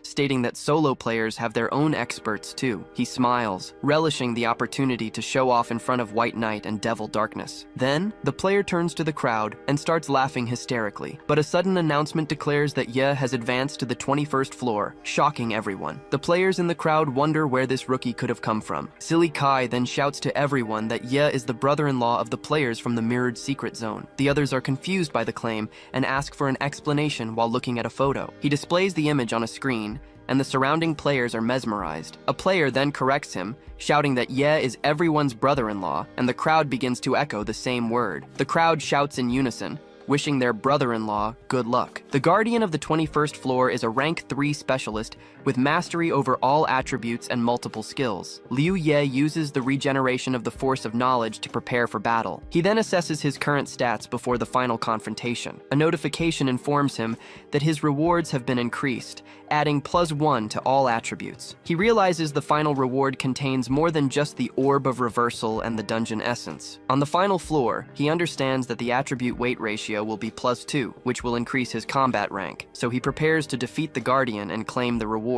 Liu Ye charges the Guardian, because even with lower stats, he has a superior weight ratio. He then blocks a powerful attack from his opponent. Even with his strongest skills on cooldown, the young man continues the fight. His goal is to survive long enough to use his blessing once more and dominate the battle. He analyzes the details of his skills to confirm his plan. Liu Ye rushes forward, declaring he can defeat him, and his blades clash against the Guardians. But even with all his buffs, he can't find a single opening in the enemy's defense. The exchange of blows continues as the blessing's timer ticks down to 40 seconds. With only 20 seconds left, he leaps into an aerial attack. The battle intensifies in the last 10 seconds of his skill. The Guardian charges forward the exact moment Liu Ye's buff runs out. He manages to defend against the attack at the last second. Immediately, he activates the blessing on all his attributes once more. A system notification confirms the massive power boost to his stats. As he steps on the ground, his strength is so great that it cracks the entire surface around him. Liu Ye declares victory, stating that he now only needs a minute to take him out. Then, The Guardian also activates its own blessing, surprising the young man. The creature confirms that all of its attributes have also been increased. Liu Ye stares at it, wide-eyed. He questions how the Guardian also has his cooldown reduction skill. Backing away, he realizes the disadvantage he's in. He despairs, remembering that the opponent possesses all his skills, including the ones he hasn't used yet. The Guardian prepares for combat, blade in hand. Liu Ye wonders aloud how he can possibly defeat it now. He then grits his teeth, stealing his resolve. The Guardian leaps into the air, launching its attack against the young man. But Liu Ye believes he still has a chance if he can drag the fight out for 5 minutes. His plan is to keep dodging to maintain distance between them. The opponent descends with an unavoidable attack, but Liu Ye is confident he can take the hit. He then rushes forward to counterattack the Guardian with a vertical slash. Liu Ye's attack shatters one of the Guardian's shields. He then questions what just happened. The Guardian uses his final ability to create a barrier and increase his agility. With the impact, another one of Liu Ye's shields breaks. After losing 2 defenses, he calculates that he can block 4 more attacks, but doesn't know what to do afterward. He retreats to distance himself from the opponent while his remaining shields protect him. Even with his advantages, he can't see a way to win, and feels he is only delaying the inevitable. He then comes to the conclusion that there seems to be no way out, but the memory of the great reward for completing the tower reignites his will to fight. Victory would allow him to become the best player in all of Yuan World. Suddenly, a system notification appears, and he reads the word architect. An idea emerges, and he realizes that he might be able to win if he uses this ability to change the rules of the fight. He faces the Guardian who advances toward him. With no other option, he prepares to put his new plan into action. Liu Ye runs and asks the architect ability to allow him to defeat the Guardian of the 21st floor. A notification informs him that his request is not within the rules and is impossible to alter. He then tries to order the architect to kill the Guardian, but receives the same negative response. His attempt to reduce the opponent's level to 0 also fails. He asks to change all of the Guardian's attributes to 0, but the alteration is denied once again. Irritated, he questions what exactly the ability can alter or modify. He then remembers that the instruction the first time he used the architect was change the rules. With that, he deduces that the rules refer to the established laws of the game world, not those of the battle. His gaze becomes focused and determined with this new understanding. He faces the Guardian as he realizes that the fundamental rules of the game, such as skill cooldowns, are the laws he can alter. Liu Ye prepares himself, as he now knows exactly which rule needs to be changed to win. He orders the architect to modify all of his skills so they have no cooldown, and the system confirms success. With the notification that the cooldowns have been disabled, he smiles while holding a miniature of the Guardian. He then repeatedly activates the blessing on his attributes, taking advantage of the effect's 10-second duration. The notifications show the exponential increase of his power with each passing second. An immense wave of power erupts from Liu Ye and fills the entire environment. The system notifies him about reaching the limit of 200,000 in his attributes, but he considers that more than enough. He raises his sword to attack, ordering the Guardian to die. He then delivers a powerful strike against the Guardian. After a minute, a system notification details all the rewards he received for clearing the tower. Outside, the crowd celebrates the news that he has finally cleared the Tower of Trials. A hurried man pulls his companion toward the tower's exit portal. A notification confirms Liu Ye's transport out of the tower, and he celebrates for truly having succeeded. He clenches his fist, relieved that the cooldown of his architect ability ended at the exact moment. As he is being transported, he understands why the area of madness requires so much computational power. He recognizes that the victory was thanks to the architect, and now he can finally explore the area of madness. He turns upon hearing someone calling him brother-in-law. He finds himself surrounded by a crowd of players cheering him on, wondering why so many people are there. 3 players at the front of the crowd shout his new nickname with enthusiasm. Completely confused, he cannot understand what is happening around him. He stands frozen before the excited crowd, remembering that his younger sister would not like that at all. On a street in Mushu City, people comment that Yuan World has already become number 2 in the world. One of the men wonders if no one will take control of the situation. Liu Ye analyzes the reversal orb, which allows a player to be reborn with their saved data. Now he can explore the area of madness, but decides not to rely entirely on the orb. He needs to test whether the architect's skill can alter the dungeon party limit restriction. But for now, he has another priority. He contacts the artificial intelligence, Wyvern Snake, and offers to honor his promise so she can wander freely. If he did not know the secret of the game, he would would believe his artificial intelligence was simply very good. He then asks her to take him to the parallel world, as he feels a connection to the place. Wyvern Snake agrees to help, but in return asks for something to guarantee her safety, offering a specialized skill as a reward. The possibility of obtaining any specialized skill surprises him. With the image of the Guardian in his mind, he quickly agrees to the deal. In a weapons and equipment shop, he asks what needs to be purchased. He trusts that Wyvern Snake's help will make any dungeon essence expense worth it. His face turns serious as a system interface appears in front of him. On the purchase screen, Liu Ye is startled to see that the high-rank module costs 300,000 essences, but he was already prepared for it. Wyvern Snake explains that to descend directly, he needs a physical medium or his body will be destroyed. He then decides to buy the high-rank module, and the system notification confirms the successful acquisition. Holding the object, he questions what the next step is, and the artificial intelligence instructs him to shape it into a ring and equip it. Upon putting on the ring, he speculates that Wyvern Snake's description had turned gray earlier because he did not have enough essences. A vision of an immense white serpent appears before him. Liu Ye shakes his head, refusing to believe that such a powerful monster could be so reckless, but Wyvern Snake reminds him to fulfill his promise. 3 hours later, he finds himself in the area of chaotic disorder, in front of the entrance to a random dungeon. His success in reaching level 60 and obtaining the specialized skill now depends on using the architect to change the dungeon entry rules. He orders the architect to remove the group capacity restriction, and a notification confirms the change. With his arms raised, he celebrates for having managed to alter the rule. Now, with the path clear, he prepares to grind until level 60. He then runs toward the dungeon portal. Already inside the dungeon, he knows that by entering alone, the reward would be reduced, but with the enhancement of his title, he can receive the normal reward and level up quickly. 3 days later, Liu Ye celebrates for finally reaching level 60. He also upgraded his equipment with new Imperial Souls and engraving orbs. A system screen displays all his updated attributes and skills. Another notification details his new key abilities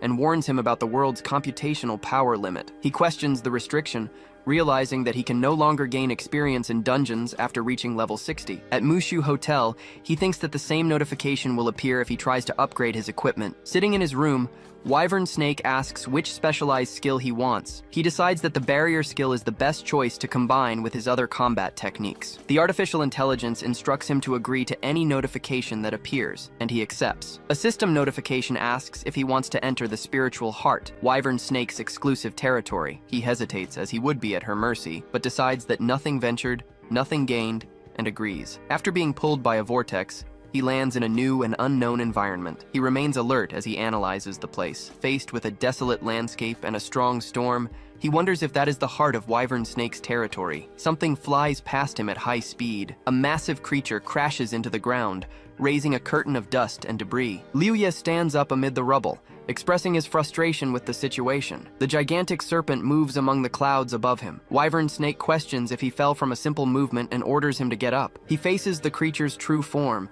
realizing that the pressure it emits is the strongest he has ever felt. After being informed that he must defeat her to obtain barrier or be trapped forever, he accepts the challenge. Liu Ye then advances into battle, leaping toward the creature. 6 days later, a notification congratulates him for acquiring the barrier skill, and he receives a message from the leader of the new order. At Liu Ye's house, the young man watches the city through the window during the night. With 7 days remaining for something, he recalls having spent the last few days fighting Wyvern Snake in his spiritual space, until he finally managed to strike back. He then celebrates the victory and the acquisition of barrier, which combined with another skill, allows him to deduce the strength of other players. Liu Ye believes that he is now very strong, and can become one of the best players in Yuan World. Morning breaks in the city. Then, the young man gets ready and buttons his shirt. He leaves his room and peeks at what is outside. Liu Ye enters the living room and sees his sister from behind, holding a shopping bag. She turns around and says she prepared everything needed. With a smile, he agrees and tells them to go. His sister stares at him for a moment. Then she places the shopping bag on the table. The young woman approaches him and asks why he buttoned the top button, reminding him that their mother always told him not to do it. She continues, saying he looks more lively with the top unbuttoned. Liu Ye simply looks away. With a smile, his sister watches him. He then nods. Later, they arrive at the South Cemetery of High City. In front of their parents' tombstone, some offerings are placed. The two siblings crouch and burn papers in a bucket. Liu Yi promises his parents that he will take care of Ayun, asking them to also watch over them. Then, Ayun announces that she found a girlfriend for her brother, and that they will bring them grandchildren to visit in the future. A voice in the distance calls them, saying they arrived before him. Wang Zhou-chung, their parents' best friend, approaches and greets them. Liu Ye calls him Uncle Wang and thanks him for visiting his parents every year. He then messes up the young man's hair, saying that as their parents' best friend, it was the least he could do. Yun asks Uncle Wang if he is still single this year, and when he plans to fulfill their parents' wish. He explains that many girls pursue him, and he cannot simply choose one and hurt all the others. The girl suggests that if he takes the breath away from his girlfriends, he will not need to worry about hurting them. Uncle Wang scolds her for bothering him with those words, and points to Liu Ye, saying he is being rude. Yun sticks out her tongue in response. Uncle Wang places the bag on the ground and mentions that their father asked him in a dream to take care of his daughter. He then explains that he is very busy with work and does not have time to find girls for a date. The girl grumbles that their parents would be more worried about him. Uncle Wang changes the subject and asks how they have been, and Liu Ye replies that they are fine and thanks him for the care. Yun stands up and states that her brother is super strong, one of the strongest in all of Yuan world. Uncle Wang stares at her intently. Liu Ye asks what is wrong. The older man observes him intensely. As they say goodbye, Yun tells Uncle Wang to remember to find a girlfriend soon. He replies that he knows what to do and tells them to get home safe. Then the two siblings turn and start walking away. Uncle Wang stands still, watching them get farther away. He turns and faces his friend's tombstone. Sitting on the ground, he apologizes for dragging Xiao Yi into that. Meanwhile, Liu Ye and Yun are walking together through a park. On her phone, a news report informs about Xu Yi's disappearance. Yun reads the news and wonders why she suddenly disappeared. Liu Ye approaches and comments that she's looking at the news again, and the girl confirms. He remembers that in his past life, all the corporations vanished overnight when the Yuan world descended. He then says they need to go home, as Nian Chu is waiting, and asks her if she has reached level 45 yet. Later, back at his house, Liu Ye sits on his bed, holding his glasses. He reflects that with his current combat ability, he can handle the crisis, but he questions if he really needs to go to the madness area. The young man considers keeping the reversal orb, but worries about the authority that controls the Yuan world. He reflects that while his past life knowledge brought him to the top, now he doesn't know how to ensure his sister's safety. Not knowing what to do, he decides he needs to find out what this authority is by using the game to his advantage. He needs to understand exactly what the Yuan world is and why it descended into reality so he can decide his path. So, Liu Ye logs into the game. A private message from the New Order's leader invites him to a meeting the next day, and the young man agrees to go to the arranged area at 8 a.m. He stares at the message for a moment. Liu Ye decides to use the reversal orb to record his state, but he plans to do it in his strongest form, so it becomes an ace up his sleeve. With a plan in mind, he heads to the Qinhai Training Center. The young man then walks through the place. He invokes the power of the Wyvern Snake and activates the monster's territory. Next, the architect's cooldown is reset. Liu Ye activates the blessing on all his attributes. His attributes reach their maximum limit, and he finally records his status with the reversal orb. The next day, at the east gate of Mushu City, a crowd is gathered. The leader of New Order is gathered with his subordinates. Lord Xuan and Lord Bai, from the Backyard Garden Guild, closely watch the other players arrive. Other guilds, like White Knights, are also present. Meanwhile, Lord Qin and his men are kicking a fallen player in the corner of the room. Liu Ye finally arrives at the meeting point. He walks alone through the center of the area, where several groups of players are already positioned. The New Order's leader spots him and greets him, confirming Ye's identity to the others. A player comments that he killed 100 members of Backyard Garden and that now their elites are here for a showdown. Others speculate that since he seems to be from New Order, their leader will protect him. The New Order group then joins Liu Ye in the center of the area. Lord Xuan instructs his subordinate to attack Ye directly during the battle that will take place on the airship en route to the Madness area. A large airship transports the players across the sky. The ship heads towards the Madness area, a place where only players with 5% or more computational power can enter. Inside the airship, the players gather in their respective groups. Wei Shi from New Order greets Liu Yi and mentions hearing that the leader didn't know he had computational power. He then deduces that he must have completed at least 5 special dungeons to obtain such power. One of the New Order members grabs his teammate's arm. Lightning Strike just clenches his fist in silence. The New Order's leader observes his companions, noticing they have all reached level 60. The party list shows that Blazing Fire, Lightning Strike, Wei Shi, and Ye are at level 60. Liu Ye analyzes the situation, knowing the only way to level up so quickly after death is by trading experience for money. He concludes they must be very rich to have reached level 50 this way. Lord Xuan, the leader of Backyard Garden, watches the New Order group from a distance. In a private chat, he proposes that the guilds team up to kill Ye and divide his power. suggesting they lure him into a one-on-one fight. One of the players recalls that all the clans sent scouts to the madness area, but they all died. Lord Bai Dunyang explains that the reports didn't help with exploration, which makes players with computational power even more valuable. Lord Xuan explains that since no one is willing to explore the area alone,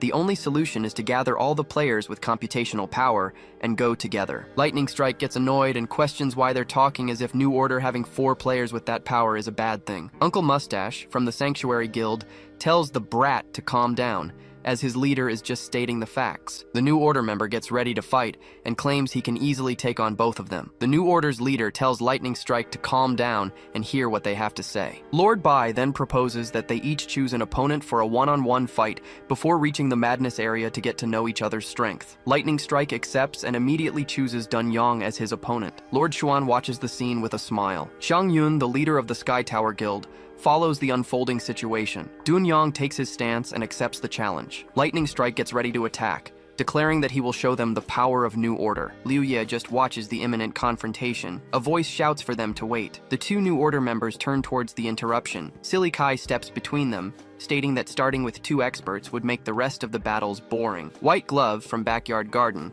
suggests they start with the newcomer to make things more interesting. Lightning Strike likes the suggestion and encourages him to choose his opponent. Dunyang watches the exchange of words. White Glove then points directly at Liu Ye and picks him for the duel. He explains that his guild has unfinished business with the young man, and that defeating him here will relieve some of their anger. Liu Ye faces his challenger. He gets up from the floor, and then asks how he wants to fight. The New Order's leader advises him that he doesn't have to fight if he doesn't want to. Lord Zhuan intervenes, stating that it's better to solve their problems now so they can cooperate better later. Liu Ye gives a slight smile. He ignores the others and repeats the question, so White Glove explains it will be a simple duel, where the first to have their health reduced by half loses. The New Order's leader agrees to the rules. He then watches the scene unfold.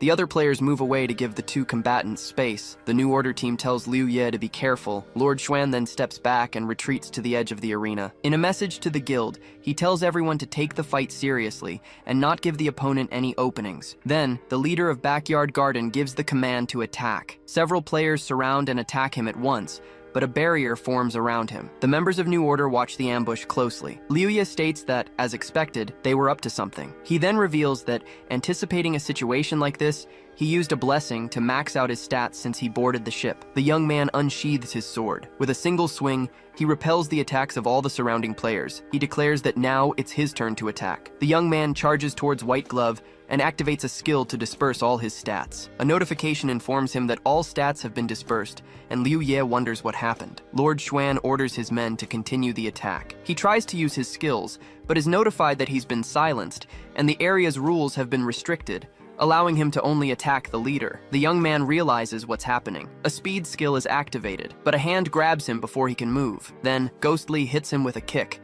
sending him flying into the airship's wall. The airship shudders in the air from the force of the impact. Liu Ye recovers from the blow as Ghostly watches him. Then, the members of New Order stand in front of him, and their leader demands to know what the others are doing, warning them of the consequences. On the other side, the guilds gather on the platform's wreckage. The 2 groups face each other, separated by the destruction. All the players watch each other in a standoff. Lord Xuan argues that Ye isn't a member of New Order, so attacking him doesn't break any rules. He then turns to his allies and claims they were just messing around. The New Order's leader glares at him, and then he clenches his fist tightly. The platform where the other guilds are standing begins to move away. Shining light from the Sky Tower Guild tells everyone to rest, as they can't keep fighting. She remains seated on the ground. Her leader, Xiang Yun, looks in her direction. He agrees to stop and sits beside her, saying they need to stop to reach the madness area. Dunyang sits down and says, "Whatever." Lord Xuan laments that they were so close. Liu Ye silently stares at the Sanctuary member and the Sky Tower leader. He turns to Wei Shi and simply thanks her. She just smiles in response. The New Order's leader asks if he's okay, and Liu Ye confirms he is. Lightning Strike says that as the only player who has defeated him,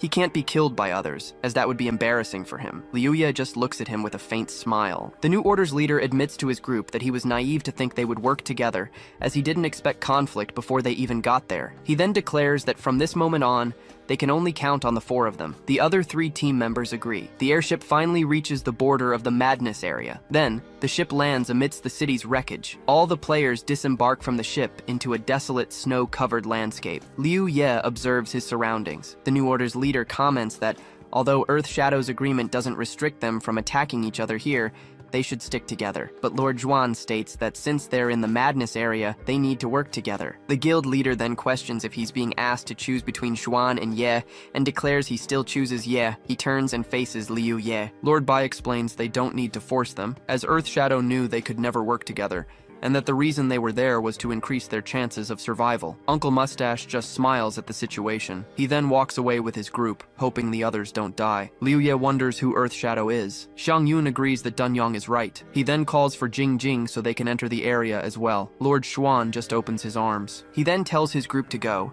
and they start walking away. The New Order's leader turns to his team and orders them to move out too. The group of 4 players walks through the snowy landscape towards a huge structure in the distance. Liu Ye moves forward with his companions. He questions if this authority really exists and in what form it will appear. The young man also ponders if, should he obtain it, he should use it to prevent the UN world from descending into reality. He continues to walk silently through the snow. The fog around them begins to thicken. Liu Ye notices the fog is so thick he can no longer see the other players. He can barely make out the silhouettes of his own teammates in front of him. The New Order's leader warns everyone to stay close and be careful, as everyone who came before them died. Suddenly, a notification reports that abnormal computational power has been detected, and the door to the dimensional prison has been opened. The ground beneath the group's feet begins to crack. Liu Ye turns, surprised by what is happening. The ice platform they're on shatters. He loses his balance and starts to fall into the abyss. His companions also plummet, and one of them laments that they won't die so soon. As they fall, the New Order's leader warns them to be cautious,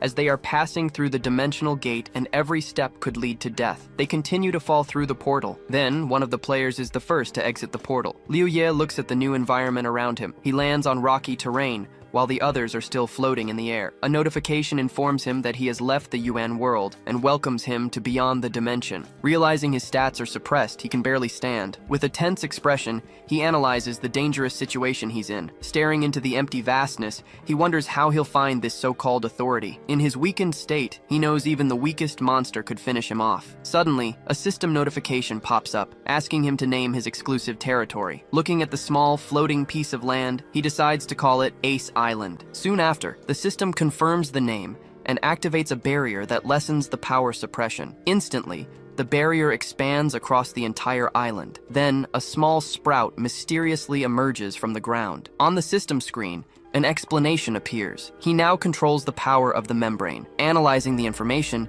he realizes the sprout is the core of all this energy. Inspecting the plant, he discovers it weakens enemies, but is linked to his own life. Seeing how fragile the sprout looks, he worries about the risk he's taking. As he wonders how to get this computation power, a golden energy starts to flow from his ring, but the creature simply lunges forward and bites his leg hard, catching him by surprise. Just then, the system reports that the serpent devoured the sprout and fused with it, becoming the island's new core. Completely shocked, he yells at the creature, demanding to know what it did. Soon after, his attention is drawn to a strange energy pulsating far in the distance. Realizing the threat, his eyes widen in pure shock. Then, the ground of the island he's on starts to crack all over. Next, the entire island shatters violently in space. Losing his balance, he stumbles and falls as everything collapses around him. On the ground, he looks around, trying to understand what's happening. Just then, a massive explosion erupts in the distance, right where the energy was coming from. A giant muscular creature suddenly emerges from the smoke. The monster then lets out a roar and unleashes a huge amount of power. The force of the roar causes the space around it to shatter completely. Immediately, the system warns that his island's core is under constant attack. Trying to shield himself, he wonders what kind of monster this is. Looking around,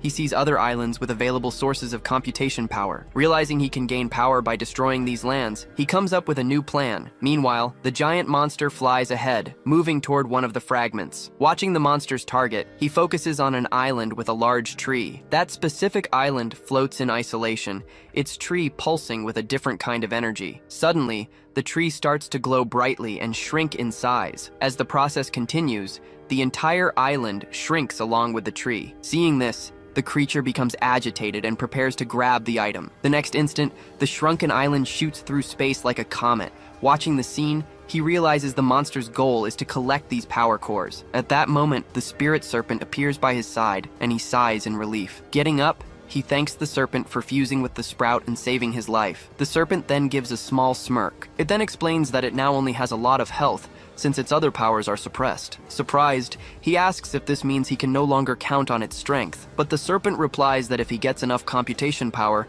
it can unleash its full strength for a while. The serpent then concludes that computation power is the key to unlocking their full strength. It continues, saying that with enough power, they can upgrade their territory and go to that place. Looking at the center of the vortex, Liuya asks if that's where it wants to go, and the serpent immediately confirms. With their target set, he begins to suspect that the so-called authority is hidden in the middle of it. First, Liuya needs to destroy the other lands to get the necessary computation power. Staring into the vastness, he wonders what happened to his clan leader and its members. Immediately, a system notification announces that the map function is disabled. Right after, another message states that the party function cannot be opened either. But suddenly, a message from his clan leader pops up in the group chat asking where everyone is. Seeing that his leader is alive, he lets out a slight smile, visibly more at ease. The scene then cuts to another character, who's alone on a distant island. With a sinister gaze, this mustached man stares at the horizon, holding an energy core. Meanwhile, he sends a private message to his own leader, saying he's found the protagonist. Reading the chat, Liuya discovers that everyone from his clan has been randomly scattered across the map. Realizing he's on his own for now, he starts to analyze his situation. With the target set at the center of the vortex, he understands he needs to absorb power to enhance his territory and fly there. But with his current combat skills, he wonders how he'll manage to destroy other land fragments. Then, Liuya gets the idea to use a long-range weapon to attack targets from within his own territory. Although he doubts it will be easy, he knows it's the only way, since he has the serpent's protection and its abilities. Seeing it's the only safe way to gain power without leaving the island, he decides it's worth a shot. With that, he asks the serpent to control the territory and move it towards the smaller, fragmented lands. Soon after, the island begins to move towards a nearby target. At their destination, a level 80 monster rests peacefully. Watching from a distance, he knows that the membrane storage item is the core, and destroying it will eliminate the territory. With everything ready, he decides it's time to begin the attack. Using his architect ability, he starts to buff himself multiple times in a row, until a system notification warns him that he has reached the power limit of Ace Island. Checking his stats, Liuya sees his attack power has increased significantly. Even with his stats capped at just 100 points, he remains confident. Figuring the other territory's sprout is small, he believes his attack will be enough to destroy the target. Then he fires a powerful shot with his weapon, hitting the enemy island head-on and dealing massive damage. The impact awakens the sleeping monster on the island, and it's completely furious. At that moment, the island's core begins to pulse, preparing for something. A moment later, the island hangs motionless in space, about to disintegrate, and then the enemy territory explodes into 1,000 pieces. A system notification confirms he destroyed the membrane item, killing its owner and attracting someone else's hatred. Celebrating the plan's success, he orders the serpent to collect the computing power left behind. As the serpent confirms, the computing power floats at the site of the explosion. As he gets closer, he notices a force field preventing the power from scattering, but it also blocks his island's path. With a serious expression, he realizes he'll have to leave his territory to collect the prize. Analyzing the risks, he knows that if he leaves Ace Island, his buffs will only last for 9 seconds at most. But at least his island serves as a safe base,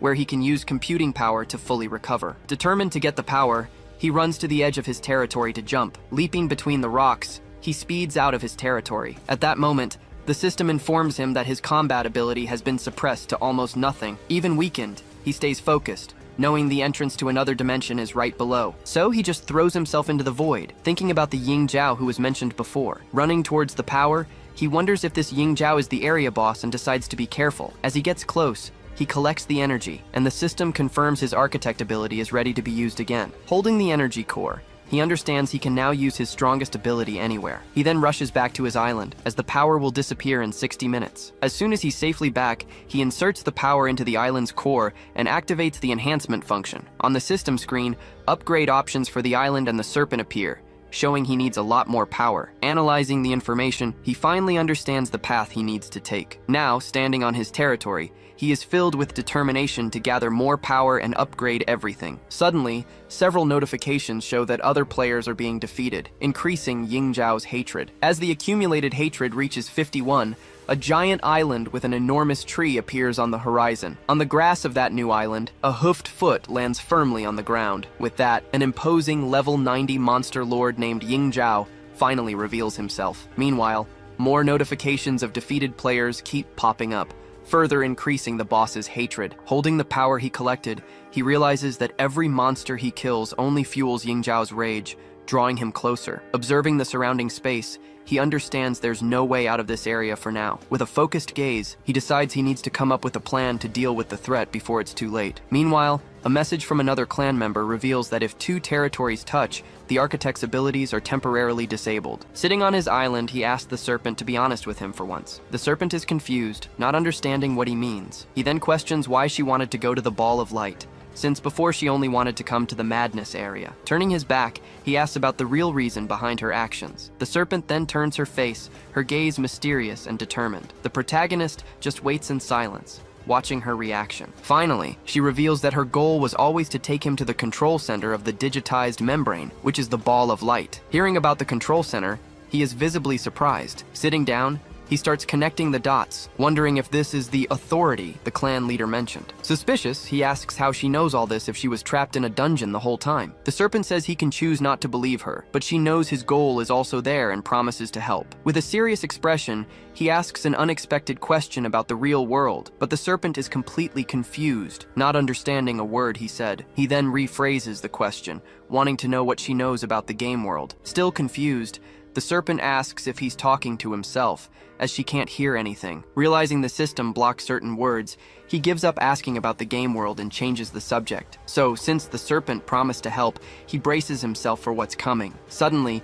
the shadow of a gigantic island appears on the horizon, drawing closer and closer. Instantly, his eyes widen in high alert. Soon after, a notification warns that the monster Yingzhao is heading their way. At this, he says he expected to fight the monster leader, just not so soon. While the serpent asks if he has a plan, he replies that he doesn't even know the enemy's strength. Starting to think of a way out, he analyzes the desperate situation. Then, he turns to the serpent and asks if he can really trust her. Hearing the question, the serpent just stares at him with a serious look. Continuing, he admits that despite her help, he can't fully trust her because he feels she's hiding something. But knowing they must unite to survive, he says he's willing to trust her and expects the same in return. The next moment, Yingzhao appears before them, looking confused by the situation. Soon after, the monster grinds its teeth and lets out a low, threatening growl. Just then, the boss lets out a louder roar, but the serpent tells him not to worry, because she has become the island's core. Promising to stand by his side no matter what,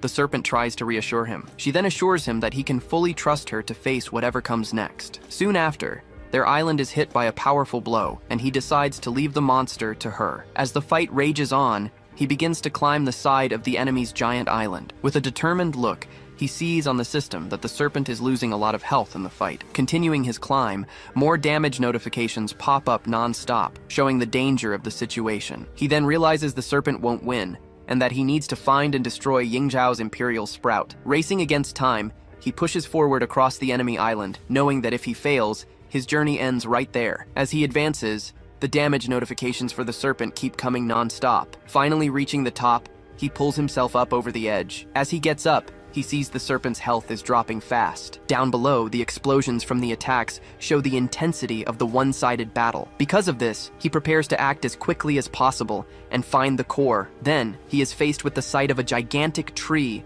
in the center of the island. Impressed by its size, he can barely believe what he's seeing. Walking through the field of flowers, he starts looking around for traps. But upon reaching the base of the tree, he realizes there are no defenses or guards nearby. At that moment, a look of suspicion crosses his face. Thinking about the enemy's strategy, he wonders why the monster would leave its core so exposed. Soon after, he touches the root, and a system window reveals that the sprout cannot be destroyed. Completely shocked, he finally understands why no one was protecting the area. Meanwhile, his serpent's health continues to be drained by the monster's attacks. Seeing the health bar at its limit, he knows time to save his core is running out. Desperate, he tries one last resort and strikes the giant root with his sword. He then unleashes a series of rapid strikes in the same spot, trying to create an opening, but the system repeatedly informs him that the Great Forest is immune to all his attacks. Unfazed, he draws his gun and fires a powerful shot at the trunk. However, the shot is simply repelled by the tree, and the immunity notification appears again. Realizing it's truly indestructible, he looks up, completely frustrated. Standing before the immense tree, he begins to think it might just be a protective shell. Searching for an entrance, he notices there's no visible way to get inside. Feeling a headache coming on, he regrets not having the disperse ability to solve the problem. In this moment of distraction, another man suddenly appears nearby. Staring at the protagonist, The newcomer maintains a serious and determined look. Meanwhile, the explosions from the fight between the serpent and the monster continue without stopping. Seeing the serpent's health bar nearly depleted, he realizes he has no choice but to fight. So, he decides he will no longer hesitate and will fight with everything he's got, even if it costs him his life. Suddenly, a mysterious voice asks if he's already giving up, leaving him surprised and wondering where it came from. Taking a step forward, a foot lands firmly on the flowery grass. Then, the man with the mustache who was hiding finally reveals himself completely. At this, the two face each other from a distance, positioned near the tree's giant root. Recognizing him, the protagonist identifies him as the mustache guy he had met before. Instantly, he remembers that this guy is the player with the disperse ability. As the serpent's health continues to drop, he knows he needs the man's help to remove the tree's blessing. With a confident look, he says he always knew the man was hiding back there. Crossing his arms, he accuses the man of waiting for them to weaken so he could eliminate them easily. With a smirk, he deduces that the man's ability doesn't work with his low stats and that he needs help. Hearing his words, the man with the mustache becomes visibly tense and starts to sweat. Seeing that he was right, he proposes a deal. He'll strengthen the man's stats in exchange for his help in removing the blessing. Still suspicious, he thinks the protagonist must have an ace up his sleeve to not fear a backstab. With a defiant look, he decides to see which one of them has the stronger plan. So he accepts the deal and tells him they shouldn't waste any more time. As the protagonist agrees, damage notifications for the serpent keep popping up, forcing him to stay calm. Seeing how easily he accepted, the man with the mustache suspects he's up to something and decides to keep his distance. The protagonist immediately stops him, telling him to stay 3 meters away for the blessing to be applied. Explaining that the attributes there are capped at 100, he asks if the man wants him to max everything out. Upon getting confirmation, the protagonist starts applying the blessings one after another. With his body strengthened, the man with the mustache feels incredible with so much power. With an evil smirk, he underestimates the protagonist and plans to attack him after dispelling the barrier. But first, he approaches the tree, ready to use his skill. Extending his hand, he finally uses his dispel ability on the tree trunk. The system then reports that, despite an initial failure, the dispel was a success, thanks to the maxed out attributes. Shortly after, a notification confirms that the blessing of the 100 Flowers goddess has been removed. With the blessing gone, the tree's protection begins to fade, revealing its true form. With a shattering sound, the tree's protective layer finally breaks completely. Then, fragments of the blessing scatter into the air, revealing the real tree underneath. Celebrating that the plan worked, the protagonist prepares for the next step. Suddenly, a roar echoes in the distance, followed by a large explosion on the neighboring island. Hearing the sound, he recognizes it as the furious roar of the Ying Jiao. Seeing the serpent's health nearly depleted, he turns to destroy the tree, but the man with the mustache draws his sword. In a swift move, the man tries to strike him, warning him not to be careless, but the protagonist moves quickly, leaving only an afterimage behind and resetting the blessing. Shocked, the man with the mustache doesn't understand how he could be faster even with capped attributes. With his sword in hand,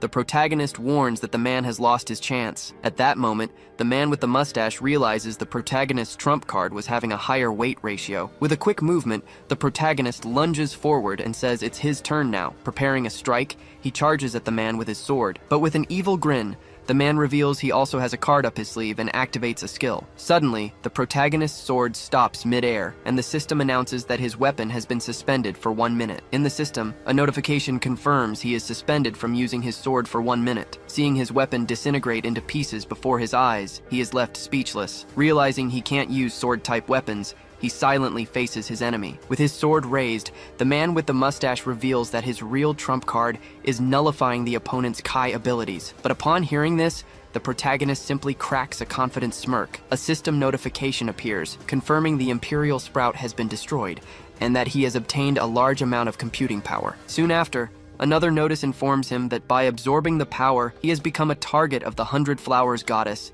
and earned the hatred of all her followers. Back on his island, the spirit serpent appears, visibly exhausted after the battle. With a weak body, she can barely hold herself steady, showing how tough the fight was. Sitting in front of her, he thanks her for holding on for so long. The serpent then says she did what she could, and begins to revert to her smaller form. Once small, she comments that they gained over 1,500 computing power and asks what he plans to do with it all. Analyzing his plans, he decides to first evolve her to level 10, and only then will he gather more power to ascend to the next floor. The serpent agrees that, although slow, this is a much safer approach. He asks if upgrading the territory will take them straight to the ball of light, but she explains that the area is divided into 5 floors, and he'll need 4 more upgrades to reach the top. With a smile, he asks why she doesn't just fly him up there. The serpent then explains that only her small form can float, and he decides they will rest before collecting more power. The scene cuts to the man with the mustache's territory, where he appears, recovering from the confrontation. With a shocked expression, he realizes that he somehow managed to survive. Checking his attributes, he sees he was revived because he had computing power, but he lost 60% of it in the process. He then sends a message to his leader, explaining that he died but was revived in his territory. In the chat, he details the fight against the protagonist and laments that the weapon suspension item was taken. Meanwhile, the protagonist uses the power to evolve his serpent to level 10, turning it into a chrysalis and reducing the suppression. Soon after, he hits the first floor's power limit, and the system warns that he needs to evolve his territory to proceed. Holding the power in his hand, he realizes the only way out is to upgrade Ace Island and ascend to the 2nd floor. With a determined look, he turns to face the challenge ahead. Running across his island, he decides to press forward and do whatever it takes. A system notification then informs him that he used 1,000 power to evolve Ace Island, increasing its limits and activating the construction function. Then his island begins to rise rapidly, flying towards the next floor of the dimension. Upon arrival, he calculates he'll need much more power to reach the control center, and wonders if he can gather enough. The scene cuts to the 2nd floor, a dark and foggy place. There, 2 phoenix-like creatures fly around a tree on a floating island. Observing from a distance, the protagonist prepares to explore this new territory, but a notification pops up, warning that he has entered King Kinhara's realm and has already accumulated 100 hate points. Confused, he realizes he needs to change his position to avoid facing a boss right away. Suddenly, a terrifying face with a giant smile appears in the darkness right in front of him. Whipping his head around in alarm, he goes on full alert against the new threat. Then, that thing opens a huge mouth and begins to devour the Phoenix Island he was just watching. Soon after, a dark, scorpion-like creature appears before him, leaving him clueless as to what it was. The serpent then explains that it's a ruin devourer, which swallows territories with weak membranes to protect other monsters. Processing the information, he understands that the monster attacks the most vulnerable islands. Looking at the dense fog, he tries to grasp the scale of the danger. Based on what he's seen, he deduces there must be at least 10 more of these monsters roaming freely around here. With a confident smile, a white-haired man appears in front of the protagonist. Meanwhile, in the enemy clan's chat, they discuss the need to understand the protagonist's abilities. They decide to go live the next time they find him. Soon after, a member named White Glove reports that he's found the protagonist. The leader tells him to go live immediately. Instantly, the stream starts connecting for everyone in the clan. Then, the main members of the enemy clan, including Uncle Mustache, join to watch the fight. In an instant, White Glove uses a freezing ability, leaving the protagonist completely shocked. Right after, he's hit by a blow to the head and defeated with a single attack. A system notification informs him that he has killed the player and absorbed 5% of their power. Aiming his weapon, the protagonist declares that he considers him an enemy and is only interested in killing him. The defeated player's body then dissolves into particles of light, leaving behind only a loot orb floating in the air. Analyzing the situation, the protagonist realizes that White Glove's territory is protected by the membrane. Preparing to jump, he understands he can go there to get the loot and destroy the enemy core without attracting the devourers. As he prepares, his hand begins to glow with intense energy. Suddenly, his eyes widen in total surprise. Reappearing in his territory, White Glove is shocked by the power of the protagonist's weapon. Meanwhile, the protagonist doesn't understand how the enemy revived, since the system confirmed his death. The serpent explains that in this dimension, it's possible to revive in one's own territory, but with a penalty of lost computing power. Annoyed at not knowing such crucial information, he decides to focus on defeating the enemy first and discuss it later. Equipping a pendulum, he prepares to destroy the enemy core and prevent him from reviving again. With the opponent in his sights, he positions himself for the final shot, but at the last second, an energy barrier appears, protecting the enemy's core. Enveloped in an aura, White Glove says that since they won't cooperate, the only option is to fight. He then dissolves into energy, inviting the protagonist to a new battlefield in the Kinhara Legion's territory. Observing the empty space, the protagonist suspects the enemy used his architect ability to hide his own island. With a serious expression, he realizes that refusing to cooperate might have been a bad choice, as now he'll have to fight directly. Standing at the edge of his island, He stares into the vastness of the new floor, filled with unknown challenges. Talking with the serpent, he decides the best strategy for now is to gather information before acting. Heading towards the Legion's territory, he says he's going to scout the area and asks the serpent to watch for any danger. Meanwhile, White Glove is already waiting for him elsewhere, ready for the second round of the fight. In the enemy clan chat, White Glove asks his leader for permission to try and finish off the protagonist for good. The scene shifts to inside the Kinhara Legion's territory, a dark, rocky place. Deep inside, sitting on a throne, is the monster lord King Kinhara, the area's level 90 boss. Suddenly, another character in golden armor appears, watching everything intently. Meanwhile, the protagonist explores the cliffs and dense fog of the new floor. Walking through a forest, he finds several flying creatures gathered around a tree. As he gets closer, he identifies them as monsters of different races, a white one at level 70 and a black one at level 80. Suddenly, one of the white creatures lets out a shrill cry, drawing attention. The monster then explodes in a flash of light, completely disintegrating. With the explosion, the tree in the center of the clearing begins to glow with intense energy. At that moment, one of the black creatures starts gathering the computing power released by the explosion. Watching from a distance, he spots the movement of the winged creatures. Suddenly, White Glove appears, sliding across the snow with impressive speed. With wide eyes, the protagonist is surprised to see the enemy there. In the blink of an eye, White Glove rushes towards him, leaving an energy trail behind. But the protagonist prepares himself and uses his blessing to increase all his stats by 500 points, transferring the monster's hatred to the enemy. A system notification then confirms that all of Kinhara's hatred has been transferred to White Glove. Confused, he raises his hand, surprised by the protagonist's ability. As the Kinhara creatures fly towards them, the protagonist approaches and uses a skill to steal the enemy's buff. Enveloped by the stolen aura, the protagonist feels his power increase, and the system confirms the blessing has been transferred. Stomping his foot firmly on the ground, he prepares for a counterattack. With the stolen power, he charges forward. White Glove feels incredible with the power, but his pleasure is cut short by a blow. With a malicious smile, he says that now, without the architect, and with all the monsters attacking, he wants to see how the protagonist will survive. But suddenly, the protagonist is surrounded by the winged creatures, which are moving into attack. Clenching his teeth, he braces for battle, showing that his health and knowledge points are at maximum. In the same instant, several swords of light appear from nowhere, trapping White Glove in a snare. Resetting his restriction, the protagonist prepares a new strategy. He then buffs himself with the 500-point blessing and decides he needs to get back to his island, but not before dealing with the enemy. Charging at high speed, he rushes White Glove, intending to finish him. At that moment, the enemy's restriction ends, and he transfers the weakness status to the protagonist. Trapped again by the swords of light, the protagonist is hit by an ability that weakens him. Bound by chains and swords, he finds himself in a tough spot as the enemy closes in. A system notification confirms he's under the effect of weakness, with all his stats reduced by half. As White Glove moves into attack, the protagonist creates a barrier to protect himself. Hidden behind his shield, he carefully watches his opponent's every move. Calculating that the enemy's stolen blessing only has 2 seconds left, he traps White Glove with the swords of light once more. Shocked, the enemy doesn't understand how he can use the same skill so many times in a row, but the protagonist draws his weapon and activates the pendulum, tripling the damage of his next attack. Leaping into the air, he fires a powerful shot, aiming right for the center of the sword trap. With a confident smile, White Glove says he was waiting for that attack. At the last second, he activates a reflection aura, intending to return all the damage. As the protagonist's blessings wear off, one of his barrier skills activates, reducing the enemy's strength. With a wave of his hand, he activates his secret technique just in time. The system notification then reports that White Glove's knowledge strength has been reduced to 0, canceling his reflection aura. Without protection, he is hit head-on by the shot, and the system confirms he has been defeated for good. Watching the enemy's body disintegrate,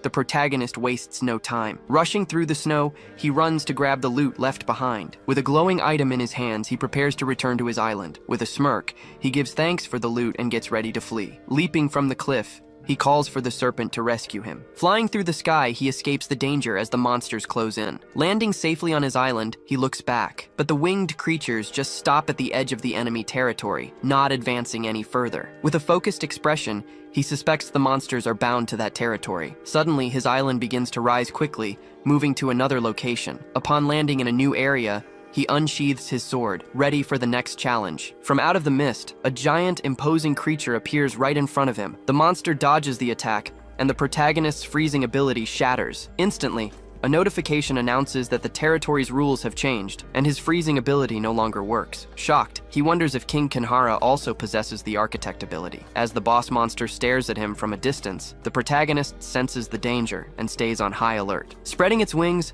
the creature prepares to attack with all its might. With a powerful leap, the monster flies toward him, ready for battle. With a serious expression, the protagonist deduces that all territory owners, whether monsters or players, have the architect ability. A system notification then informs him that upon leaving the enemy territory, King Kinhara's attention on him has decreased. Sitting on his island, he crosses his arms and starts thinking of a new strategy. Flying through the sky, he concludes that the owner of that territory is too difficult to defeat alone. With a snap of his fingers, he realizes he can only win if someone merges territories with Kinhara's, nullifying his ability. With a thoughtful look, he understands he needs to find someone to team up with. Watching the floating islands around him, he starts searching for a potential ally. Meanwhile, in his own territory, White Glove respawns, furious at being defeated again. A private message from his leader then arrives, telling him to stay calm and not lose his composure in front of the other guilds. Taking a deep breath, he calms down and replies to the message, saying he understands. In the livestream chat, he apologizes for losing his cool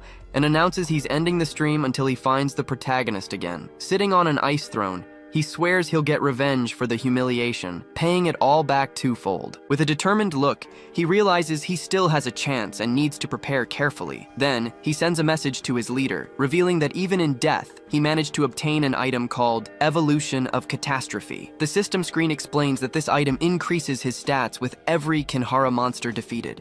And after accumulating 100, he can challenge the king and become the new territory owner. In the chat, he explains that he stole this status from the monsters, and that if he gets the king's title, the guild's power will increase greatly. Sitting on his throne, he opens a holographic screen and starts analyzing the information, but he laments not being able to kill the monsters alone, as they are too strong in large numbers and his abilities are limited by the suppression effect. His leader then suggests he try to contact the protagonist again, since the king's title is too tempting to pass up. With a thoughtful expression, he considers the idea of a temporary alliance with his enemy. Suddenly, a new message notification appears on the protagonist's screen while he meditates. The message from White Glove praises his strength, but says they can only defeat King Kinhara by working together. With a smirk, the protagonist realizes he needs his help, but decides he won't make it easy. In his reply, he agrees but sets his conditions, stating he's a support role and will only fight from within his own territory. Reading the message, White Glove becomes furious, shouting that the protagonist is much better at close quarters combat than he is. In the message,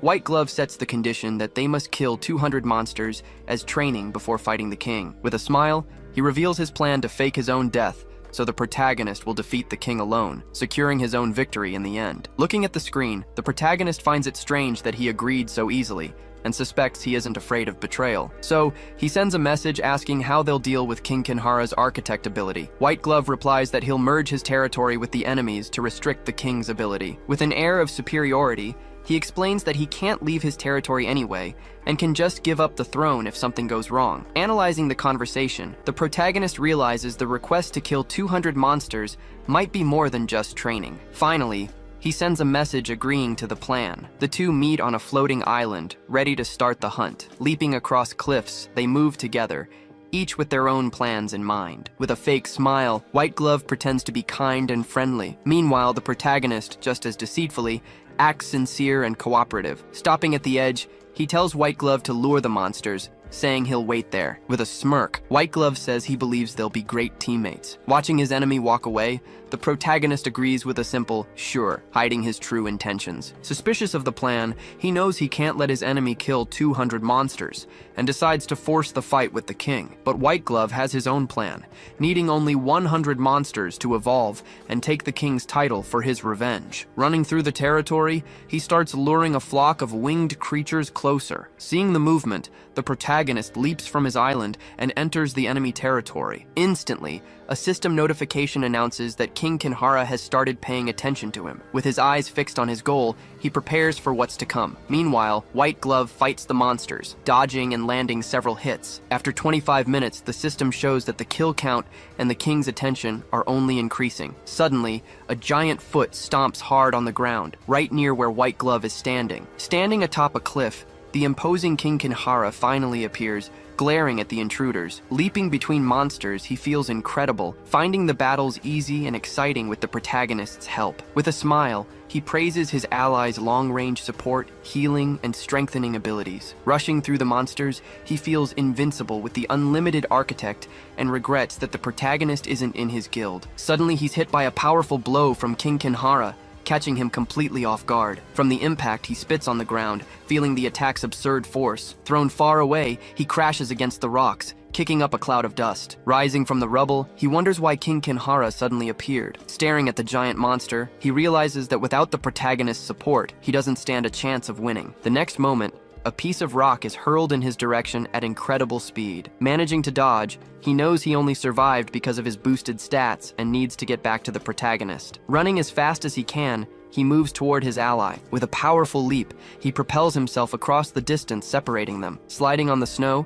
he creates an ice board to move even faster. Screaming in desperation, he warns the protagonist to fall back because King Kinhara is here. Hearing the warning, the protagonist turns, surprised by the boss's sudden arrival. As he gets close, he asks the protagonist not to forget to heal him. As the protagonist runs to heal him, King Kinhara strikes with a powerful blow, creating a crater in the ground. With a frustrated expression, White Glove doesn't understand how he attracted the king and regrets losing the chance to kill more monsters. The next moment, the protagonist uses his blessing, increasing all of his allies' stats by 500 points. Seeing his power restored, he looks at the protagonist, who is safe on his own island. With a battle cry, the protagonist says that since the king is here, they should just kill him. Motivated, White Glove charges toward King Kinhara and his minions. With his sword in hand, he unleashes a series of quick strikes, dodging and attacking the monsters with precision. Even with the support, he knows the fight will be tough, and suspects the protagonist might betray him at any moment. Facing the king, he realizes that without the leader's title, his life isn't guaranteed. Gritting his teeth, he prepares for battle, feeling the pressure of the moment. In a private message, his leader advises him to take the risk and trust that the protagonist won't attack him until the king is defeated. With a determined shout, he calls for the protagonist to attack, saying they'll kill the king together. In his last message, he tells his leader he still has enough computation points to revive one more time if the gamble fails. With a coordinated attack, the protagonist traps King Kinhara with his freezing ability. The monster lets out a high-pitched scream, trying to break free from the trap. With a powerful stomp, it shatters the ice on the ground, showing its immense strength. Standing before it, the protagonist prepares for a direct confrontation, facing the king up close. But the king is caught again by the freezing ability, which stops it mid-attack. With its guard down, the monster is hit by a powerful blow that shatters part of its armor. With a confident smile, the protagonist prepares to continue the attack. Losing its balance, King Kinhara falls to the ground, kicking up chunks of rock with the impact. Kneeling and wounded, the monster stares at the protagonist, surprised by the strength of his attacks. Shocked, White Glove realizes the protagonist only needed him to restrict the king's ability. With a smirk on his face, he sees a chance to wait for the final blow and steal the title. Anxiously, he yells for the protagonist to finish the monster off quickly, but with a slight smile, the protagonist just watches him, doing nothing. Seeing that he won't attack, White Glove backs away, shocked by the turn of events. With a serious expression, he stares at White Glove, showing no emotion. With a quick movement, White Glove stomps the ground and launches himself forward. Leaping toward the king, he prepares to deliver the final blow. With a focused gaze, he thinks that even if he dies afterward, it'll be worth it if he gets the title. As the king struggles, trapped by the protagonist's abilities, the ground trembles beneath its feet. Gritting his teeth, he lands several blows on the king, yelling that there's just a little more to go. With a smile, he turns to the protagonist, ready to reveal his plan. As he speaks, the protagonist watches him in silence, waiting for the right moment. Suddenly, a blow pierces his chest, taking him completely by surprise. A system notification then confirms that player White Glove has been killed. With his weapon drawn, the protagonist says that since he already knew his intentions, he just had to kill him. The next moment, the system announces that King Kinhara has also been defeated. Observing the king's territory, the protagonist notices that even with the boss's death, the island hasn't crumbled. With a thoughtful look, he realizes the only way to obtain the power is by destroying the Imperial Sprout. Surprised, he wonders why the serpent can't just tell him what's going to happen. At that moment, he's shocked to discover that monster lords can also revive. With a leap, the protagonist gets ready to follow the plan, but first, he decides to take the chance to destroy White Glove's Sprout while their territories are merged. The scene cuts to the city's rebirth area, a place with concentric circles on the ground. Suddenly, White Glove reappears there, completely shocked. Not understanding anything, He panics when he realizes he didn't revive in his own territory. Then, a system notification explains that he couldn't revive because his computation power was less than 100. Screaming in despair, he throws himself to the ground, unable to believe what happened. Meanwhile, in a private message, his leader orders him to investigate the protagonist's real-world identity. Back on the battlefield,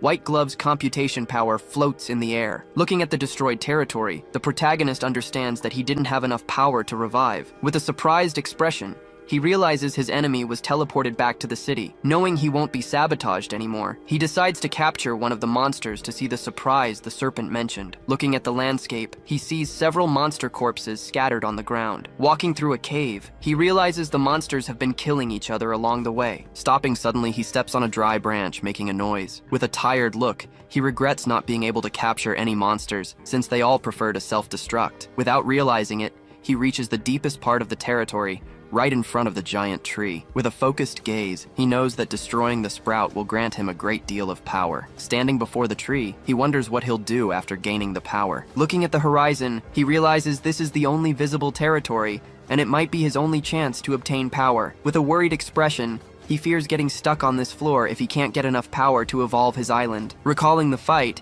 he realizes the black race monsters were using the white race ones to generate computing power. With a determined face, he decides he'll either try the same method or just destroy the sprout and hope for the best. Suddenly, a strange sound from a nearby creature catches his attention. Turning his head, he faces the small monster, curious about what's happening. With hearts floating around it, the creature looks at him in a friendly way, and he remembers a notification he received. The system screen then shows that by killing the king, he earned the hatred of the black race, but the favorability of the white race. Watching the small monster, he realizes it must be from the white race and decides to capture it. A system notification then confirms the monster has accepted to be his follower, and asks him to give it a name. Analyzing its attributes, he sees the monster has skills like Kai Possession and Catastrophe Evolution. The system screen explains the details of Catastrophe Evolution again, showing how it works to become the king of the territory. With wide eyes, he's shocked to understand that this was the big surprise the serpent had mentioned. Holding the small monster, he realizes that if he evolves it, the entire Legion's territory will be his. With a smile on his face,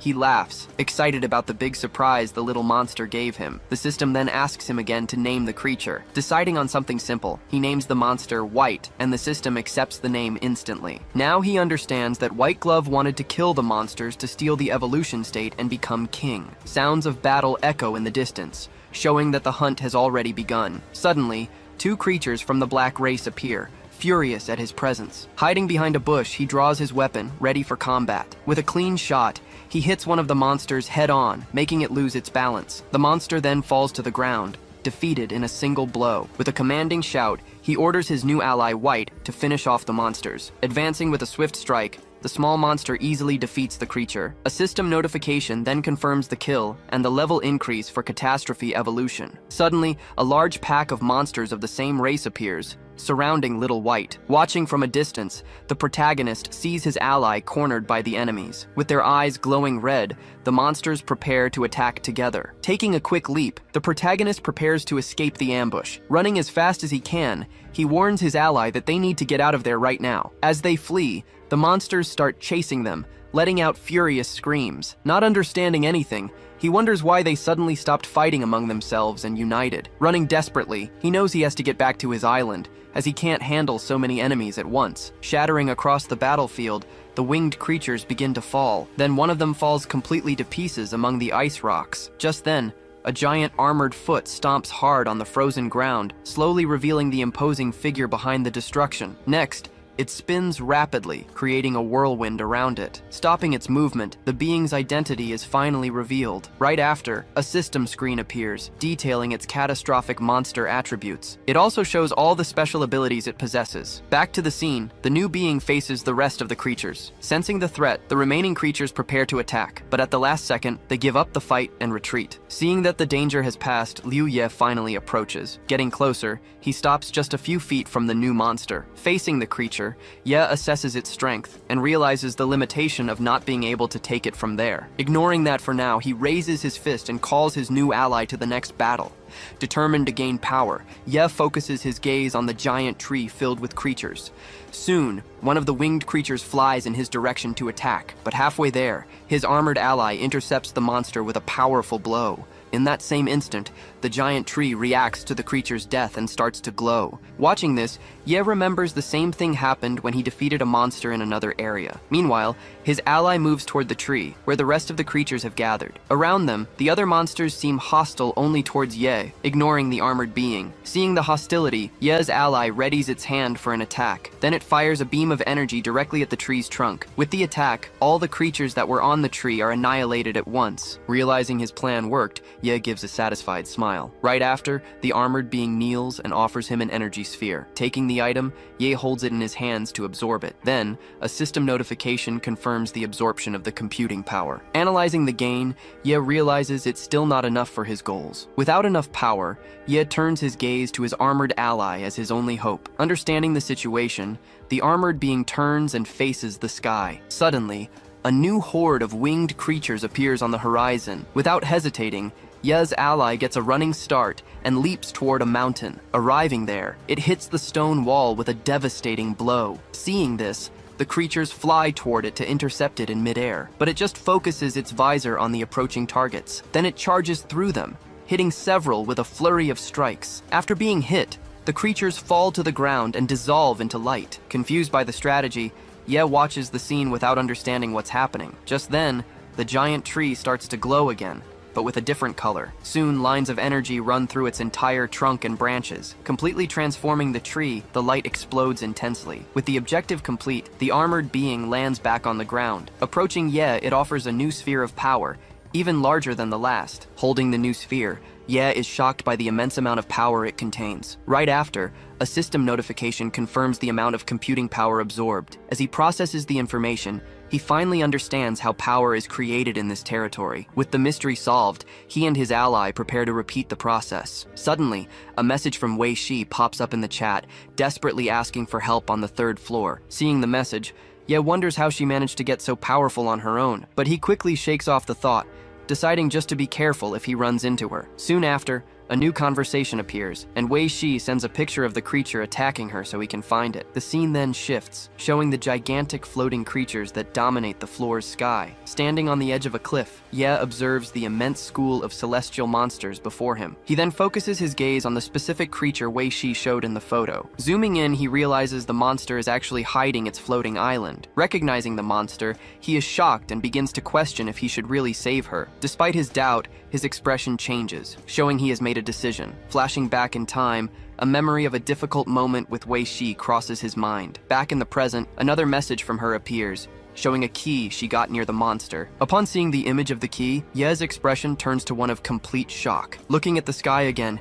he spots the floating island being carried by one of the creatures. At that same moment, the wyvern serpent appears beside him, explaining that the key opens the control center. Confirming the key is one of the conditions, the wyvern serpent explains the situation to Ye. With a determined look, he replies that if that's the case, they need to get it no matter what. Debating its location, they conclude the key must be inside the large creature. He then asks in the chat how to get in, and Wei Shi explains the strategy is to simply jump. Cutting to the 2nd floor, 2 other competitors look out at the horizon from a platform. Shocked by the chat conversation, one of them wonders if they are just side characters, but his leader scolds him, telling him to stop with the nonsense and focus on what they need to do. Looking at his floor's lord monster, he notices there's also a key above its head. Back to Ye's location on the 3rd floor, he stares at the giant creature in front of him. Having made his decision, he gets into position and states that he needs to go get that key. Meanwhile, Wyvern wishes him to be careful and promises to wait for his return. Entrusting his island to her care, Ye prepares himself and leaps toward the monster. In mid-air, he propels himself forward with his arms outstretched. As he touches the creature,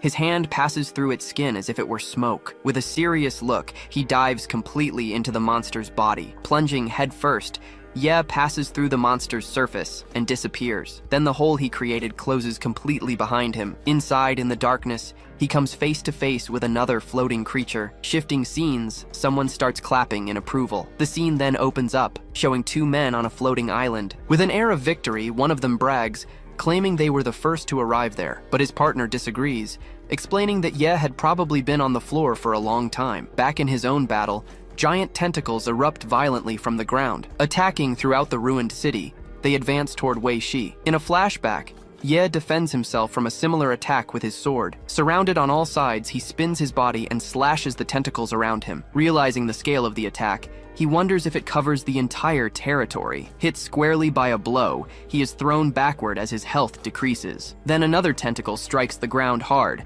kicking up a cloud of dust. Back in the present, Wei Shi watches the scene from atop the rubble. Taking a step forward, she approaches the edge. Before her, the tentacles attack a specific area with overwhelming fury. A system notification shows that Ye is taking continuous damage. Being hit repeatedly, he turns, surprised by the amount of damage. But another notification pops up right after, showing he has recovered all his lost health. Suddenly, a sound catches his attention, interrupting the flow of the battle. Hearing a voice telling him to hang in there, Ye braces himself for what's coming. Tracing a path through the debris, lines of energy guide the tentacles for a coordinated attack. Following the lines, Ye leaps at high speed toward Wei Shi, who watches him from the rubble. But suddenly, another woman appears in his path and launches an attack. Immediately after, a system screen details the skill as the energy surges forward. Reaching its target, the attack hits Wei Shi squarely all over her body. Her eyes turn completely white, and she turns her face to the side. Then she turns to face Ye, who watches the scene from below. Standing among the tentacles,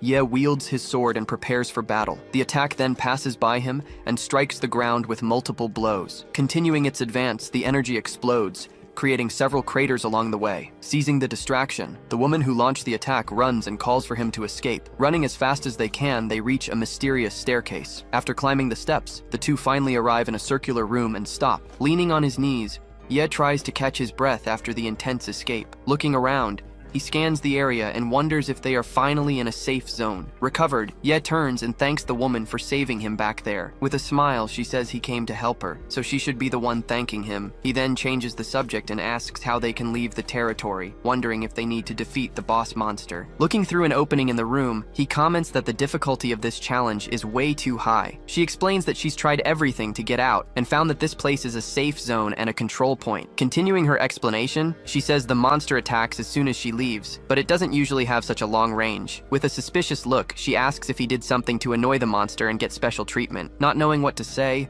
Ye just looks away and breaks into a cold sweat. Seeing an opportunity, she says the situation might be favorable, as they need strong bait like him to distract the boss. Processing the information, his eyes narrow slightly as he listens intently. Interested in the idea, he crosses his arms and asks her to tell him more about the plan. With a plan in mind, she explains that she has a skill that can defeat the boss if used 3 times, and she's already managed to use it twice. Looking at him with a smile, she finishes by saying he just needs to keep the boss busy for a while, so she can use the final skill. Taking a step forward, Yi returns to the ruined city. He then takes his stance, sword in hand, ready for battle. Scanning the scene, he spots his opponent on top of a building. Meanwhile, the local boss stares back at him, her eyes glowing, sitting on the tentacles. She points toward the floating key. Soon after, a system notification informs him that his stats have been buffed. Advancing without fear, he lunges into the midst of the tentacles with his sword. Then, a private message arrives, warning him that he can only hold out for 30 seconds. Carving a path,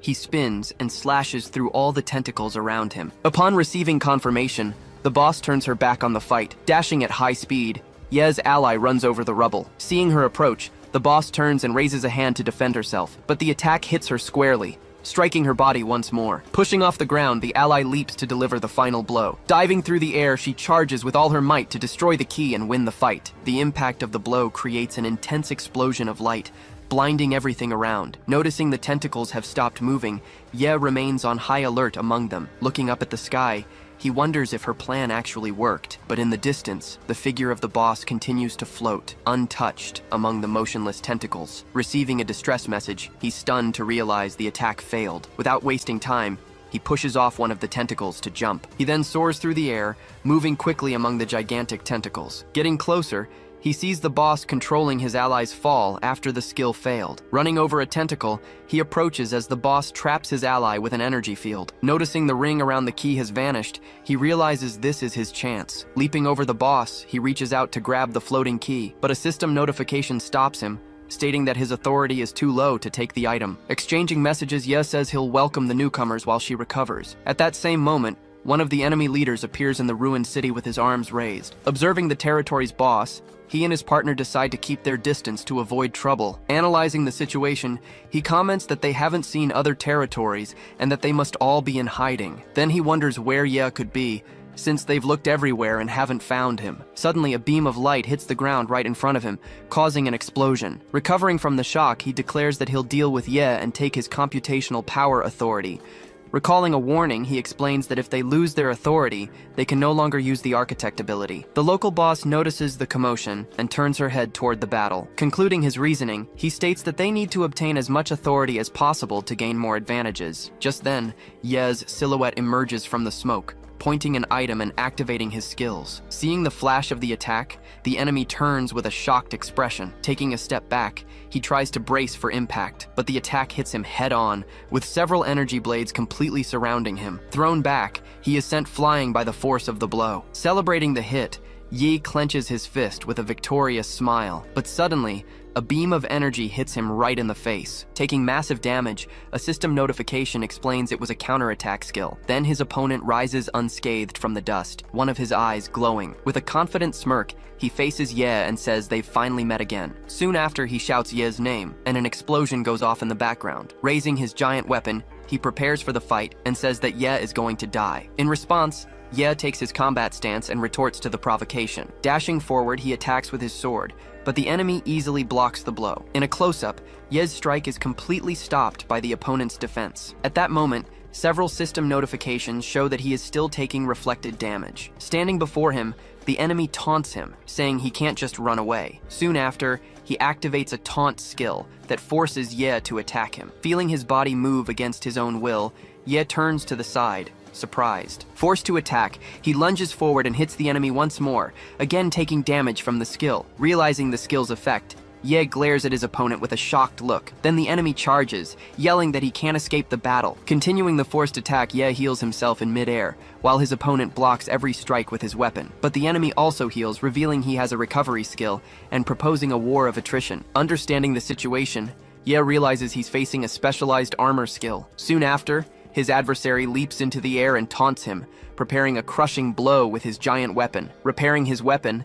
the enemy stomps hard on the ground. Immediately, a huge cloud of dust rises, covering the entire battlefield. Through the smoke, Ye's silhouette emerges from the rubble, facing his adversary. Watching the enemy recover his health, Ye stares at him with a serious, focused gaze. Suddenly, he glances to the side and spots the enemy's partner in the distance. With open arms, the newcomer prepares to join the fight. Unintimidated, Ye plants his feet firmly on the ground and prepares for combat, but his opponent surprises him, pointing a weapon directly at his face. Ignoring the danger, Ye activates a skill and hits the enemy with a devastating blow. With the impact, the adversary falls to his knees, forced to the ground by the attack's power. At that moment, a notification announces the end of his buffs, and he retreats. Running away, he complains to his ally about almost being defeated. Back there, the enemy's partner just watches the scene with a smile. Then he raises his hand and casts a skill that buffs his teammate. Realizing the situation, Ye faces his two opponents with a determined look. From a distance, Ye uses a debuff skill that hits his opponent. Upon being hit,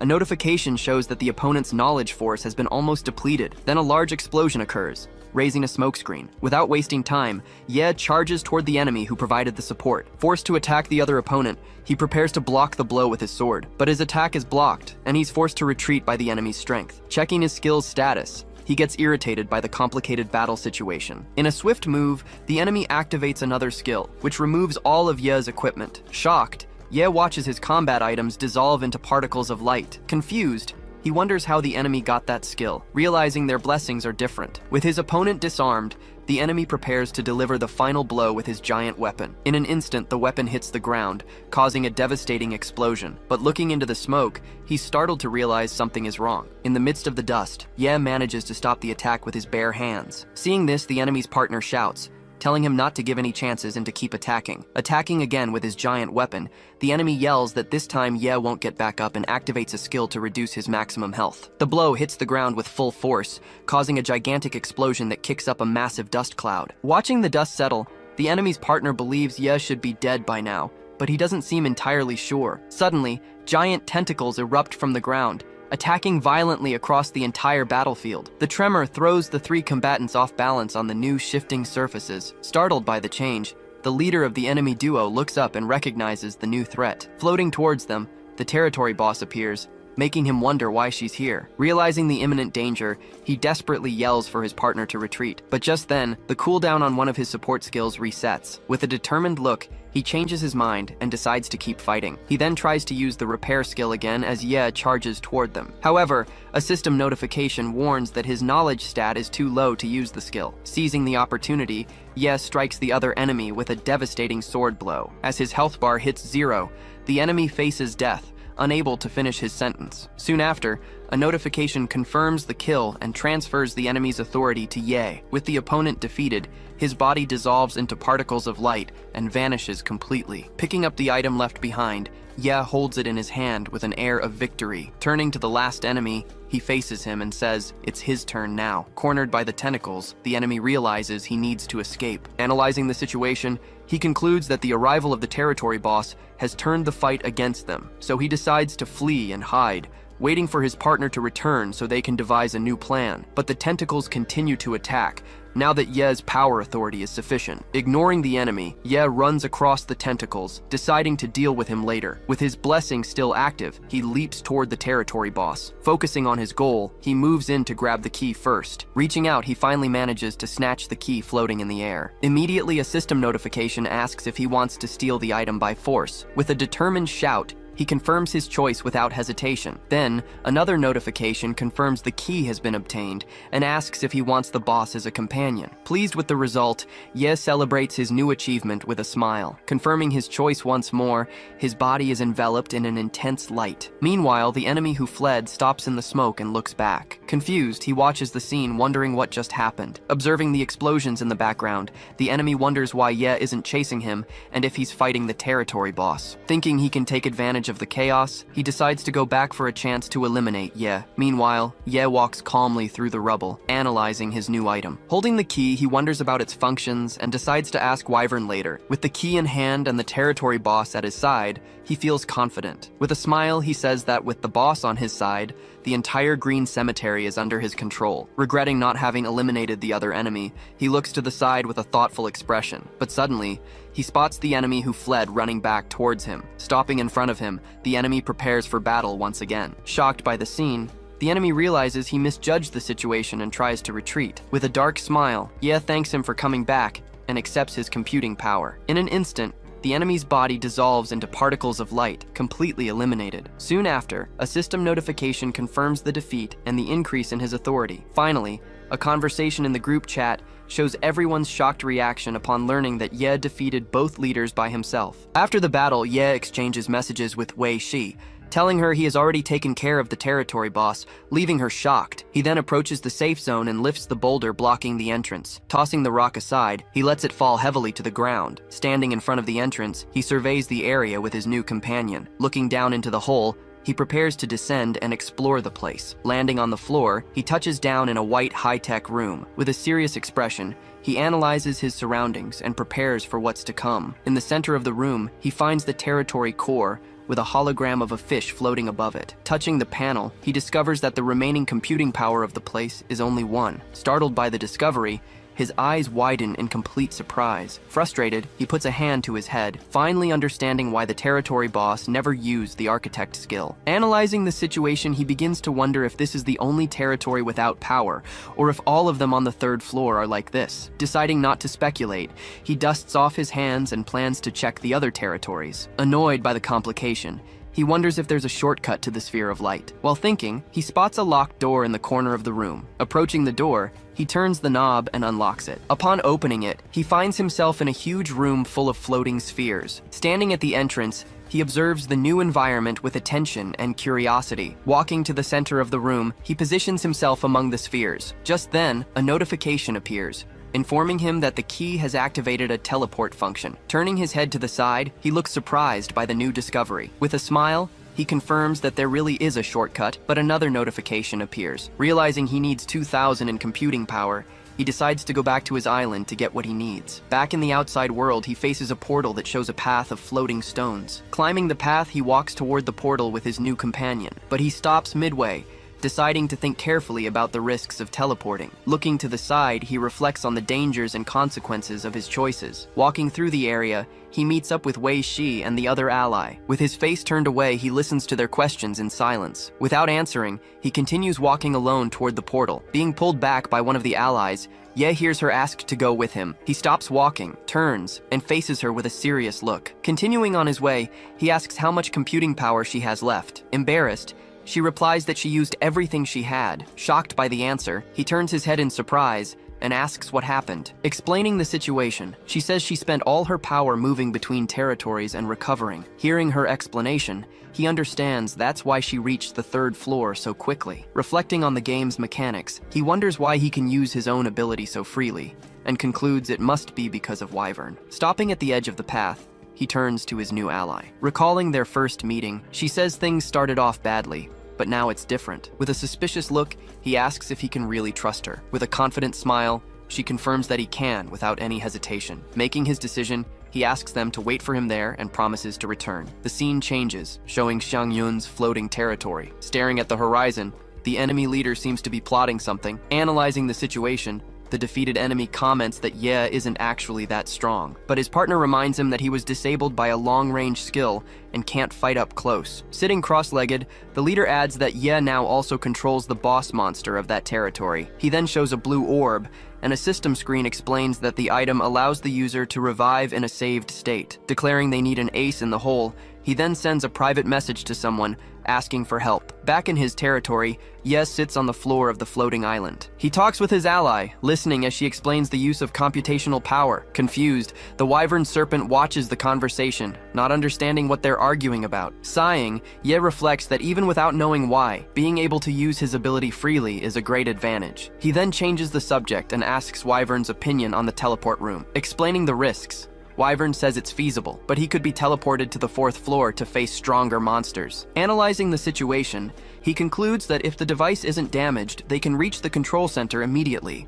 With a determined look, he declares he's willing to risk it and take this chance. Wyvern then confirms her master's decision. Planning his next steps, he decides to take 5,000 computational power and leave 100 behind so he can revive if he dies. With a smile, Wyvern suggests that since he's going to take a risk, why not risk it all at once? Approaching him, she explains that the goal is to reach the control center before everyone else. Surrounding him with her energy, she says that if he goes alone and dies, he'll lose his authority, but if she goes with him, their chances of success increase. Shocked by the proposal, he turns in surprise and stares at her. With Wyvern by his side, he asks if she can really leave the territory and follow him. With a serious face, Ye looks at Wyvern and questions her. Closing his eyes, he asks how much of her power she can use outside the territory. Floating above the island, Wyvern replies that with enough computational power, she can use her full power. Reflecting on his choices, he concludes that he can't leave himself an escape route if he wants to uncover the mysteries of this world. With a determined gaze, he declares they will risk everything and go together. Agreeing with his decision, the Wyvern serpent nods her head. Engulfed in Wyvern's energy, he prepares for the fusion and what's to come. Then, a glowing mark appears on his arm, spreading across its entire length. Soon after, the mark disappears, and he feels new power flowing through his body. At that same moment, the ice island begins to break into several pieces. Floating above the debris, Ye raises his fist and destroys what remains of his territory. Next, a system notification explains that the depot item has merged with him and that he has gained a new ability. Sensing the change, a light glows on his chest, and he realizes he is now treated as his own territory. With a serious look, he crosses his arms and faces the new challenge before him. Standing on a floating rock fragment, he looks at the giant creature and prepares to leave. Leaping from the rock fragment, Ye leaves the chaotic scene behind. Back on the stone path, he approaches his allies who were waiting for him. Standing amidst the rubble, one of his allies watches him with a thoughtful expression. Looking to the side, she seems to reflect on Ye's presence and what he represents. Meanwhile, a mystical creature appears and advises her to eliminate the other candidates to survive. With a subtle smile, she listens intently to the creature's words. The creature then tells her to use Ye's trust to her advantage and not waste the opportunity. Agreeing with the logic, she touches her face, but seems to have her own doubts. Suddenly, she grabs the creature and pulls it close with an irritated look. Staring at the creature, she firmly declares that she believes in Ye more. Tossing the creature away, she hurls it toward an abyss. As the creature falls, it says it chose the ally precisely for her distrust and for always choosing what benefits her most. Confused by the words, The ally brings her hands to her face, seemingly in internal conflict. In a flashback, she remembers a time she was saved by another man. Blushing, she thinks of the warmth of his embrace and how she can't bear the thought of betraying him. Suddenly, something falls from the sky, landing on the ground with a thud. Then, Ye lands hard, shattering the ground around him. Standing in front of one of his allies, he stares at her seriously. Looking at the ruined city, he prepares for the next challenge. Turning to his ally, he tells her it's time to go, and she readily agrees. But at that moment, more things start falling from the sky, catching their attention. They stop walking and turn to see what's happening. Suddenly, the two enemies he had defeated reappear on the battlefield. At the same instant, the territory boss appears, looking confused by the situation. Regaining her composure, she is enveloped by her tentacles and prepares to fight. Deciding to flee, Ye pulls his ally aside, explaining that the enemies must have a trump card to have returned. Analyzing the situation, he concludes it's best to let the territory boss deal with them first. Meanwhile, the tentacles surge forward, attacking the enemies with full force. Suddenly, a bright light shines in the middle of the battle, catching Ye's attention. Just then, a system notification explains the new counterattack skill he has obtained. Suddenly, a notification informs him that his follower has been eliminated, leaving Ye shocked and confused. Then, one of his allies flies in, explaining that the attack was a special effect from a damage accumulation skill. Immediately after, a system screen details the skill, and a new opponent appears in the smoke. Stopping beside his ally, Ye prepares for combat against the newcomer. Wielding her sword, the new enemy introduces herself as a member of the Sky Tower Guild. Advancing quickly, she uses a rush skill, her speed cracking the ground beneath her. Leaping into the air, she attacks Ye with 19 stacks of her assault skill, but he blocks the blow with his sword, successfully defending himself. Trapped by energy chains, the enemy is paralyzed in mid-air, unable to move. Pointing his weapon at her, Ye taunts her, but she just smiles confidently. Suddenly, the enemy breaks free and dodges his attack with a perfect evasion skill. At that moment, a system notification informs him that his attack activated the enemy's passive skill. Without wasting time, Ye lunges with his sword, but his strike passes right through her. Then, another notification shows that the enemy's counterattack dealt no damage and was activated again. Attacking once more, Ye tries to hit the enemy, but his blow phases through her again. Targeted by a barrage of attacks, he is bombarded from all sides. With a wicked smile, the enemy prepares to deliver the final blow as the restriction time ends. Worried, Ye's ally realizes the enemy's skill won't stop until it hits, meaning he will die instantly. Suddenly, Ye's body is enveloped in energy, and a notification announces the end of the restriction skill. In the distance, the two enemies watch the scene, one commenting that he now understands his partner's confidence. In a flashback, they discuss spending 2 days accumulating the skill's power and saving it with the orb. Confident in their victory, the leader climbs a rock and says a single attack will be enough to finish Ye. Standing atop a pile of rubble, he watches the battle from afar. With wide eyes, he watches the scene unfold with a shocked expression. Suddenly, Ye manages to land a blow on the enemy, dealing a massive amount of damage. Surprised by the hit, the enemy realizes that a barrier connected to Wyvern protected him. As a phantom of himself appears, Ye declares that it's his turn now. Charging forward, he strikes the enemy with a powerful sword blow, shattering her defense. Observing the fight, the enemy leader watches from a distance, shocked by the turn of events. Rushing to help, the other enemy prepares to watch Ye die, but his leader stops him. Turning with a shocked expression, he asks what's happening. With a sharp gaze, Ye faces the approaching enemies. Standing in the light, he taunts them, asking if they came to give him equipment orbs. Frightened by the situation, the two enemies decide to flee for their lives, but Ye activates a skill, freezing them in place and eliminating them with a final attack. Then, a series of notifications confirms the defeat of all three opponents and the increase in Ye's authority. Observing Ye's strength, his ally begins to plan a way to evolve and become even stronger than him. Meanwhile, Ye picks up the orb left by one of the fallen enemies. After stowing the item, he turns to his ally, who is watching him from a distance. With a confident look, he stares at the path ahead, ready to continue. Calling for her to come, he says there shouldn't be anyone left to cause trouble. With a smile, she agrees and follows him, but the mystical creature continues to influence her. Taking a step forward, she continues to walk beside Ye. As they walk, the creature keeps whispering in her mind, encouraging her to attack. With her face turned away, she listens to the advice without showing any reaction. Stopping, Ye questions her, saying they no longer owe each other anything, and asks why she's still following him. With a serious look, he faces her, waiting for an answer. Staring back at him, she asks if he's looking down on her or if he's just too confident in himself. Crossing his arms, he explains that they are heading to the 4th floor, where the danger will be even greater. Hearing his explanation, She remains silent, processing his words. Continuing to walk, he says they should act as companions until they find the authority. Extending his hand, Ye invites her to work together for a while longer. Standing in front of her, he formalizes the alliance proposal. With wide eyes, she stares at his outstretched hand,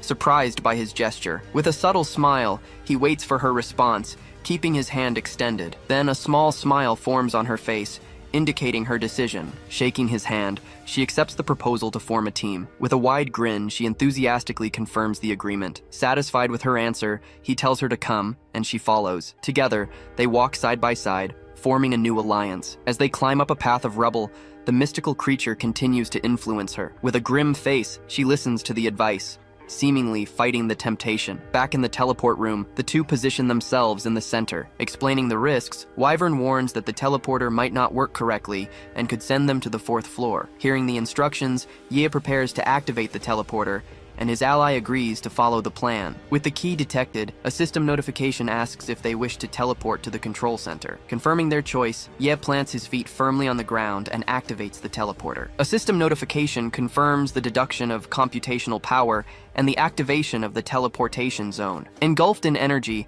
he warns his ally that he doesn't know what awaits them on the other side. With a serious look, she replies that she knows the risks but is ready. Then, the energy intensifies, and the two are enveloped in the light of the teleporter. Suddenly, the scene shifts to a dark and stormy sky filled with lightning. Next, the image shows a vast frozen ocean with a strong wind blowing. In the middle of the ice, a teleportation platform emerges from the mist. The platform begins to glow, indicating that someone is arriving. In the blink of an eye, the two appear on the platform in a beam of light. Looking around, they realize this place doesn't seem to be the entrance to the control center. Floating in the air, Ye looks up and observes the scenery around him. In the sky, he spots what appears to be the final floor of the dimension. Surprised, he realizes they haven't reached the 5th floor yet. Looking down, he confirms that they were, in fact, teleported to the 4th floor of the dimension. Suddenly, Ye gets a message from Wei Shi, warning him that she's being controlled. In that same instant, a fire attack rushes toward him. Barely dodging,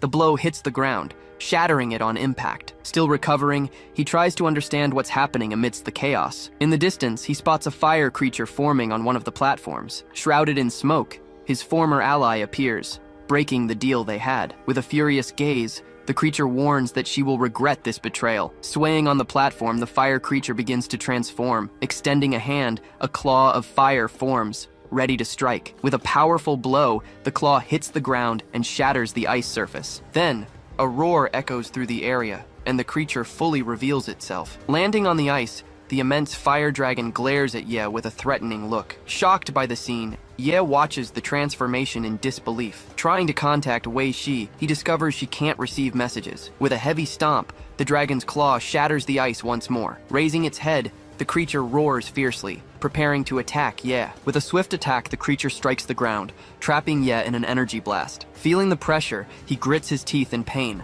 struggling to break free. Wrapping its tail around Ye, the dragon asks him why his guide creature isn't appearing. Angry, Ye shouts at Wyvern, asking what she's doing. In a mocking tone, the dragon reveals that the world of Yuan was destroyed long ago. As the dragon laughs, a notification informs Ye that he has been silenced and cannot use any skills. Opening its maw, the dragon prepares to devour him, saying the effect will be the same. Desperate, Ye screams Wyvern's name, begging for help. Suddenly, Wyvern appears and charges toward the dragon, crashing into it. Wrapping herself around the dragon's body, Wyvern pins it down, ready for battle. Together, the two beings face off, preparing for an epic showdown. Fallen on the ground, Ye hears Wyvern's instructions to use his architect skill. Kneeling on the ice, he tries to activate the skill and sets the success rate to 100%. After an initial failure, a notification confirms the skill was successfully activated. Surprised, he stares at the notification, shocked that he could use the skill even while restricted. Facing Wyvern, the dragon taunts her, saying it already knew of her presence. As Wyvern's body begins to dissipate, the dragon continues its taunts. Facing its opponent,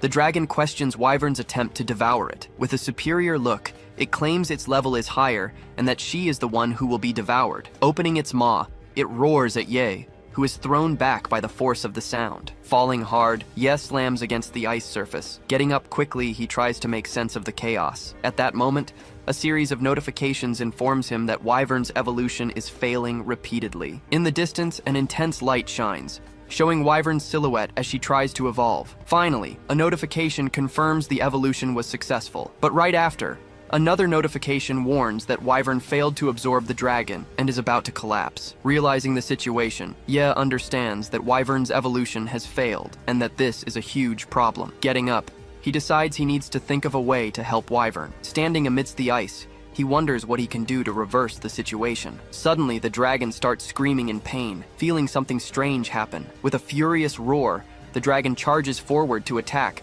but ends up crashing into the ground. Just then, a notification informs him that Wyvern has absorbed energy and is evolving again. Wide-eyed, Ye watches the scene, surprised by the turn of events. Confused, he wonders what just happened as the evolution energy dissipates. Soon after, he receives a private message from Wei Shi, who apologizes for not being able to go with him. Shocked by the message, he wonders if she sacrificed herself to take the dragon down with her. Watching the energy fade, he stands in silence, processing the loss of his ally. Sighing, he brings a hand to his face, relieved to have survived but sad about her departure. Exchanging their last messages, he thanks her for her help, and she says goodbye, asking him to come back to help her level up. With Wei Shi's death, a system notification announces an increase in Ye's computational power. The surrounding scenery dissolves, revealing a vast field of broken ice. A piece of ice is thrown and bounces across the frozen surface. Walking towards the teleportation platform, Ye finds it completely destroyed. Standing in the center of the cracked circle, he carefully observes the damage. Kneeling down, he confirms that,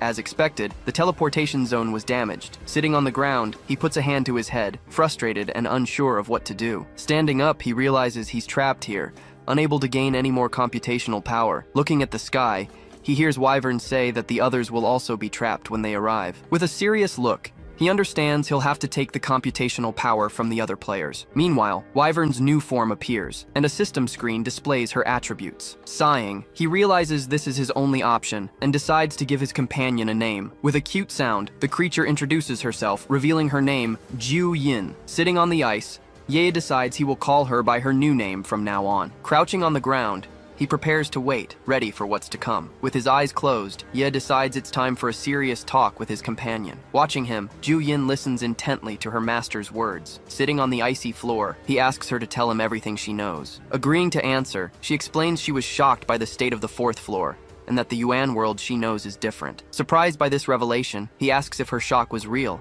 and not just an act. Assuming her new form, Ju Yin prepares to explain the situation in more detail. Recalling the dragon's words, she confirms that the Yuan world was destroyed a long time ago. Reflecting on the information, Ye realizes he needs to ask the right questions. Looking at the sky, he asks what the digitized membrane is, and Ju Yin explains it's an advanced enhancement system. Shocked by the revelation, he starts connecting the dots and understanding the true nature of authority. With a serious look, he wonders if the changes to the system were intentional or caused by some event. Lowering his head, he reflects on the system's true purpose and why it was activated. Sitting on the ice, he asks Ju Yin who created the Yuan world and what their goal was. Looking at the sky, she admits she doesn't know, but believes all the answers will be at the final destination. As they talk, the top floor of the dimension begins to glow, indicating something is about to happen. Feeling the vibration, Ye turns and asks what's happening. Suddenly, the ice floor begins to shake and crack all over. With the impact, the floor explodes,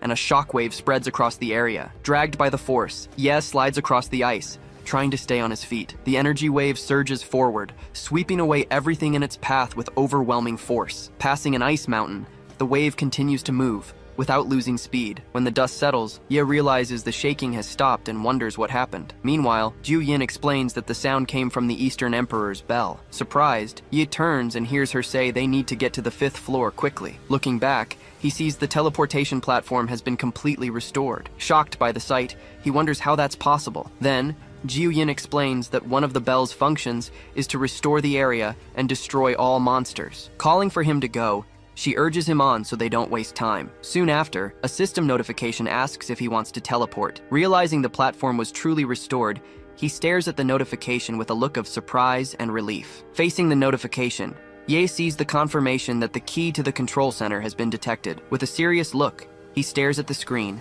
knowing this is the path to the 5th floor and the secrets of the Yuan world. Raising his fist, he confirms his choice and prepares for the final teleport, ready for whatever comes next. Upon arriving on the 5th floor, a notification details the suppression of his abilities and the new attribute limit. Looking at the scenery, he realizes that the 45% suppression still allows him to use his blessings. Just then, a large spherical structure in the sky begins to rotate, revealing an opening. From inside the opening, a beam of light descends and hits a floating platform, revealing a structure. Amidst the ice, the membrane's digitized control center materializes before his eyes. Standing in front of the structure, he recognizes it as the gate to his final destination. In the center of the room, he spots the Eastern Emperor's bell, and Ju Yin asks him about the danger. With a watchful eye, Ju Yin advises him to stay alert, as they don't know when the bell's cooldown will end. Observing the gate, Ye agrees they don't have much time and need to find a way to use it. Looking back, he wonders if destroying the place would prevent others from getting there. Flying towards one of the floating islands, they decide they need to make the most of the time they have. Standing on the edge,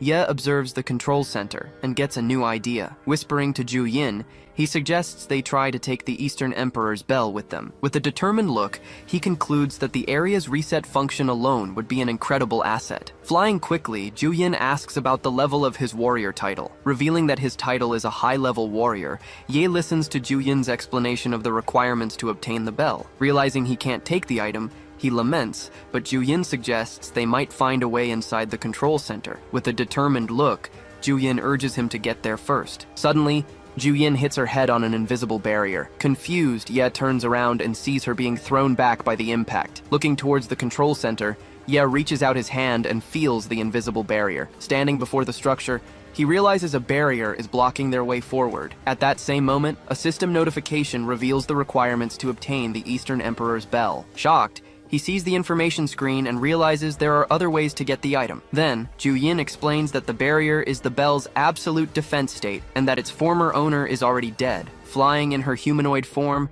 she wonders who could have possibly killed such a powerful monster. With a hand on her face, she reflects on the mystery, wondering what happened to the world of Yuan while she had lost her memory. Turning to Ju Yin, Ye says they don't have time to think about it and asks if there's a way to break the barrier. Explaining the situation, Ju Yin says the barrier can only be removed if he is recognized as the bell's master. Frustrated, Ye wonders if they'll be stuck there after coming so far. In silence, Ju Yin just watches her master's frustration, not knowing what to say. The scene shifts to a random area on the 3rd floor, where a giant creature appears. Suddenly, an explosion erupts and the creature is thrown far away by the impact. Crashing hard to the ground, the monster is defeated in a single blow. In the distance, the silhouette of a man rises, victorious after the battle. Standing in a pool of light, the man reveals himself, showing his appearance. With an air of superiority, he declares he will leave the sanctuary and join the back garden. Running towards him, his partner praises him, saying he never thought he'd defeat a catastrophe-level monster so easily. Floating in the air, the man asks if he isn't worried about offending Dunyang. With a smile,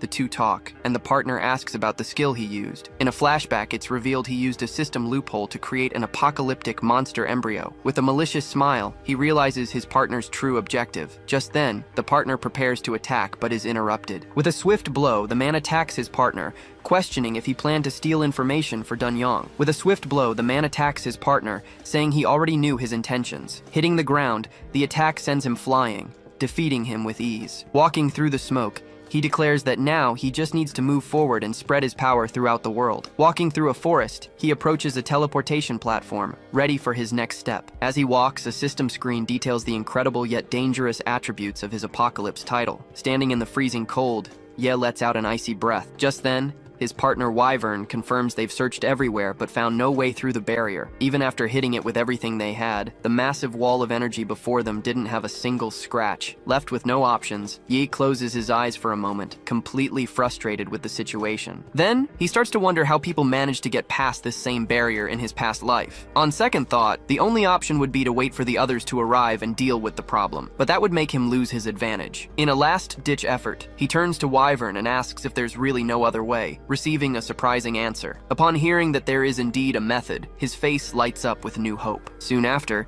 the small serpent explains that she can try to assimilate with the barrier, but she'll need uninterrupted time to do so. Understanding the gravity of the plan, Ye realizes that while Wyvern is busy, he'll have to deal with anyone who shows up on his own. At that moment, he concludes that the biggest threat right now is the leader of the backyard garden, the only one who could get there in time. Determined, Ye tells Wyvern to handle the barrier, assuring her he'll take care of everything else. With the plan set, the two of them prepare before the vast, floating barrier. Before starting, Wyvern gives one last warning, asking him not to let anything interfere with the process. Then, the serpent flies toward the energy and begins the assimilation, while Ye gets into position to stand guard. As calm reigned, the sky remained clear and cloudless. Suddenly, a disturbance cuts through the air, shattering the silence. Believing no one would arrive so soon, Ye looks up in surprise. Immediately after, the massive barrier in front of him begins to move slowly. Noticing the change, he focuses his attention on the barrier, trying to understand what's happening. Taking a step forward,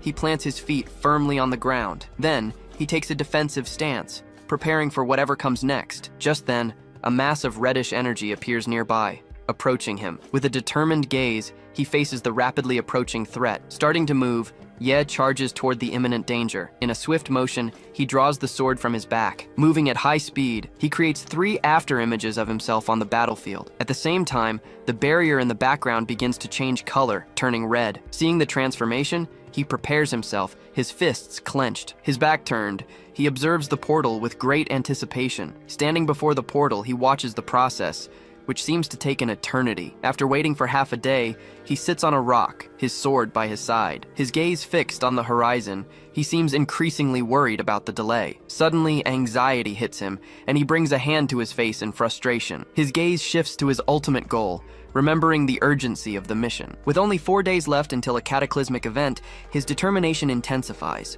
Then, he reaffirms his goal, to obtain the power needed to prevent the disaster. In a vast desert, strength is useless without vital resources. Meanwhile, in a city, even the simplest person can survive with ease. But that peace is threatened, and he clenches his fist, wishing only for a simple life. His gaze then turns sharp, showing he will not give up on his goal. Back in his position, he reinforces his decision to stop the catastrophe at any cost. He then sends a message, asking for information on a potential enemy. Soon after, a crystalline energy appears floating in the sky, catching his attention. Noticing the movement, his eyes widen as he senses someone arriving. At the same instant, beams of energy erupt from the ground, heralding someone's arrival. Immediately after, a mysterious figure lands firmly on the frozen ground. Before Ye, a tall, bald man with an intimidating gaze appears. Surveying the scene, the newcomer stares at Ye, who is standing guard near the barrier. Confirming his suspicions, Ye recognizes the enemy and prepares for the impending combat. At that moment, a message arrives from his ally, detailing the opponent's abilities and warning of a hidden power. Processing the new information, Ye is shocked to learn that the enemy possesses a special title. He then begins to suspect that this was the exact guy who managed to break the barrier in his past life. With this, he takes a firm stance, realizing the title might give the enemy direct access to the barrier. Seeing his opponent preparing to advance, he decides he can't let him get close under any circumstances. Leaping through the skies, the enemy flies at high speed toward the barrier. But halfway there, energy chains materialize out of nowhere and bind his body in midair. In that same instant, Ye draws a tech weapon and aims it directly at the immobilized target. Firing immediately after, he hits the adversary with a double energy blast. However, the outcome of the attack leaves him completely stunned by what happens next, because even after the attack, the enemy continues to advance without a single scratch. Soon after, an energy dome forms around the entire area. At the center of the dome, Ye prepares for his opponent's next move. Inside the original barrier, a bell-shaped object is revealed at the structure's center. Descending slowly, the adversary faces him with an air of superiority. He then proposes they work together to destroy the barrier, questioning why Ye attacked him. Maintaining a serious expression, Ye stares at his opponent without looking away. He then warns that if the adversary gets any closer, the barrier will never be broken, forcing him to keep his distance. Hearing the taunt,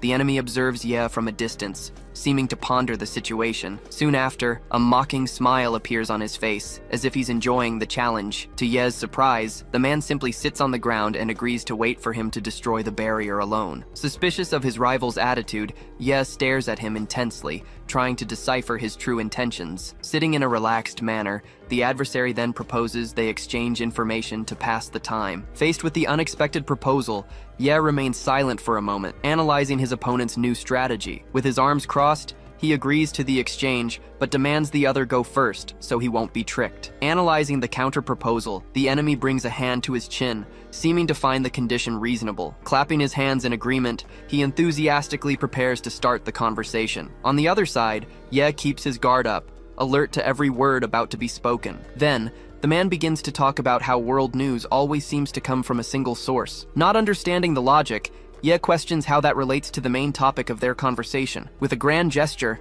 the adversary prepares to reveal the connection, maintaining his air of superiority. Leaning forward, the enemy reveals that an apocalypse is about to happen. Hearing the shocking revelation, Ye stares at his adversary with a serious expression. Next, the man holds up 3 fingers and claims the world will be destroyed in 3 years. Taking a step forward, he continues his explanation about the impending crisis. Then, he points upward, revealing that the key to solving everything is right above them. Pausing for a moment, he reinforces the importance of what he just said. That's why all the investment of power and resources is being focused on that place. Analyzing the story, Ye notices a huge lie in the details. Even so, he brings a hand to his chin, pondering if the truth isn't more complex than he imagined. Noticing Ye's distraction, the opponent points out that he has completely lowered his guard. At that moment, Ye realizes the enemy has gotten dangerously close without him noticing. Realizing the danger, he understands he could have been attacked, or the barrier could have been breached. With his arms crossed, the adversary faces him with a victorious smile. Standing before the large bell, the man shows he has total control of the situation. Then, in a commanding tone,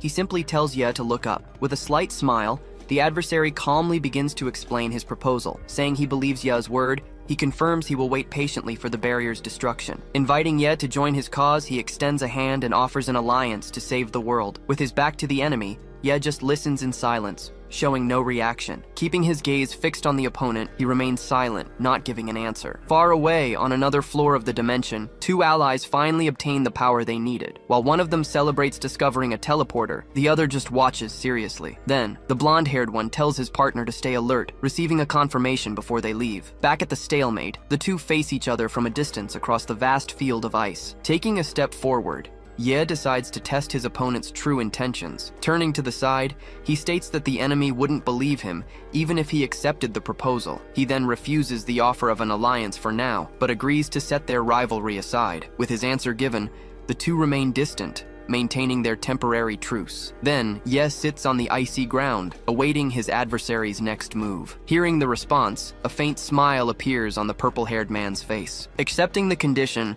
he says the answer is reasonable and asks for Ye's side of the information exchange. With a focused gaze, Ye analyzes the situation, trying to understand why the enemy hasn't advanced yet. Still suspicious, he begins to consider other possibilities for his rival's actions. Meanwhile, the opponent watches Ye from afar, waiting patiently near the crystal barrier. Suddenly, he realizes the enemy is actually trying to extract information from him to buy time. Determined to turn the tables, he comes up with a plan to distract his adversary and protect his partner. So, he begins to speak, claiming he knows the real reason for the enemy's presence there. Hearing the accusation, the man gives him a sidelong glance, surprised by what he just heard. Continuing his move, Ye positions himself imposingly before his adversary. Then he prepares to be direct and reveal his true intentions. Hearing the taunt, the enemy questions his confidence in his source of information. With a serious look, he demands to know the secret Ye wants to share with him. Noticing the opponent's reaction, Ye confirms his deduction was correct. Soon after, he reveals that the person the enemy trusts is the true cause of the apocalypse. Processing the information, the purple-haired man crouches down, completely lost in thought. Rising slowly, he seems to have reached a conclusion about Ye's identity. In that instant,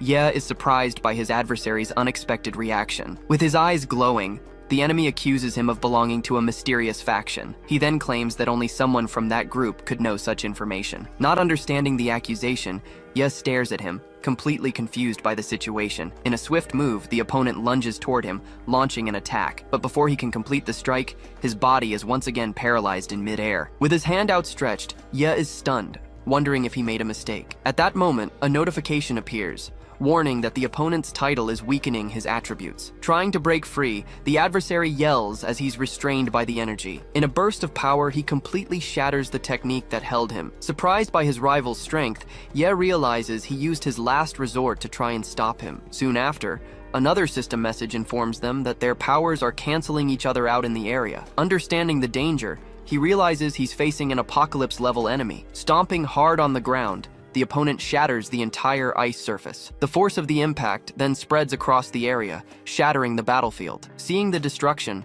Ye is completely shocked by the display of power. Suddenly, a massive amount of energy begins to gather in the area. Channeling all this power, the enemy concentrates the energy into his fist. Unleashing a massive blow, he destroys the barrier that surrounded them in a single strike. With the path clear, he turns to the side with a look of pure determination. He then warns that after he gets the bell, his next target will be Ye. Realizing the truth, Ye is in shock as he understands the enemy knew everything all along. With the barrier's debris floating in the sky, the situation seemed to have calmed down. Suddenly, beams of energy start shooting up from the ground all around. Converging at a single point, the light intensifies higher and higher up. Turning around, the enemy is surprised to see Yi right behind him, sword in hand. At the same moment, the floating bell starts to shake uncontrollably. Soon after, a pillar of light shoots out from inside the structure, rising toward the sky. Watching the beam of energy, the two stare at each other, not understanding the sudden change. Completely confused, Ye tries to process what's happening around him. Meanwhile, the opponent positions himself before the structure, observing the phenomenon. Trusting his partner, Ye moves toward the bell to understand what happened. But the enemy appears in front of him, blocking his path with a swift strike. Just then, his foot gets unexpectedly stuck to the ground, stopping his advance. Receiving a notification, he discovers a skill is forcing him to attack only his opponent. Meanwhile, an explosion goes off in the background, raising a cloud of dust. Staring at each other, the two prepare for the final confrontation amidst the mist. Appearing out of nowhere, a notification reveals the enemy is now trapped by a skill that links both their lives. With his arms crossed, Ye faces the situation, visibly annoyed by his opponent's new technique. Then another warning appears, informing him he's been hit by a skill that drains his life and drastically reduces his healing. As the enemy advances with energy in his hands, he explains that Ye's skill only works down to 10% health. With his hands ablaze, he reveals he specifically chose a technique that accumulates damage to counter Ye's strategy. Transforming into a shadowy figure, he warns that when they reach the limit, the accumulated damage will finish Ye off instantly. Right after, the two clash in a powerful blow that cracks the icy ground. Retreating with every step, Ye is forced to defend against his opponent's relentless advance. He then blocks a series of strikes, trying to withstand the pressure of the energy attacks. Receiving multiple warnings, Ye realizes his power is being completely suppressed by the strength of the enemy's title. Trapped by his rival's skill, he continues to defend himself near the structure, unable to move away. Then, the system shows the accumulated damage is already over 39,000 per second. Reaching his limit, a new notification announces that all the damage will now be transferred directly to the opponent. Realizing the tables have turned, the enemy flashes a smile of pure insanity, ready to continue. Breaking out in a cold sweat, Ye prepares for an all-or-nothing move, his health now locked at 30,000 points. With a crazed look on his face, the enemy celebrates, thinking victory is already his. Holding his sword, Ye begins to lose hope, feeling his end is near, but soon after he regains his determination, realizing he still has a chance. Meanwhile, the opponent taunts him, saying there's no way for him to turn this around. Taking a step forward, he claims the area of madness will soon be his. However, halfway there, his foot slips bizarrely on the icy ground. He then goes flying uncontrollably, soaring right over Ye. Seeing the unbelievable scene, Ye wonders how someone so strong could have slipped. Fallen on the ground, the enemy props himself up on the ice, completely confused about what just happened. At that moment, a notification announces that his bad luck was caused by a drop in his luck stat. Seeing his chance, Ye charges forward, but the enemy gets up and tries to flee behind the barrier. With a determined look, he doesn't give up the chase and corners his adversary. Then, he threatens him, saying his only destination is the respawn point. With his legs shaking, Ye realizes he can't enter the structure and doesn't know what happened to his partner. But in the end, he understands that this is the best opportunity to defeat his enemy once and for all. Looking at the enemy's stats, it's clear he still has an absurd amount of health and knowledge power. Then, the screen details the skill Ye used, a bond that connects their lives and breaks when one of them reaches 10%. Next, we see the effect of the accumulated debuff, which now drains over 67,000 health points per second. Finally, the description of the apocalyptic title reveals the secret of the enemy's power, and also his greatest weakness, a continuous loss of luck. Ye plants his feet firmly on the ground, preparing for the next round. He then lunges forward and strikes the enemy with his sword, but his rival doesn't move. Confused, the adversary asks why he isn't fighting back. With his arms ablaze, he deduces that Ye's only strategy is to wait until his own health drops to 10%. With a confident smile, Ye challenges him, asking if he's sure he can finish him off. The enemy then scoffs, saying he can't wait to see the look of despair on his face. He then rushes in, unleashing a flurry of blows that Ye just takes. In the midst of the exchange, a notification shows the accumulated damage has already surpassed 83,000. Standing still under the attacks, Ye focuses, knowing he needs to stop the damage from accumulating. Soon after, the fight resumes with both of them trading blows frantically, and the damage keeps climbing, now reaching over 162,000 per second. Meanwhile, the enemy's health continues to drop, getting closer and closer to the limit. Annoyed, Ye starts to taunt his adversary, saying his attacks are weak and slow. With rage written on his face, the enemy prepares to attack with everything he's got, but suddenly, he stops in his tracks, a surprised look on his face. With his eyes fixed on the enemy, Ye just watches his opponent's movements. Realizing the strategy, the adversary says the accumulated damage is already enough, and decides to speed things up. He then clenches his fist, preparing to push his own health to the limit. At that same moment, the system announces that the link between them has been broken. Surrounded by a red aura, the enemy takes a stance, ready for the final attack. Without wasting any time, Ye draws his weapon and aims directly at his opponent. Then, he activates a containment skill, trapping his adversary in place. The enemy is shocked, not understanding why he can't move. With his arms crossed, he glares at Ye, doubting he can finish him. With a determined look, Ye prepares to show him that his confidence is a mistake. Shortly after, a notification shows the immense damage buff he has activated. Firing his weapon, he launches an energy projectile that flies at high speed. But the enemy manages to catch the projectile in midair, a mocking smile on his face. But the next instant, the projectile explodes, hitting him square in the head. The impact of the explosion hurls him away, causing massive destruction to the scenery. Still holding his weapon, Ye is surprised that the enemy really didn't dodge. But suddenly, the adversary plants his feet on the ground as if nothing happened. With wide eyes, Ye stares at him, not understanding the scene before him. Amidst the smoke, the enemy begins to let out a low, sinister laugh. With a laugh of pure arrogance, he reveals himself to be completely unharmed, forcing Ye to retreat. Shocked, Ye can't believe that an attack with 3 million damage did nothing. With a mocking smile, the opponent reveals that one of his skills allows him to predict and avoid danger. Then, he taunts him, saying he loves to see the surprised look on Ye's face. Unfazed, Ye sheaths his sword, ready for his next move. At that moment, a notification announces that the containment has ended and some skills have been reset. However, another message informs him that he doesn't have enough power to remove the bleeding effect. Still, he pushes forward with a damage buff that halves the power of his secondary weapon. With a swift motion, he strikes with his sword toward the enemy, but the adversary manages to block the attack, catching the blade with his own arm. With an insane smile, he taunts him, saying, Ye is stubborn for insisting on close quarters combat. With a furious look, Ye glares at his opponent, who taunts him about losing his cool. With an energy arm, the enemy lunges forward, claiming the fight is already lost for Ye. But Ye dodges the attack, and the two clash again on the battlefield. The impact of the collision hurls him forcefully against the icy ground. Fallen on the ground, he supports himself with his hands, trying to recover from the blow. Before him, a dark figure stares him down, saying he expected more desperation from him. With his eyes fixed on the enemy, Ye focuses, activating his containment skill for 1 second. At this moment, the adversary taunts him, saying the whole situation is just pure desperation. But suddenly, he realizes the weapon that was in his hand has simply vanished. Rising slowly, Ye reveals his new skill, which restricts the opponent's weapon. With that, a notification confirms that one of his own skills has been banned for 2 minutes as a consequence. On the cracked battlefield, the two face off, with Ye at a clear disadvantage. With a confident smirk,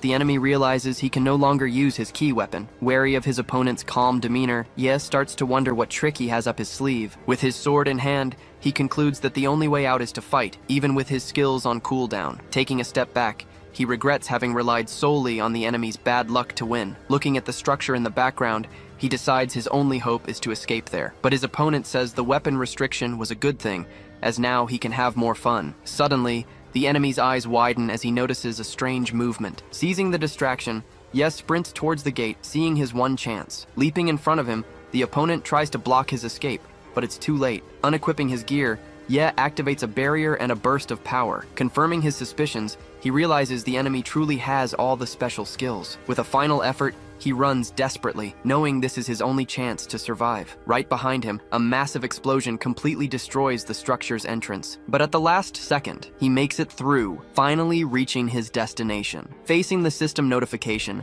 Ye hesitates, unsure whether to activate the portal. Outside, the two newly arrived allies face the enemy, ready for combat. With a scornful tone, the blue-haired one taunts him, saying he expected more. Meanwhile, his blonde partner just watches the scene with a serious, focused gaze, his eyes glowing with rage. The enemy unsheathes 2 energy blades. He then charges at the 2, telling them to get the hell out of there. With a firm step, he takes his stance, ready to finish off the newcomers. Ignoring the fight outside, he advances towards Ye, saying his time has come. Faced with the system's prompt, Ye prepares to make a quick decision. With a shout, he activates the portal, knowing he can't waste any more time. At that very moment, the restriction on the enemy's weapon ends, unleashing its full power. With an energy arm, he lunges at Ye, trying to stop his escape, but at the last second, Ye manages to dodge the attack, escaping by a hair's breadth. A notification then confirms he successfully evaded the opponent's strike. Relieved, Ye realizes the enemy's negative status effect saved him just in time. Floating, Ye enters the portal, finally safe from danger. Instantly, both he and his enemy are pulled into the passage of light. With a look of rage, the opponent realizes he's been caught in Ye's trap. Outside, the portal closes, shooting a beam of energy towards the sky. Floating together, the enemy threatens him, saying he'll finish him off as soon as they arrive. But with a smile, Ye gets a notification that his skills have recharged. He then draws his weapon, revealing this was the perfect moment to strike. Turning upside down, he aims at his opponent, saying he can't dodge now. With a cry of rage, the enemy glares at him, powerless to defend himself. Shortly after, the system displays the huge damage buff Ye has activated again. The energy blast then hits the pillar of light, transporting them dead on. Re-equipping his gear, Ye charges through the shards, ready for the final blow. The enemy is then completely swallowed by the debris of the energy pillar. Cracking completely, the light structure begins to disintegrate in mid-air. Finally, the pillar shatters, turning into thousands of pieces in the sky. Amidst the debris of the light pillar, Yi begins to free fall from the sky. Meanwhile, the energy shards crash to the ground right in front of the 2 allies watching the scene. Landing on the ground, Yi realizes he hasn't received the victory notification yet. On the other side, the enemy emerges from the smoke, saying he almost died but was saved by his high health. With his health now recovered, Ye faces his adversary, who still has 45 million HP. With a mocking smile, the enemy asks if he has any more tricks up his sleeve. But suddenly, one of the allies attacks the enemy from behind with an energy slash. Taking advantage of the distraction, his partner sends a wave of energy across the ground. With a quick move, the blue-haired one catches a dagger thrown his way. Then, he charges full speed at the enemy, vowing not to miss this time. Forced to retreat, the opponent dodges the attack but ends up cornered. At that, he turns and taunts the ally, doubting he has what it takes to kill him. His body shrouded in red energy, he prepares for a direct confrontation, but Ye extends his hand and uses his ability again to restrict his opponent's weapons. Instantly, a notification warns that, as a consequence, his own blessing has been banned for 2 minutes. With his hand outstretched, he knows that if this last gamble doesn't work, they will all die. With a smile, the ally praises Ye's support skill. Seeing this, the enemy becomes enraged, realizing he's fallen into a trap. With a vertical slash, the blue-haired ally finishes the opponent once and for all. The attack then shoots into the sky, erupting into a massive explosion of energy. His eyes glowing, the enemy screams in pain as he is completely disintegrated. Shortly after, a notification confirms his death and Ye's power gain. Celebrating the victory, he clenches his fists, happy they succeeded. Holding his sword, the blue-haired one prepares for the next step. On the ground, the enemy's body dissolves into particles of light, vanishing completely. Turning his back, he walks away, trying to look cool after the battle. Next, he raises his index finger, getting ready for a celebration. Pointing to the sky, he shouts that he's number 1, the strongest of them all. With his arms raised, he brags about defeating the enemy in a single blow, but Ye stares at him with an expression that clearly shows he's not enjoying the scene. In the middle of the celebration, he warns him, saying something is wrong with the enemy's body. Hearing the warning, the blue-haired one looks back, completely surprised. At the same moment, Ye also notices the strange movement on the battlefield. Before them, the leftover energy from the enemy's body begins to gather again. Then, the mass of light expands, taking the form of a giant energy sphere. As the dust settles, calm returns to the now destroyed battlefield. Walking through the area, Ye regroups with his 2 new allies. The one with blonde hair and a noble air begins to speak with Ye. Ye explains the situation, saying that since the enemy teleported, it will take a while for them to return. Walking through the structure, the blue-haired one praises how quickly they arrived. Responding humbly, Ye says it was just a matter of luck. Then the blue-haired man asks him to try activating the gate in the center of the room. Handing him a key, The blonde partner asks which one he should use. Suddenly, the key in Ye's hand begins to glow, leaving him completely surprised. Wide-eyed, his two allies are also shocked by the object's reaction. Next, the key flies from his hand and fits perfectly into the center of the portal. A notification then confirms that the key was accepted and Ye's power has increased. At the same moment, the central platform opens, revealing a secret passage. They look at each other, preparing for whatever comes next. Before the dark passage, the two prepare to descend. Looking into the hole, they wonder where the secret room leads. Then, they both jump together, diving into the portal's darkness. In the middle of the fall, a bright light begins to shine at the bottom of the tunnel. Landing on a platform, they find themselves before a swirling energy portal. A notification then confirms that the control center dungeon has been activated. Shocked, Ye realizes he has finally reached his true destination. Looking up, he wonders what the energy dome above them is. Lying on the floor, he sees a giant eye-shaped structure high above. In front of the portal, the blonde ally says they can change the dungeon's entry rule. With no other option, the two agree to enter the secret passage together. Taking a step forward, Ye prepares to enter the energy portal. Walking side by side, they cross through the passage, heading into the unknown. Halfway through, they are enveloped by a light and some air bubbles. Floating in the water, they finally reach the other side of the portal. Submerged in water, an air bubble splits in two and slowly rises. Suddenly, one of the bubbles pops, dissolving completely in the water. Then, the remaining bubbles begin to clump together, forming a mass. Rising toward the surface, the bubble continues its lonely path. But halfway there, the shadow of a huge fish emerges from the depths. In a swift move, the fish leaps and pops the bubble with a single bite. With only one remaining, the last bubble continues to float slowly upward. Alone in the vast blue, it seems to be getting closer to its destination. Reaching the surface, the small bubble finally meets the sunlight. Floating for a moment, it reflects the vastness of the blue sky. But soon after, it also pops, vanishing on the water's surface. As the view of the sky distorts, the scene ends enigmatically. Back in the present, Ye stares into the void, confused by what he just saw. Standing amidst a golden energy, he tries to understand the meaning of that cutscene. With a serious expression, he turns his head to the side, ready for whatever comes next. Arriving at the control center, Ye finds himself alone and wonders where his allies have gone. Immediately after, a notification screen appears before him, taking him completely by surprise. Reading the messages, he discovers he's gained a special title with the authority to activate the world's digitalization. Completely shocked, he realizes he now holds the power to cause the descent of the Yuan world. At that moment, a private message arrives, explaining that his ally was expelled from the dungeon for lack of power. Finally, after so much effort, Liu Ye stands before his ultimate goal. Feeling a new strength course through his body, he confirms he has obtained the authority. In the same instant, he slowly turns his head, processing what has happened. Soon after, a confident smile appears on his face, as he can now change his destiny. The scene cuts to the manifestation of the authority he just received. With the weight of responsibility, he brings a hand to his face, overwhelmed by emotion. But regaining his composure, he reveals a look of pure determination, ready to act. Then a panel appears before him, revealing the details of his new ability. Floating in the void, he realizes he has the power to stop that world from invading reality. At this, he clenches his fist tightly as notifications begin to pour in. Receiving messages from allies and a system warning, he is faced with a choice. Without a second's hesitation, he reaches a finger toward the screen, determined to say goodbye to that world. Confirming his choice,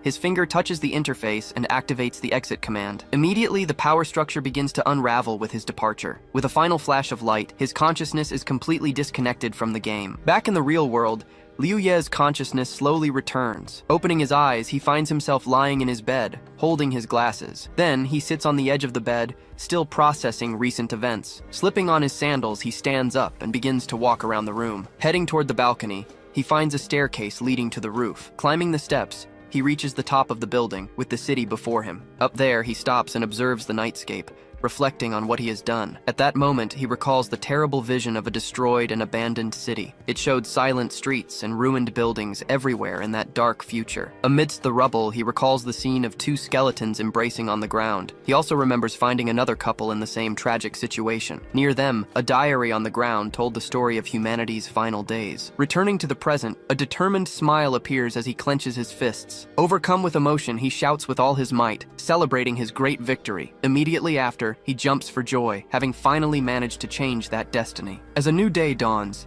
the city awakens to a calm morning routine. Meanwhile, urban life bustles on, with commercial buildings full of people. Walking through the park, A mother and her son enjoy the day together, smiling. In another corner, a loving couple shares a special moment reading together. Remembering he stopped the Yuan world from descending, he knows he protected these moments. With a victorious smile, he celebrates having ensured that everyone could live normal lives. Ecstatic with his success, he raises his arms to the sky in a gesture of pure euphoria. His cry of joy echoes through the night, across the city's buildings. But suddenly, a strange humming sound cuts through the silence, stirring the night sky. Soon after, while he is still celebrating, the sky darkens completely and the stars disappear. Far away, in the middle of the ocean, an even greater anomaly begins to manifest. Sailing peacefully, a cruise ship follows its route, oblivious to what is happening, until the scene pulls back, revealing the ship is before a colossal barrier surrounding the world. Changing scenes, the camera focuses on a tall building where a single light is on. Inside the room, a mysterious man with purple hair is sitting at his desk, setting his glasses on the table. He seems frustrated about something. Then he stands up from his chair, revealing an imposing posture. Soon after, he walks toward the window, looking out over the city from above. Standing there, he raises his hands and prepares to crack his fingers in a strange way. With a quick movement, he breaks his own finger to relieve his pent-up anger. Feeling a sharp pain, he clenches his jaw and breaks into a cold sweat from the impact. But moments later, he snaps his finger back into place with a dry crack. Completely composed, he turns back to the window, now calmer and more focused. Taking out his phone, he calls someone and reports that his mission failed because of Ye. Next, he makes another call to one of his subordinates, asking for urgent information. Filled with hatred, he swears he will find and finish Liu Ye in the real world. The next morning, the scene shifts to a large office building during the day. Inside, someone is sitting at an office desk, drumming their fingers. It's a blonde-haired man, waiting with a relaxed posture. Continuing to drum his fingers on the desk, he shows a clear sign of impatience. Just then, the door opens and one of his subordinates enters the room. Jumping up abruptly, he questions the newcomer about Ye's whereabouts, but the man simply shakes his head, indicating they haven't found him. Sitting back down, he wonders why Ye went offline at such a crucial moment. Grabbing his hair in despair, he worries about the little time he has left. Meanwhile, in another part of the city, life goes on as usual near a river. Stopping his run suddenly, Liu Ye leaves two girls behind, who ask him to wait up. With a victorious air, he turns around and teases the two about their pace. With a smirk, he invites them for another round of running. Completely exhausted, the two bend over, resting their hands on their knees to catch their breath. Unable to take it anymore, one of them runs to him and grabs his arm, admitting defeat. Watching the scene, the other girl smiles, happy to finally be able to rest. Amused by the situation, Liu Ye laughs at his friend's desperation. Changing scenes, the group finds a gazebo to rest for a bit. Sitting on the steps, the three of them finally catch their breath and drink some water. Enjoying the calm scenery of the river, they watch the mountains in the distance. Just then, a small plant growing in a crack on the ground catches their attention. With a smile on his face, Liu Ye feels completely relaxed for the first time. Thinking back on everything he's been through, he realizes he hasn't felt this peaceful in 3 years. Seeing an old man playing with a child, the brown-haired girl asks a question. Hearing her question about the future,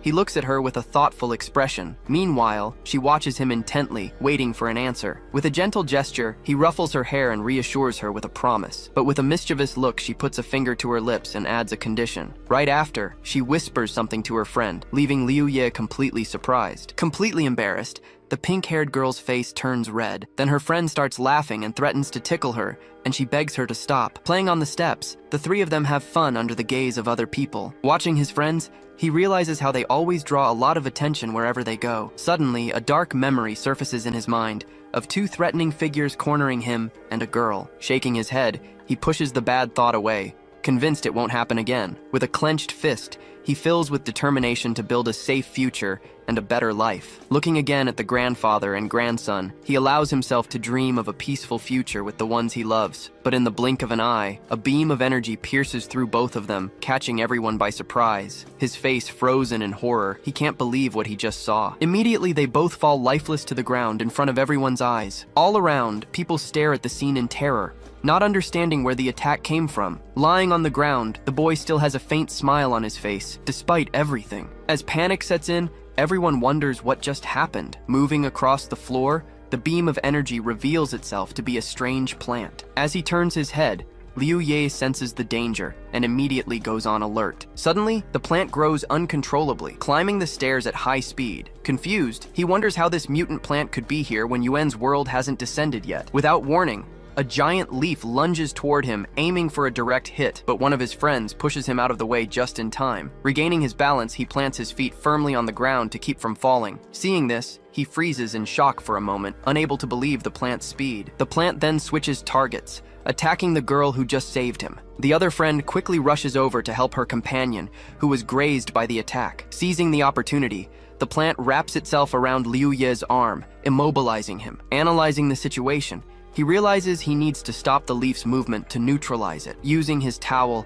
he traps the plant in a tight knot, halting its attack. He then turns, using his weight to halt the creature's advance. Pulling with all his might, he finally stops the plant, rendering it motionless. Grunting with effort, he holds the plant with the towel, using every ounce of his strength. Dodging its movements, he keeps the creature trapped to avoid more attacks. He then stomps hard on the base of the leaf, pinning it to the ground. Pulling with determination, he tries to rip the mutant plant out by the roots. With immense effort, he manages to drag the creature away from the hole in the floor. Turning his face, he shouts that he can't hold on much longer and that they need to destroy the root. He then yells for help to the onlookers, warning them of the imminent danger, but they all remain paralyzed by fear, too scared to get closer and help. Seeing everyone's hesitation, the pink-haired girl advances towards the plant's root. Meanwhile, the other girl remains lying on the steps, still recovering from the blow. Getting close, the pink-haired girl lifts a heavy rock above her head. With a shout, she throws the rock with all her might against the base of the plant. Seeing what she's doing, he turns and yells her name as a warning. Inspired by her courage, one of the men in the crowd starts to encourage the others to help. Hearing the call, the people finally react and realize they can fight together. Encouraging the others, the man shouts for everyone to grab something and attack the plant's root. Soon after, a crowd of people runs towards the gazebo, ready to help. They attack relentlessly, striking the creature's base until it's completely destroyed. The moment the plant is defeated, it dissolves into particles of light and disappears. Letting out a sigh of relief, Liu Ye unwraps the towel, finally celebrating the end of the fight. The scene changes to the front of the city hospital where the injured girl was taken. In the hospital room, the pink-haired girl explains the situation while her friend rests in bed. With a serious expression, Liu Ye hears that her condition is serious and her recovery is uncertain. Then, beside the bed, he begins to wonder why the mutant plants appeared when Yuan's world hasn't descended. Clenching his fist tightly, he remembers that in the original timeline, everything was supposed to happen differently. Remembering the warning he received, he begins to suspect that the plants didn't come from Yuan's world. With a new lead in mind, he turns to the pink-haired girl and asks her to take care of her friend. As he walks away, he promises he has a way to save her, and that he needs to find out what's going on. Turning one last time, his determined gaze reveals he will do whatever it takes to find the truth. Meanwhile, in another part of the hospital, 3 men complain that nobody believes their warnings. Gathered in the hospital hallway, one of them despairs, having no proof of what happened. Frustrated, he stands up and says they need to make people believe, but he doesn't know how. At that exact moment, a strange interference occurs, suddenly affecting the minds of all 3. A moment later, they are confused and can't remember what they were discussing. The scene cuts to Yuan's world, where a bridge of light floats beyond the dimension. Just then, a mysterious figure appears in the middle of the bridge, waiting for someone. Back in the game, Liu Ye reappears in his tech suit, ready to solve the mystery. Instantly, several notifications pop up in front of him, grabbing his attention. Reading the messages, he discovers that the leader of the Blazing Fire clan is desperately looking for him. The scene shifts to a frozen landscape, where the clan leader is waiting. Pacing back and forth,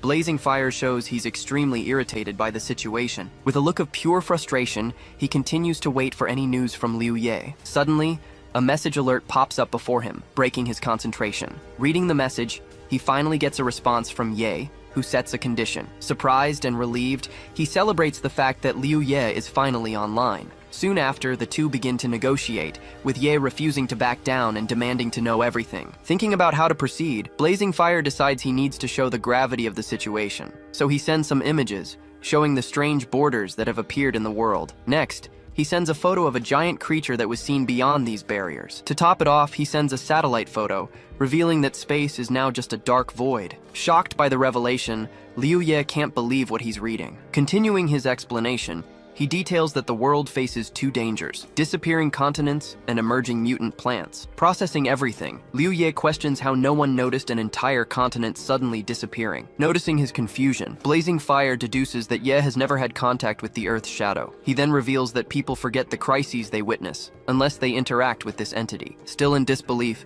Ye asks how anyone could forget something so shocking. With his hand on his head, he starts to wonder if he himself has also forgotten something. Explaining the origin of it all, Blazing Fire tells him about three mysterious figures who started the crisis. Hearing the question about why they don't use the world's strongest weapons, Blazing Fire is left speechless. Looking up, he seems tired of having to explain the obvious. With a sigh, he reveals that the weapons are useless against figures stronger than apocalypse-level monsters. Impressed, he asks if the three are really that strong, while Blazing Fire demands to know what the authority is. With a serious expression, he finally reveals that the authority activates digitization, giving powers to all players. Shocked, Blazing Fire understands this will create an army of superhumans to fight the figures. Begging him to activate the digitization, Blazing Fire says it will benefit everyone. Observing the panel floating in front of him, he rereads the details of his ability. With his arms crossed, he thinks carefully about the next steps he needs to take. Then, a system notification appears,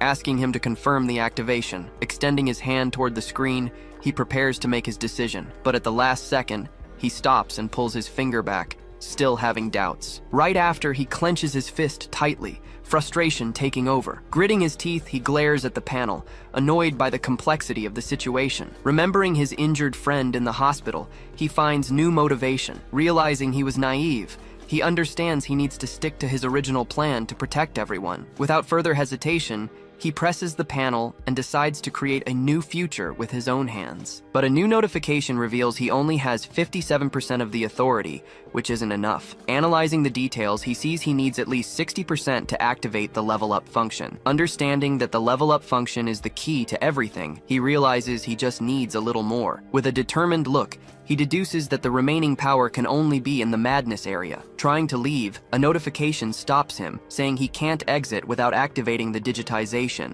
Frustrated, he wonders how he's going to get more computing power if he's trapped in here. Upon realizing that Blazing Fire also has this power, he gets an idea. Without a second thought, he sends a message and asks for his computing power. With Ye's revelation, he understands that by combining their powers, they can activate all the functions. Calculating the numbers, Ye finds that they would total 90%, which is enough for the plan. With the confirmation, he asks if there's another way, and Blazing Fire suggests that Ye kill him. Putting a hand on his head, he faces a dilemma, as he can't leave and he can't kill the clan leader. Alone in the middle of nowhere, he despairs, not knowing what to do to solve the situation. Suddenly, the sound of a bell echoes through the place, coming from an unknown source. Surprised, he recognizes the sound of the Eastern Emperor's bell, which came from outside. Soon after, he hears a familiar voice in his mind and recognizes it as Ju Yin. Getting an idea, he asks Ju Yin if she can kill Blazing Fire and take the power for him. Excited, he confirms that it's possible and celebrates the solution to his problem. Meanwhile, Ye sends a message to Blazing Fire, explaining the consequences of dying there. Reflecting on the proposal, Blazing Fire remains silent, weighing the risks and benefits. With a smile on his face, Blazing Fire accepts the sacrifice, as this is everyone's only chance. Looking up confidently, he challenges the idea that a level 1 will be weak and tells Ye to go ahead. A moment later, a notification confirms that Ju Yin has carried out the order, increasing Ye's power to 90%. Instantly, another notification appears, revealing he gained another 10% for being the last player in the location. With that, he reaches 100% power and activates a secret function of the Torchbearer. Immediately, the countdown to digitization begins, with only 1 minute left until the Great Change. Realizing the new rule, he understands he'll have to face the descent of Yuan's world as a mere level 1. Exhausted, he sits on the ground, wondering how he'll survive the start of the game when he needs special experience. He then clutches his head, desperate over this twist of fate that has left him discouraged. Thinking of his friend, he realizes he can count on her help for a while once the digitalization happens. Soon after, he gets up and starts connecting the dots about the computing power and the mysterious figures. With a focused gaze, he deduces that their power source can only be in his private territory. Back on the Golden Bridge, he's still isolated, with no way to leave. Suddenly, a crack appears in the sky, shattering the dimensional barrier with a snap. Crossing the dimensional rift, Ju-yin appears in her spirit serpent form and flies toward him. Seeing that, he is shocked by the power needed to break such a strong restriction. Then, standing in front of him, she hands him something as he asks how she managed to get there. Immediately, a strange energy begins to swirl and condense right in front of him. Soon after, the energy transforms into a small seed that floats gently into his hand. Looking into his eyes, she explains that the seed will grow with his experience and will allow her to help him in the future. With the seed in hand, he asks why she can't just go with him now. Explaining the situation, Ju-yin reveals that she recovered part of her memories and powers after evolving. Surprised by the revelation, he questions how her memory could have information about his world. Hearing her story, he's shocked to learn that the world of Yuan was saved by a couple. Arms crossed, he regrets that she can't come along, but is content with being able to summon her later. So he takes the opportunity and asks to take the Bell of the East Emperor with him. Staring at him in silence, Ju-yin seems to ponder the request, analyzing the situation. With an innocent smile, he tries to convince her, saying the bell would be a great help. Overjoyed, he thanks her, and she says she'll also give him another useful item she found. Showing him the sealing orb, she explains that he can seal his level into a weapon. Excited, he realizes this item is exactly what he needs to overcome the beginning of the game. With a confident smile, he prepares to put his plan into action. Turning away, he says his goodbyes, ready to face the coming challenges. Attentively, Ju-yin watches his every move, waiting for his next step. Then, he turns around and prepares to thank her formally. Bowing as a sign of respect, he thanks her for all the help she's given him. With a nod,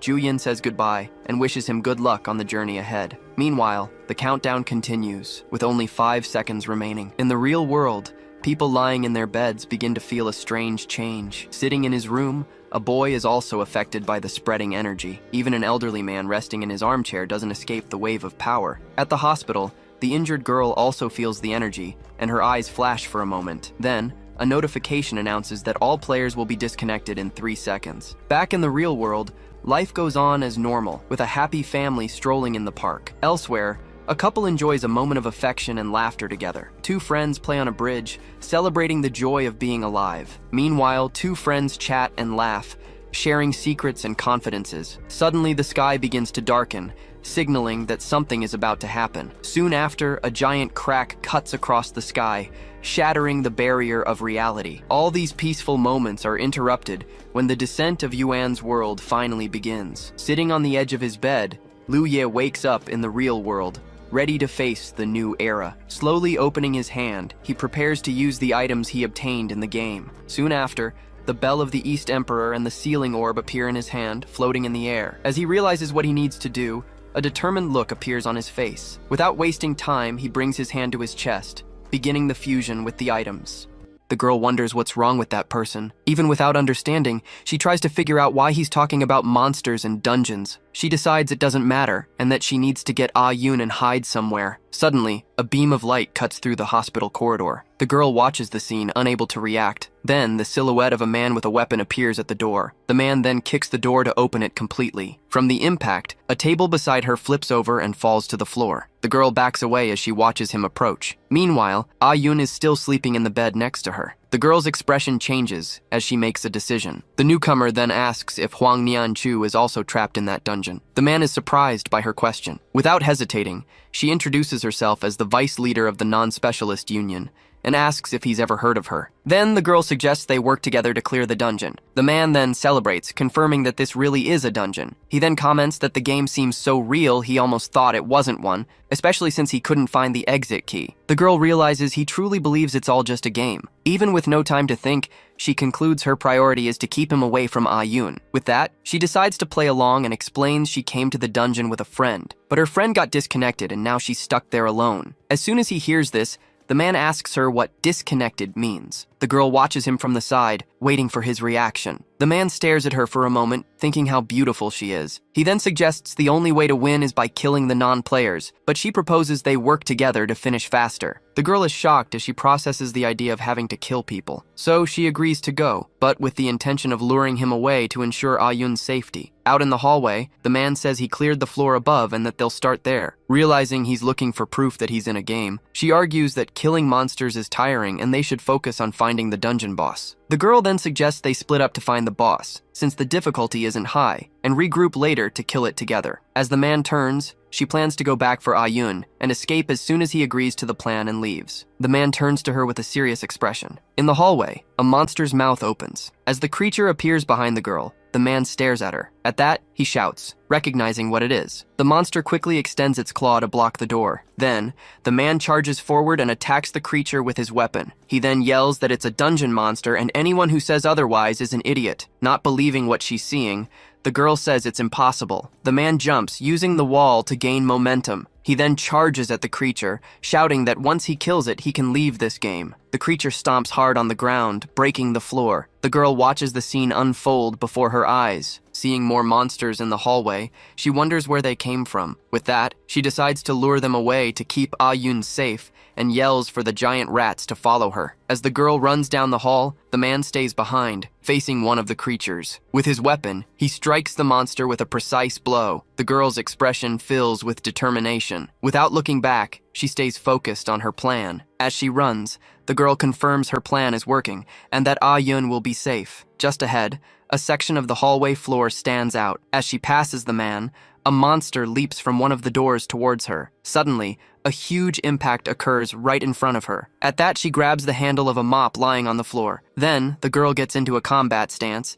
using the object as a weapon. Her expression changes as she sees what's happening. Right behind her, the man is fighting several creatures at once. He then spins the handle of his weapon. With a swift move, he pulls the weapon, piercing one creature and hitting another. The blade slashes across one of the monster's faces in a fatal blow. The man turns and finishes off the last creature with a quick strike. Then, the bodies of the defeated monsters are scattered across the hallway. Soon, the creatures begin to dissolve into particles of light. The man stands up as the bodies disappear at his feet. He then turns around with a smile on his face. The girl comments that he's very strong and killed the monsters quickly. Even with no other choice, she'd rather fight a crazy human than scary monsters. Suddenly, the man starts to fall backward. The girl watches the scene, unable to react. With the impact, he hits the wall, and his weapon falls to the floor. On the ground, he groans in pain and questions why this game is so realistic. He then wonders if he can even log out of the game if he dies. The girl takes a step toward a dark puddle on the floor. With that, she approaches and asks if he's okay. The man remains on the floor, not answering. The girl watches him, not understanding his reaction. In a weak voice, the fallen man wonders if this is really a game world. The girl turns to him, surprised by the question. The man stares at her, waiting for an answer. She then replies that of course it is, asking where else the monsters and his weapon could have come from. He then reveals he knew all along that this wasn't a game world. The image of several people lying on the ground appears in his mind. He then starts to remember what he did in that place. The girl remains silent, not knowing what to say. She watches him as she tries to process this new information. Suddenly, the man's body begins to dissolve into particles. A shadow appears, approaching from behind her. The mysterious figure takes another step toward her. At that, the mop she was holding falls to the floor. As she kneels beside him, she says she doesn't know what's happening, but he saved her and her friend too. The man stares at her with a surprised expression in his final moments. Then, his face begins to dissolve into particles of light. He then smiles one last time before disappearing completely. With that, the girl says thank you as an energy emanates from the ground around her. Soon, all the energy concentrates into a glowing sphere. The girl holds the sphere in her hands, not understanding what it is. Suddenly, Liu Ye appears at the end of the hallway. He's breathing heavily as he watches the scene. The hospital room door opens slowly. Inside, Yun is still resting in her bed. From the hallway, Liu Ye calls out Neon Chu's name. The girl turns as soon as she hears his voice. Then, she greets him and says he's finally back. Liu Ye looks around and asks what happened here. At that, the girl starts to explain what just happened, but then she changes her mind, saying it doesn't matter since it's over, but that they need to get Yun out of here as soon as possible. The young man watches her in silence as she speaks. He then says he agrees, but first they need to log into the Yuan world. Back in the room, Liu Ye talks to the girl next to Yun's bed. The girl then gets ready to enter the game. Her silhouette glows as she connects. Once the process is finished, she appears sitting in a chair. With that, she concludes that person was so strong because they had a Yuan world weapon, and wonders if that's why her family spends so much money on the game's resources. The girl then asks her brother what's going on, and he prepares to explain. Suddenly, Ayun sits up in bed and yells for him to get away. With that, she looks around and asks where they are. Neon Chu calls her name, unable to believe it. Then, the girl hugs her friend, who asks what's wrong. Liu Ye asks them to calm down and asks what's happening, as he realizes Ayun has recovered. He then turns to the side as he processes the situation. With that, he concludes that now he needs to figure out a plan to survive in this new world. The young man stares at the horizon with a determined expression. Daylight streams through the hospital room window. He then reflects that, above all, they need a safe environment and hope to live in peace. In his thoughts, he reveals he worked hard not to be useless when the Yuan world arrived. Based on what he learned about the apocalypse, he knows all his work will be in vain if the world is destroyed in 3 years. So, he decides he first needs to verify the information and then proceed with his plan to level up and resolve the cause of the apocalypse. Before that, he needs to find out what special EXP is, and find a good weapon to use the Sealing Orb simulation function. The Sealing Orb holds player Ye's attributes and titles, and can simulate a weapon of any class. As for the Bell of the Eastern Emperor, it's an item that uses knowledge to record and revert an area's state. With that, Nianchu decides that no matter what, Ayun's safety is her priority, and she needs to regain her strength. As the ceiling begins to crack, Liu Ye realizes he needs to get equipment and weapons, but he doesn't know how. The three of them stare at each other with shocked expressions. Suddenly, the hospital room starts to crumble around them. Liu Ye looks up as everything collapses. He is thrown into the air along with the rubble. Not understanding the situation, he watches the debris floating around him. Outside, a portal opens up in the hospital building. With that, everyone is pulled into a light while they cry out for help. He then recognizes it as a dungeon, but he doesn't remember one this big appearing in his past life. The girls call out to him as they're pulled into the light. He yells for them not to panic, as they are both combat level 50 and should treat this like a game. As they disappear into the light, he instructs them to protect themselves in case they get teleported to different places. With that, he laments not having any equipment or weapons he can replicate with the Sealing Orb. Then, he realizes that if the dungeon appeared because of Ayun and Nianchu, it will be a high-level one, which is very bad. Despite everything, he sees this as an opportunity to find out what special EXP is, and decides he will clear the dungeon to level up again. A sound echoes through a dark, destroyed hallway. In the distance, a mysterious light shines at the end of the passage. Then, small creatures begin to emerge from the ground. Soon, Liu Ye lands in the midst of the chaotic scene. Beside him, a man in pajamas despairs and screams, wondering where these monsters came from. Liu Ye then confirms he's been separated from Ayun and Nianchu. With that, he looks into the darkness of the hallway, wondering where they could be. He decides he needs a weapon and shouts for the others to stop crying, as they're not dead yet. Suddenly, something catches his attention. The man in pajamas approaches with his weapon and tells them not to worry,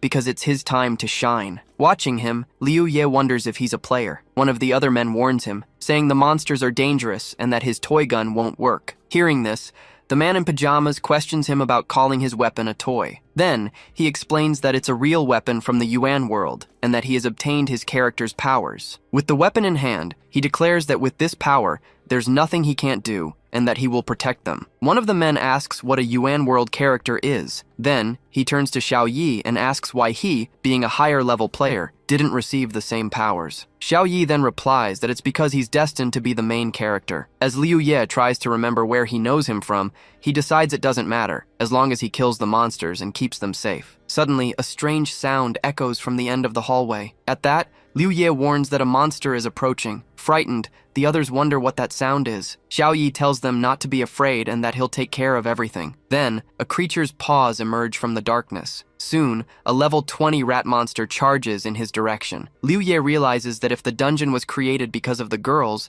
monsters of this level would only appear in the outer area. He then concludes that since he can't face the creature right now, it's lucky there's another player here. Xiao Yi charges towards the monster. With a swift move, he attacks the creature with his weapon. The expression on his face fills with determination during the attack. The creature roars as its eyes glow. With the blow, the monster falls to the ground defeated. Then, the others celebrate, surprised that he killed the creature in just one hit. Liu Ye then smiles and concludes that for a one-hit kill, he must be at least level 40. Then, the other patient asks how he got the Yuan world powers, admitting he's jealous. Suddenly, Xiao Yi takes a step back. He retreats abruptly with a panicked expression. Clutching his arm, he complains of pain, questioning why it hurts so much, since it wasn't like this in the game. In the distance, more creatures begin to emerge from the ground. The patient then points to the new monsters and yells for Xiao Yi to go kill them. At that, Xiao Yi turns and runs, shouting that he won't fight anymore. As he runs away, he screams that it hurts too much. The man confronts him, saying that everyone is counting on him and that he can't retreat like a coward. Surprised by the statement, Xiao Yi repeats that everyone is counting on him. Then, his expression changes as he affirms that they are counting on him. While criticizing him for his arrogance, Xiaoyi attacks him with a beam of light from his weapon. With the impact, the man screams and falls to the ground in front of the others. The doctor and the nurse watch the scene, completely terrified by what just happened. Then they realize he killed him. With that, he kicks the fallen man's body to the ground. The body then rolls closer to the approaching monsters. The creatures advance and snarl at the body. As the monsters devour it, Liu Ye says they don't need to fight, just lose them. Then he turns and tells the others to follow him. Xiaoyi sneaks forward while the monsters are distracted. He keeps moving slowly to avoid the creature's attention. With a gesture, he signals for the others to follow. He then looks back to make sure they're coming. The doctor and the nurse stand frozen, not knowing what to do. Seeing their hesitation, Xiaoyi whispers for them to hurry up. The nurse stares at him with a panicked expression. Her eyes widen with fear. With that, she decides she has no choice but to follow him, since he's the only one who can fight. Watching the scene, Liu Ye concludes that if they wait, the monsters will attack, and they'll all die. Liu Ye watches the doctor approach with a scalpel in his hand. Weapon in hand, the doctor yells that he won't go with Xiaoyi, calling him a murderer. Xiaoyi then challenges him to deal with the monsters alone with his small knife. As the others get ready to leave, the doctor points at the creatures and yells for them to go. His expression fills with determination. With that, he says they need to leave before the creatures get to them. One of the monsters then shoves the body it was devouring aside. Soon, the creatures advance toward the doctor. One of the monsters roars as it gets closer. The creature glares at him with a hungry look. The doctor screams in terror as he sees the monsters approaching. With that, Liu Ye grabs him and says he has to take the risk, using the scalpel as a weapon. As he runs, he grabs the scalpel, thinking he can only use it as a weapon now. Then, he focuses, willing the system to let him equip the scalpel. Soon, a system window confirms the scalpel has been equipped as a level 1 normal weapon. Liu Ye celebrates, confirming that it's actually a weapon. With that, he decides it's time to see what the ceiling orb can do. Next, he activates the simulation function and charges at the monster. On impact, the creature falls to the ground, defeated. The doctor watches the scene in disbelief. Soon, Liu Ye stands over the creature's body. As the doctor calls him an expert, the scalpel in his hand shatters. A system notification reports that the weapon was destroyed, and the ceiling orb has returned to his inventory. From this, he understands that the orb's effect on a normal level weapon only lasts for 2 seconds. The doctor then approaches and thanks him for saving him. Suddenly, heavy footsteps echo from the end of the hall. So, Liu Ye warns him about the new monsters and asks if he has more scalpels. The doctor explains he grabbed as many as he could when he saw the monsters at the hospital. Without hesitating, Liu Ye takes all the scalpels from his hand. Next, a system notification confirms that the weapons were stored in his inventory. While the doctor worries about the number of monsters, Liu Ye decides he will keep 6 scalpels for now to see how things go. With this, he concludes that in order to reach the girls at the center of the dungeon, he will need to cross 4 areas with level 20 to 50 monsters. Even without knowing where the central area is, he decides that if he keeps moving forward and fighting, he'll eventually reach them. Then he activates the ceiling orb simulation, revealing that while the orb only lasts 2 seconds, it has a blessing that boosts all his attributes. An aura of energy explodes from his body, and he confirms he can enhance his attributes for 1.5 minutes. Soon, he charges toward the horde, confident it will be enough to handle the monsters in this dungeon. After the battle, the hallway is silent, covered in debris. At the end of the passage, a rusty staircase leads to the floor above. There, they find the skeleton of the nurse who had run off. The doctor then laments that she's already dead, saying it's a shame. Amid the destructive scene, Xiaoyi's weapon lies on the floor. As he picks up the weapon, Liu Ye wonders if he died, concluding that even the strong find death if they're afraid to fight. With that, a system notification informs him he can't equip the weapon and stores it in his inventory. He then tells the doctor he's heading to the inner areas of the dungeon, and that since he's killed all the monsters, the doctor should hide. The doctor tries to say something, but hesitates. Seeing his hesitation, Liu Ye warns him that he'll be in more danger if he follows, and the doctor agrees to stay. Soon, Liu Ye prepares to continue on his way. The dungeon's structure manifests around him. With that, he starts running toward the next area. The wall in front of him is cracked and destroyed. With a determined look on his face, he moves forward without looking back. With 2 scalpels in hand, he readies himself for the next area. According to the dungeon map, he has already passed the level 20 to 50 areas and is now in the final area. With only 3 out of 10 knowledge strength remaining, he prepares for the challenge. Even with few resources, he grips the knives and decides it will be enough for the level 60 monster area. With that, he runs down the hall, hoping Ah-yoon and Neon-chu are safe. He worries because even though they are level 50 players, the pain and fear of the real world are different from a game. Unsure if they can stay focused, he fears for their safety. As he runs toward the light, he shouts Ah-yoon's name. In his thoughts, he begs her to be careful and stay safe. As he reaches the room's entrance, he hears Ah-yoon giving attack orders to the teams. At this, he watches the scene completely surprised. A giant monster blocks the passage, preventing his entry. Inside the room, several players are fighting the creature in an intense battle. The monster roars as it's surrounded by the players. With a battle cry, Ah-yoon orders a feint, telling the teams to switch positions and fall back. The monster's eye widens in fury. With that, Ah-yoon and the other players advance in a coordinated attack. She then blocks the creature's blow with her axe. The monster roars in pain as it's hit by several simultaneous attacks. Soon the girl leaps into the air and yells for it to die. With a final blow, she strikes the creature with all her strength. The monster's eye glows one last time before going out. Then, the creature falls to the floor with a dull thud. The monster's body then dissolves into particles of light. One of the players celebrates, saying their leader is the strongest and that they'd be lost without her. Another player comments that they probably would have been killed by the monster, just like the others who came before. With that, a system notification announces that the dungeon has been cleared and all players will be teleported out. Liu Ye watches the scene, completely shocked by what he just saw. Soon he concludes that his worry for Ah-yoon was unnecessary, as she can handle the situation on her own. Seeing her expression, he reflects that maybe he should stop treating her like a child, since she's only 2 years younger. As the other players look for him, Liu Ye concludes he should stop worrying and start believing she can solve problems on her own. With a smile on his face, he realizes that, after all, he doesn't have to fight alone anymore. Then, a system notification informs him that due to his low level, he received the minimum EXP reward, which was absorbed, raising him to level 2. Next, a system notification informs him that due to his low level, he received the minimum EXP reward, which was absorbed and leveled him up to level 2. Seeing his updated stats,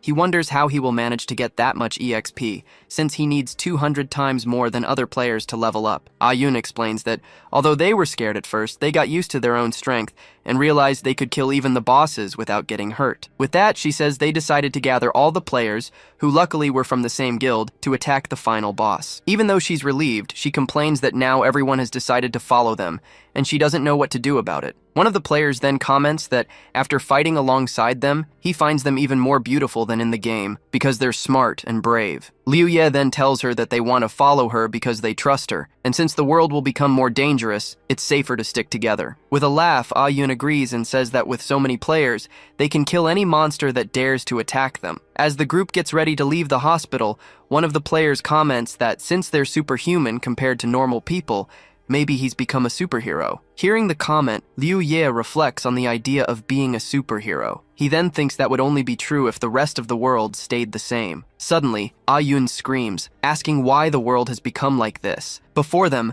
the city is completely destroyed and in flames, and the world they knew is no more. In front of Liu Ye's house, the other players say goodbye to go check on their families. Once inside, Ah-yoon questions him, saying he should have gone with Neon-chu and asks if he has something important to tell her. Liu Ye faces her with a serious expression. Then he explains that he needs to leave for a while to kill mutant plants, and that she should stay and protect herself until he returns. At this, Ah-yoon asks him in shock if the continents around the world have disappeared. She then concludes that's why there isn't much news, and that, while he investigates, she needs to do something. Liu Ye instructs her to gather as many players as she can, as the only way to level up is by raiding dungeons. He then explains that she needs to clear as many dungeons as possible, so her followers can maintain their advantage. Understanding the plan, she asks how he intends to get to the other side, and he replies that he needs to find a boat. A day later, the scene shifts to the coast of High City. A yacht sails alone in the middle of the ocean. On board, Liu Ye remembers Ah-yoon saying she would talk to Neon-chu since she has a personal yacht. With a smile,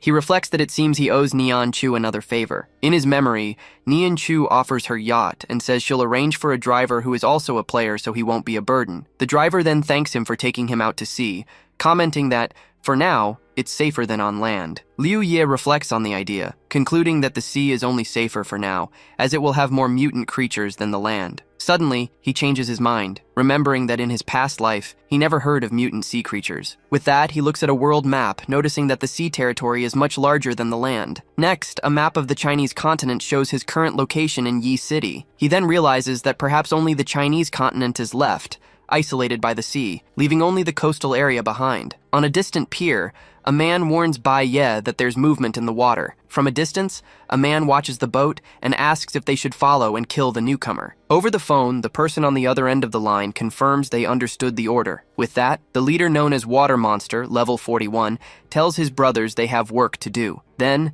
the group jumps from a burning pier onto a boat and sets off on their mission. Liu Yi remains silent as he watches the horizon. Then, the driver shouts in panic, not understanding what's happening. Before them, the ocean ends in a curved edge, as if it were the end of the world. At this, the driver remembers that when he went out to sea a few days ago, something strange happened. He then panics, wondering how he could have forgotten something so important. Liu Yi stares at him as he tries to process the memory. His eyes fill with determination as he understands the situation. As they watch the dark clouds, he concludes that his main goal now is to work hard to level up quickly. A system window shows his current status as a level 2 player. He then reflects that to level up, he needs 200 times more EXP than a normal player. With that, he decides he needs to find another way to get large amounts of EXP, and that he will return to High City. He realizes he can't fall behind while the other players keep leveling up. Suddenly, something on the boat's deck catches his eye, and he wonders what it is. A system message from the Earth Shadow informs him that players with a special body can get 10% of a normal player's total EXP by killing them. As a blue energy on his arm fades, he wonders what the Earth Shadow is, and realizes that killing players will give him EXP. Liu Yi wonders how the Earth Shadow knew about his special body, and how he should deal with such a powerful enemy. Then, a message from the Earth Shadow appears, saying that it is not his enemy. Shocked by the response, he wonders how that happened again. The Earth Shadow then suggests he kill his nearby enemies to verify if what it said is true. Suddenly, water splashes against the side of another boat that is approaching quickly. Liu Yi's expression changes as he senses the imminent threat. One of the men on the other boat rips a harpoon from the vessel's structure. With all his might, the man hurls the harpoon in their direction. Liu Yi barely dodges, and the harpoon hits the yacht's deck with a huge impact. The driver watches the scene with a surprised expression. With that, Liu Yi readies himself for battle in a defensive stance. The attacker then mocks him, saying he thought he was an expert, but he's just newbie trash with a level below 10. Soon, the yacht is surrounded by several smaller boats, creating a tense silence on the ocean. Liu Yi asks the driver if he heard that, but the man replies that they're too far away. Being ignored, the attacker points at them and shouts, while his subordinate suggests they get closer. With a slap, the boss yells at his subordinate, asking if he thinks he's an idiot. Fallen on the deck, the man complains in pain. The boss then explains that young Master Bai sent them to watch him, so he couldn't be weak, but decides he won't take any risks. With a megaphone, he taunts Liu Yi, calling him newbie trash for not being able to catch the harpoon. The subordinate questions him, asking if it isn't risky to provoke him after he told them to be cautious. Losing patience, the boss hits him with another slap and tells him to shut up. With a hand on his face, the man complains again that it hurts. The boss then explains that although they must be cautious, they also need to be arrogant, and that even a level 60 player couldn't jump that far. The yacht's driver recognizes him as Water Monster, and asks why they're being attacked. Liu Yi explains that he met them in the Yuan world, and that they are level 40 players. The Water Monster scoffs at them, saying no one will know if he kills them, and orders his men to grab the harpoons. As the men prepare to attack, the driver realizes their harpoons will be like cannons, and that the boat will be destroyed. Liu Yi then asks if he can protect the boat, and he replies that he can only block one wave of attacks. The driver hesitates, remembering that the young miss said he was a level 60 player. With that, he decides to trust her words and agrees to follow the plan. As his eyes glow, Liu Yi prepares for battle, determined to find out if what the Earth Shadow said is true. Suddenly, the water monster yells for everyone to stop, as he's feeling strong vibrations. With the order to retreat, the boats start to pull away quickly. Without understanding the situation, Liu Yi wonders why they are fleeing. He quickly decides it doesn't matter, as it's already too late for them to escape. With that, he activates the Sealing Orb's repair simulation, which increases all his stats by 3,000. An aura of energy surrounds his body as he prepares for battle. He then reflects that if the world's situation is as the New Order clan's leader said, there will be no safety until the main problem is solved. To do that, he concludes he must kill the mysterious figures who surpass the apocalyptic rank on Revolving Mountain. Next, he leaps from the yacht's railing toward the water. As he moves forward, he remembers that even with his level 60 stats, he couldn't defeat Ju Yin. With that, he decides he needs to surpass his limits, since he has no max level restriction. He then states that to do so, he needs 200 times more EXP than normal players. As he leaps toward the other boats, he realizes that raiding dungeons won't be enough. With that, he concludes that he needs to start killing players to level up quickly. Suddenly, a huge splash erupts in the water near one of the boats. The water monster and his subordinate watch the scene, completely stunned. The water monster's men watch him with shocked expressions. At that, one of them yells that he fell in the water and that they must attack him so he can't get out. Suddenly, Liu Yi steps on the water's surface, which freezes under his feet. A system notification informs him that he killed Wu Mingze and gained EXP, leveling up to 6. Seeing him emerge, one of the attackers prepares to strike him again. With a smirk, Liu Yi confirms he can indeed gain EXP by killing other players. The boss then yells, questioning how he's running on water, while his subordinate realizes he's extremely dangerous. With a single blow, Liu Yi attacks the boat, destroying it completely. A system notification confirms he killed Chen Fan, Wu Yifan, and Lu Ming, gaining more computing power. His eyes glow with blue energy as he continues to fight. The yacht's driver watches the scene, shocked at how strong he is. With swift movements, Liu Yi attacks all the boats, destroying them in a series of explosions. The water monster's subordinate warns him that all the level 30 players are dead, and he yells for them to run. With that, Liu Yi leaps from the water toward the water monster's boat. Propelled by a pillar of ice, he launches himself into the air for the final attack. As soon as he lands back on the deck, Liu Yi looks around. With that, he wonders where they went. The water monster's expression fills with fury as he runs. As he flees, his subordinate yells that he's also running on water, glad to have focused his stats on agility. While the subordinate explains how agility lets him run on water, the boss yells for him to shut up and focus on running. Liu Yi watches them in silence from a distance. Suddenly, the two men slam into an invisible barrier and scream from the impact. Back on the yacht, the water monster and his subordinate beg him to spare them, promising to do anything. With that, Liu Yi stands over them and asks who sent them to attack. The water monster then asks if he will let them go if they tell the truth. The driver warns him, saying it's a waste of time, as the water monster is known for being a cruel man in the game. Meanwhile, the subordinate cries on the floor, not knowing what to do. Hearing the driver, Liu Yi questions if that is really true. At this, the water monster bows and yells that it's nothing like that, revealing that the secret garden sent them. The driver then watches him in shock, wondering if that is really the water monster. With that, he reflects on the secret garden, the 100,000-member guild he will have to face. He then concludes that, to save the world, he will need to eliminate the secret garden to level up and face the mysterious figures on Revolving Mountain. As he watches the scene, Liu Yi wonders what the Earth Shadow is and what its goal is. Sitting on the couch, the water monster and his subordinate tremble in fear, telling themselves they are just rocks. Liu Yi then reflects that the Earth Shadow might have been watching his actions and predicting his thoughts. With that, he wonders why it helped him, but concludes that even without its help, he would have discovered he could gain EXP by killing players. He then realizes the Earth Shadow's goal isn't simple, and that it just wanted to make him think it was helping. With a smile, he decides that since he has no level restriction, he just needs to keep leveling up to solve any problem. A system window shows his updated stats for level 12, with all attributes increased. As the yacht sails, he remembers that his special body doubles all his base attributes. He then considers that every 10 levels, he'll get 2 new key skills and become even stronger. With that, he concludes that his special body is indeed very strong. Sitting on the couch, he thinks he just needs a weapon and wonders where he could find one. He then dismisses the idea of using a toy gun and decides that, for now, the 21 scalpels he took will be enough. Suddenly, a body floating in the water catches his attention. The yacht's bow sails through a sea full of bodies and debris. At this, the driver despairs, wondering why there are so many bodies since they only set sail 2 days ago. The driver then comments that, based on the wounds, the bodies don't seem to have been killed by monsters. Liu Yi stares at him with a serious expression. He then explains that the future will be even more chaotic,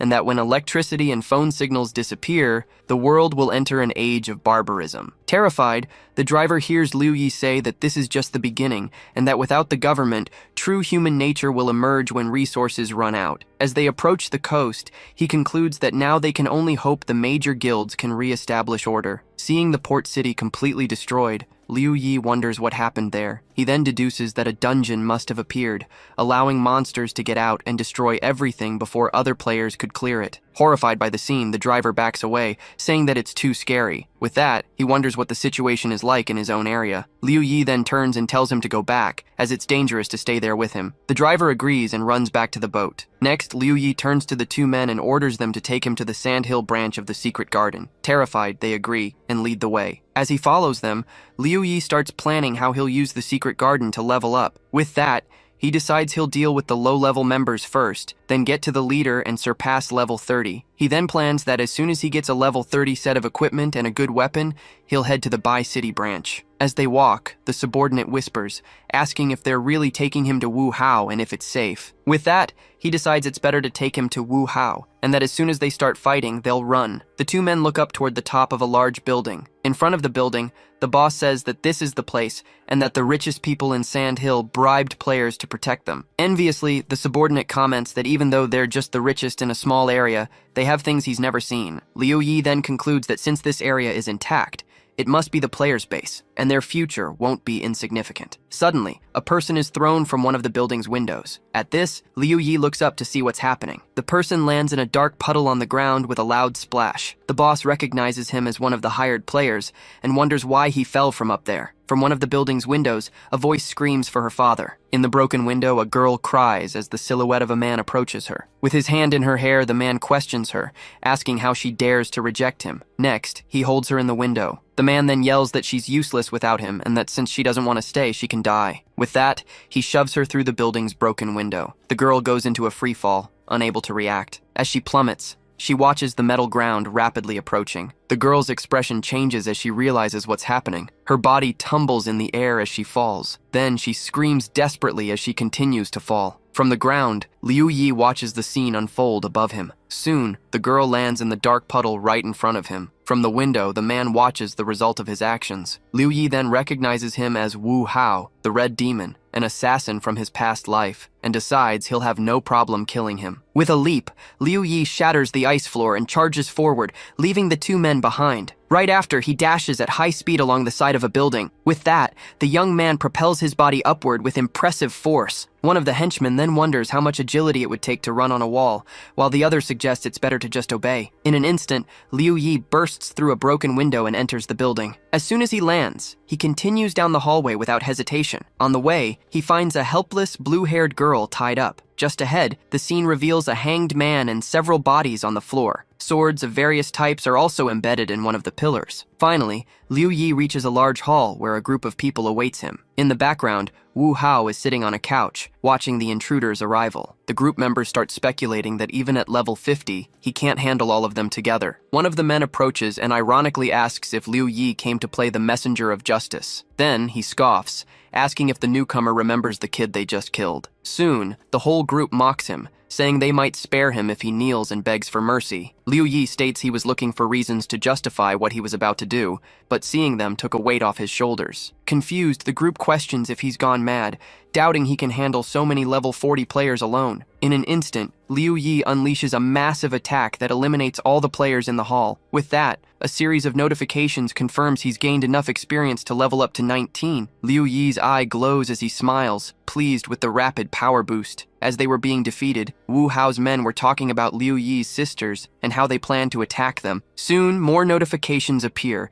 informing him that he has reached level 26 and acquired the skills Blessing and Curse. Next, his full status window is displayed with all attributes updated. With his newly acquired power, Liu Yi cracks his knuckles, ready for the real challenge. The floor around Wu Hao shatters, but he remains seated. Wu Hao just stares at his opponent, showing no surprise. Then, he acknowledges that Liu Yi is strong for instantly killing a group of level 40 players. Wu Hao reveals he also wanted to kill his men to absorb their stats and thanks Liu Yi for the chance. Next, Wu Hao's body begins to expand as he activates a skill. A notification reveals his Tank Key skill, which allows him to absorb the physique of dead allies. In response, Liu Yi just reveals a scalpel with a confident smile. Wu Hao then shouts that his combat ability has increased fivefold and challenges his opponent to react. Soon, a notification confirms the target has been successfully cursed, losing 50% of his stats for 10 seconds. Seizing the opening, Liu Yi charges forward and lands a powerful punch directly on his opponent. Then, a new system notification reports that all of the attacker's stats have been enhanced by 3,000. With the force of the impact, Wu Hao's body is thrown violently against the building's wall. After the blow, Liu Yi declares that sometimes it's better to be humble and cautious. With the attack delivered, Liu Yi carefully observes the result. He then questions the lack of a death notification and wonders where the enemy went. Liu Yi concludes that the opponent couldn't have gotten far. Meanwhile, someone is hastily fleeing down a nearby hallway. Wu Hao complains that a single punch took 2/3 of his health and decides to escape first and plan his revenge later. Looking back, he sees Liu Yi appearing at the end of the hall with an aura. Right after, Liu Yi emerges from the floor and says he's finally found him. With the sudden appearance, Wu Hao stops running abruptly. Without hesitation, the villain activates his blood escape skill. As he speeds down the hallway, Wu Hao shouts that his pursuer is a madman. In response, Liu Yi launches a powerful energy attack toward the fugitive. The attack hits him head-on, making him look back in shock. Giving him no time to react, Liu Yi continues the chase by shattering the hallway floor. The chase continues through the building's floors, breaking one after another. Finally, he stops at a hole in the floor, observing the result of his hunt. Wu Hao falls through the destroyed floors, clearing a path through the rubble. Mid-fall, he states he needs to get to the basement quickly, as it's the only way to survive. Liu Yi appears behind him and offers to help him get to the basement. Then, he hits him with a blow that hurls him downward with even more speed. Outside, the water monster and his henchmen watch an explosion coming from the top of the building. The impact of the fall finally ends in the building's underground parking garage. Liu Yi lands on the ground with a serious expression on his face. He then reflects that his enemy is tough, and that even with all his strength, he couldn't kill him. Looking ahead, he understands that Wu Hao wanted to escape by entering the special dungeon in the basement. He calculates that since Wu Hao is level 51, killing him would yield a large amount of experience. Even so, Liu Yi decides that before entering the dungeon, he should kill a few more players to minimize the risks. However, before he can leave, he suddenly stops in his tracks. A message from the Earth Shadow appears, asking if he's sure he doesn't want to enter, since dungeons like this are the reason for the world's current state. He recognizes the sender and realizes the message suggests the truth about the world is inside that dungeon. With this new information, Liu Yi turns around and decides to face the portal. With a focused gaze, Liu Yi analyzes the situation before him. He turns around, deciding not to enter the dungeon right now. Then he concludes it's better to raise his level first, as seeking the truth without the necessary strength would put him in danger. As he walks away, a new message from the Earth Shadow appears, suggesting he'll find a suitable weapon if he completes the dungeon. Surprised, Liu Yi complains about the persistence of that mysterious message. He looks up at the ceiling, an irritated expression on his face. Next, the young man demands aloud why they want him to go to that place so badly. Faced with silence, the parking garage remains empty and without answers. Getting no reaction,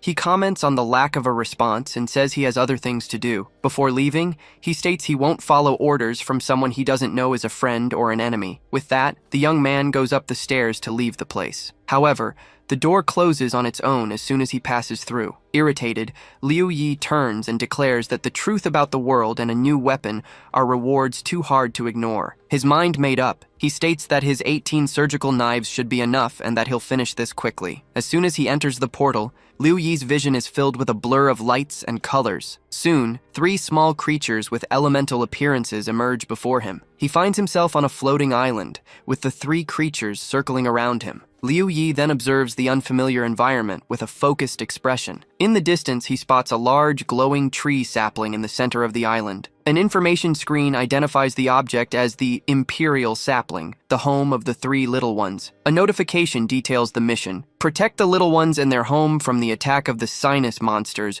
who will arrive in 5 minutes. Liu Yi then realizes that those creatures must be the 3 little ones from the mission. With this, he wonders how such a simple mission could be linked to the truth of the world, thinking that none of it makes sense. Suddenly, small demonic creatures begin to appear in the area. Watching from a portal above, Wu Hao wonders if he was deceived by the Earth Shadow when identifying the monsters as the Sinus. In an instant, he finds himself on the ground, completely surrounded by the small creatures.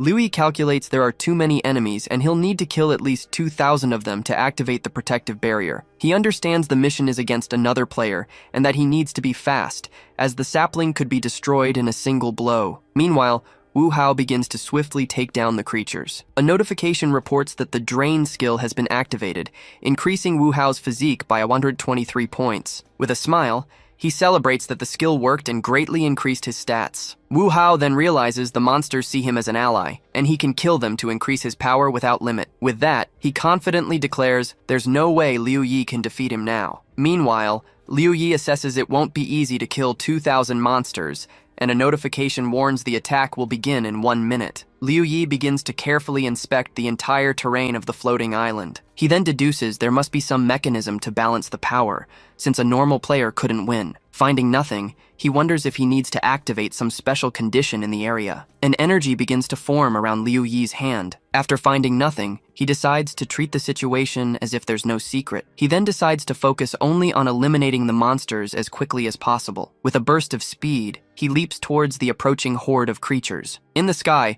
an army of flying monsters advances toward the island. Frightened, the three little ones huddle together near the imperial sapling. As the monsters advance, Liu Yi realizes there's a flaw in using his sealed orbs to simulate the blessing skill. Liu Yi reflects that, since it's judged as the same skill, simulating blessing again won't stack the stat boosting effect. Then, a notification confirms that all his stats have been enhanced by 5,000 points. Even with the limitation, he considers his current power sufficient for the battle. With that, one of the elemental creatures attacks a monster with a jet of liquid. Liu Yi then realizes he can use the equipment bonus to maintain his enhanced state. An energy barrier begins to form around the imperial sapling. He then declares that with his stats increased by 5,000, he can solve any problem. Using a surgical knife, he manages to eliminate 120 monsters at once. With 3 more knives, the number of defeated monsters rises to 375. By using a total of 5 knives, he manages to take down 636 of the enemies. He realizes the progress is slower than expected,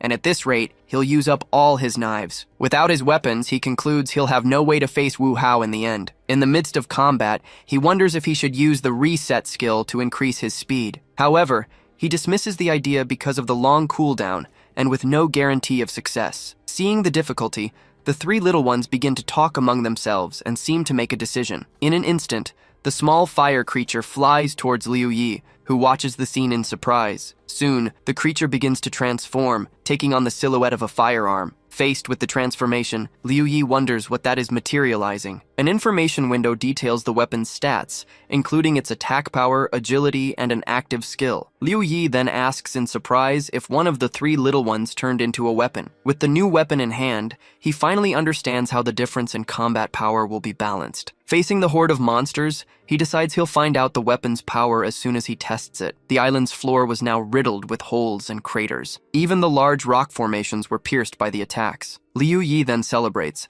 shouting that the weapon is incredible. With the gun's firing speed, he killed all the surrounding monsters much faster than before. He then concludes that, although he can't enhance it with his Kai, the weapon is perfect for his current state. Soon after, larger and tougher monsters appear on the battlefield. Liu Yi calculates he needs to kill 500 more of them for the protective barrier to finally form. Unexpectedly, a system notification informs him that the shield has accumulated enough energy to become a barrier. With the warning, the protective barrier expands and hits the nearby monsters. Surprised, he wonders why the shield was upgraded when he hadn't yet killed the remaining 500 monsters. Suddenly, the ground begins to crack under the weight of a new presence. Looking up, Liu Yi spots Wu Hao descending from the sky toward him. In an instant, his enemy lands with an impact, revealing a giant, muscular body. With a threatening look, Wu Hao declares that it's time for Liu Yi to die. A status screen reveals Wu Hao's overwhelming power, now at level 50 with immense attributes. Liu Yi then realizes his opponent killed the remaining monsters to reach his combat ability's limit. Next, a notification confirms that the second stage of the mission is to defeat the enemy player in 10 minutes. From the outside, Wu Hao challenges him to leave the protective barrier so they can fight. With a confident smile, Liu Yi replies that they will see who will actually die. His adversary's confidence leaves Wu Hao visibly shaken. A notification for Wu Hao reveals he failed the first stage, and that entering the barrier will reduce his attributes by 90%. He then concludes he needs to find a way to lure Liu Yi out of the barrier to kill him instantly. From inside the protected area, Liu Yi just watches his opponent in silence. Wu Hao wonders how he'll lure his enemy out, knowing he will fail the mission and die if he doesn't. Soon, Liu Yi asks if he's thinking about how to get him out of the barrier. The unexpected question leaves Wu Hao completely shocked. To make things easier, Liu Yi says he'll resolve the stalemate himself. Taking a step forward, he declares he will leave the barrier on his own. In an instant, he crosses the barrier's protective line and leaves the safe area. Outside,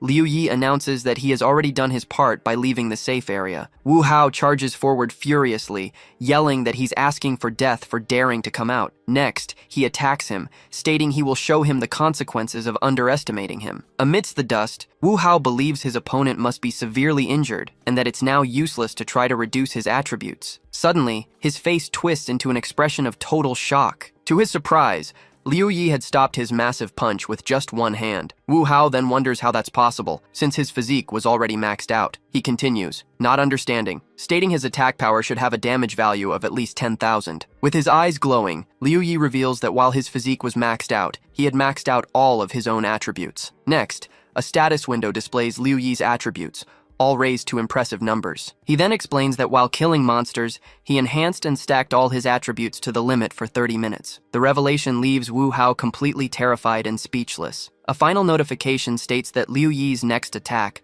will be boosted by 7,500,000 damage. With a new blade in hand, he finally unleashes a series of devastating slashes against his enemy's body. Defeated, Wu Hao gasps and asks who he is, and why he's never heard of such a strong player before. Facing his defeated opponent, Liu Yi replies that he just tries to keep a low profile. Next, a system notification confirms he killed the player Wu Hao and obtained a large amount of computing power. He then says he'll be sending his clan leader to him soon, and that he can ask him about his identity. A new window congratulates him for completing the dungeon and informs him that his rewards are being calculated. Despite Liu Yi's refusal to take the weapon, a notification states that he gained 5 levels and 2 new skills due to an unknown disturbance. Soon, the system confirms he obtained the weapon Great Red. With the new weapon in hand, he analyzes the attribute window and concludes that, despite everything, it's more normal and balanced. As he reflects on the weapon's future evolution, a final notification warns him he will be teleported, making him question if he was deceived about the truth of the world. In the blink of an eye, Liu Yi is teleported back to the parking lot he entered from. As the portal closes, he hovers over a shadow, reflecting on the events. With his hand on his face, he wonders aloud if the Earth Shadow tricked him. Then, he admits that, in the end, at least he got a proper weapon. The young man then pulls himself together and faces the future with new determination. Liu Yi theorizes that if the dungeon represents the truth, the 3 little ones might be the mysterious figures who were driven from their home. With that, he wonders if this means the mysterious figures were also chased from their world into ours. He then concludes the dungeon can't exist on its own, and that there must be more to the story. Facing the portal, the young man wonders if he'll find another dungeon like it in the future. He then realizes the dungeon is a strategic resource and decides he needs to contact Ah Yun to secure the location. Before acting, he stops and ponders who or what the Earth Shadow is and what its true goals are. Based on his past life,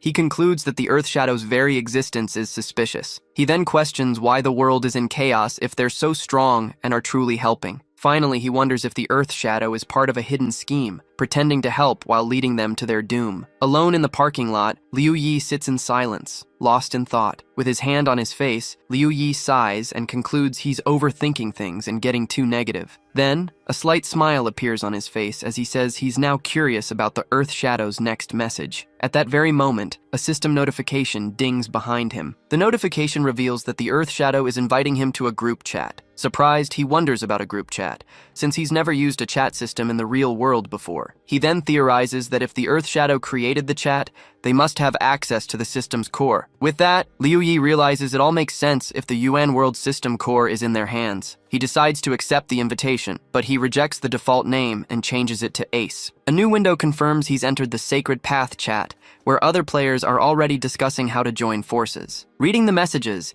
he wonders who these people are and if they were brought together by the Earth Shadow. He then understands that the level 50 cap is tied to the world's Imperial Seedling, which is weaker than the one from the UN world. In the chat, the player leaders are discussing plans to join forces and deal with the mysterious figures. Liu Yi reads the term 4 heavenly leaders, and his curiosity is piqued. The next messages reveal that one of the leaders, the Vermilion Phoenix, is only level 1, and a player suggests killing her. With a shocked expression, Liu Yi finally realizes the Vermilion Phoenix's true identity. In the chat, the Vermilion Phoenix chimes in on a discussion and tells them to stop making trouble over trivial matters. Reading the message, Liu Yi confirms his suspicion and says to himself, just Just as I thought, it's him. Next, the Vermilion Phoenix proposes in the chat that everyone send players to gather information, setting a meeting for 2 days from now. Analyzing the plan, Liu Yi wonders if they really lack the manpower or if they have other hidden motives. He then concludes their strategy will fail because the players are arrogant, but with the current level cap, there's no other choice. With that, he considers that the group allows the elites to cooperate, but he doubts the Earth Shadow actually wants them to work together. He then theorizes that the Earth Shadow's motive might be similar to his own, to just use others to accumulate computing power. If this suspicion is correct,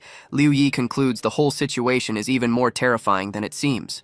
With a smirk, he decides he'll test their limits, since the path they've chosen is wrong, if their goal is what he suspects. So he decides it's up to him to defeat the mysterious figures, since he can keep leveling up without any restrictions. Back in the parking lot, he stands and declares that, first things first, the most important thing is to level up. With his new goal in mind, he finally leaves the area to start his preparations. Meanwhile, outside the building, one of the goons suggests that since it's been a while, they should just leave. The other goon stammers in agreement with the idea of running away. Despite their decision, the two men remain kneeling in the middle of the frozen street, too scared to move. One of the goons then asks the other why he isn't moving. The water monster replies that his legs are numb, and the other says his are too. He then decides he has to live and can't die with the regret of not being able to stand up. With a great effort, the water monster yells that he's going to get up. The other goon agrees, saying they can't keep being cowards, because kneeling is for cowards. Just as they get up, Liu Yi suddenly appears before them and asks what they just said. In an instant, they both drop to their knees again, shouting they said nothing and asking for their boss's orders. Liu Yi then says he needs them to do something, and that he'll let them go if they obey. The rivalry between Yi and High Cities was intensifying in the region. Meanwhile, in a building in High City, tension was rising. With a crash, a crystal object is thrown and shatters on the floor. One of the men complains that the new order keeps hunting them even after they've returned to High City. Li Haitian threatens his enemies, but his subordinate advises him to calm down, reminding him they just need to control the area. Angrily, Li Haitian complains that even after becoming a superhuman, he's still humiliated and loses his men to the new order. One of his men tries to cheer him up, mentioning that the gardener has taken control of Bai City and that they will be rewarded too. Li Haitian decides they need to act on their own to secure their privileges, but he's interrupted by a member who arrives screaming. Immediately, Li Haitian stands up and asks if the new order is invading their territory. The two henchmen then arrive, out of breath, and report that Wu Hao was killed in Sandhill. The water monster explains that Wu Hao found a special dungeon with a weapon as a reward, but was killed by its guardian. In front of the building in Sandhill, one of the men asks if this is the place. The henchman then confirms that the special dungeon is in the basement of that building. The water monster then wonders if the leader would believe such an elaborate plan. Li Haitian, however, celebrates his luck, stating he'll confirm the info, report it to the gardener, and finally return to headquarters. Li Haitian orders his men to go inside and check the building, while the henchmen are surprised he believed their story. Hopefully, Li Haitian wishes this is the special dungeon headquarters has been looking for. As he enters, he already imagines returning to B City with many privileges for his contribution. Suddenly, a scream of terror echoes from Li Haitian. Terrified, he screams that a terrible thing dodged all of their attacks. In a panic, the leader orders everyone to stop talking and just run. As they flee, one of his men warns him that the creature isn't chasing them. Once outside, they realize the Guardian's area of activity seems to be limited to the building. With a relieved smile, Li Haitian celebrates that the creature really can't leave. He then asks if anyone died, and a subordinate replies no, but some of the brothers suffered minor injuries. One of the men analyzes that the Guardian is an agility-type monster, and wonders if the old method will work. Another member then suggests they could collect the loot orbs from dead players to keep their men from deserting. On his phone, a message from the Backyard Gardens info portal says the photos aren't clear and asks for a picture of the dungeon entrance. With this request, Li Haitian concludes it seems he'll have to go in one more time. His men then suggest using the same method they used against the UN World Dungeon Guardian to control the area and get the weapons. Li Haitian decides it's time to act and orders everyone to gather at the location. With the men excited, the two henchmen confirm they understood the plan. Hiding, the henchmen realize that with every step, their old comrades are falling deeper into Liu Yi's trap. The water monster reassures his partner, stating they just gave some wrong information, and it's not their fault. As the group gathers, the men talk and wonder why they were summoned so suddenly. Other members of the group continue to brag about their new powers and the atrocities they've committed. A subordinate informs Li Haitian that all the members from High City have been assembled. From a hiding spot, it's revealed that half of the men are hidden in a nearby building. One of the men mocks his comrades, calling them cowards for being scared now. Li Haitian then finalizes the strategy and orders Xiaoqi, the fastest one, to lure the dungeon guardian. Immediately after, the chosen man enters the building to carry out his mission. Outside, Li Haitian shouts for everyone to focus, as they might only get one chance. In response, all his men shout in agreement, ready for the attack. 10 minutes pass as everyone waits outside the building. With the delay, Li Haitian wonders why the man isn't coming out, while his men start to speculate if he was killed. The sound of footsteps echoes as a figure finally emerges from the building's darkness. Li Haitian yells that the creature is finally out, as everyone stares in shock. Before them, a mysterious hooded guardian appears, wielding a long energy sword. With a smile, the hooded figure declares that these people should be enough for now. Li Haitian's group of men gathers outside the building, amidst the icy fog. Li Haitian wonders why only the guardian came out, suspecting Xiaoqi got greedy and was killed trying to take the loot. He then concludes he'll attack the guardian first, and then make the traitor pay for what he did. His main objective was to kill the guardian so he could take pictures of the dungeon entrance and send them to headquarters. Seeing his men scared of the enemy's strong pressure, Li Haitian scoffs at them for only bullying the weak. He then orders them not to be afraid, as he will hold back the guardian so they can all prepare to attack. Confidently, he declares that a program bound by rules is no match for them. He then tries to convince himself that, just like in games, reality must follow the same rules. As he cautiously approaches, he believes the current distance is enough to keep him safe. In the darkness of the building, the Guardian's red eyes watched every move. Li Haitian notices the Guardian hasn't moved and concludes he is absolutely safe. With a signal, he finally yells for his brothers to attack. His men celebrate that the plan worked and prepare to attack the Guardian as if they were in a game. One of the men reaches out towards the figure, which remains completely still. Li Haitian then celebrates, claiming his prediction was correct, and the dungeon will soon be theirs. In the next instant, a blade of energy pierces through Li Haitian's body,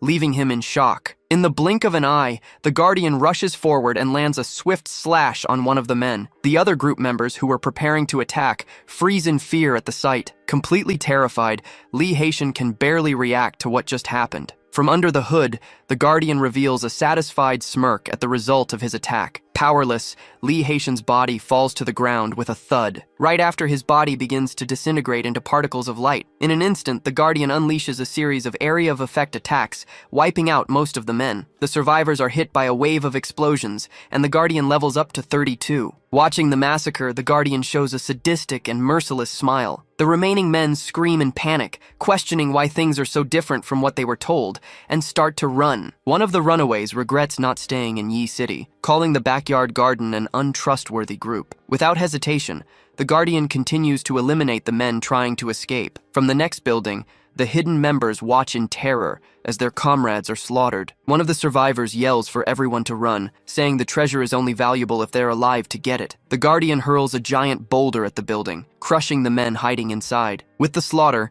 a flood of notifications informs him he has leveled up to 34 as he shows a dark smile. The killing continues, and soon he reaches level 36. One of the survivors screams that he doesn't want to play anymore and that he's leaving this place. On his way, he comes face to face with the Guardian and asks in terror what kind of monster it is. Another player, Xiaoyi, also watches the scene and asks the same question. One of the men then accuses the Guardian of being a demon who kills people without blinking. The Guardian then corrects him, stating that he only kills players and that they are not human beings. The statement leaves Xiaoyi completely shocked. Amidst the street full of spoils, the Guardian says he killed most of them, but some managed to escape. A status window reveals that Liu Yi has reached level 38. After the battle, Liu Yi checks his current status. He then concludes that since he only reached level 38, he'll need to go to the backyard garden's headquarters. With a smile, he finally calls for the water monster. In response, the two henchmen run towards him and ask for their new master's orders. Liu Yi informs the two men they are free to go,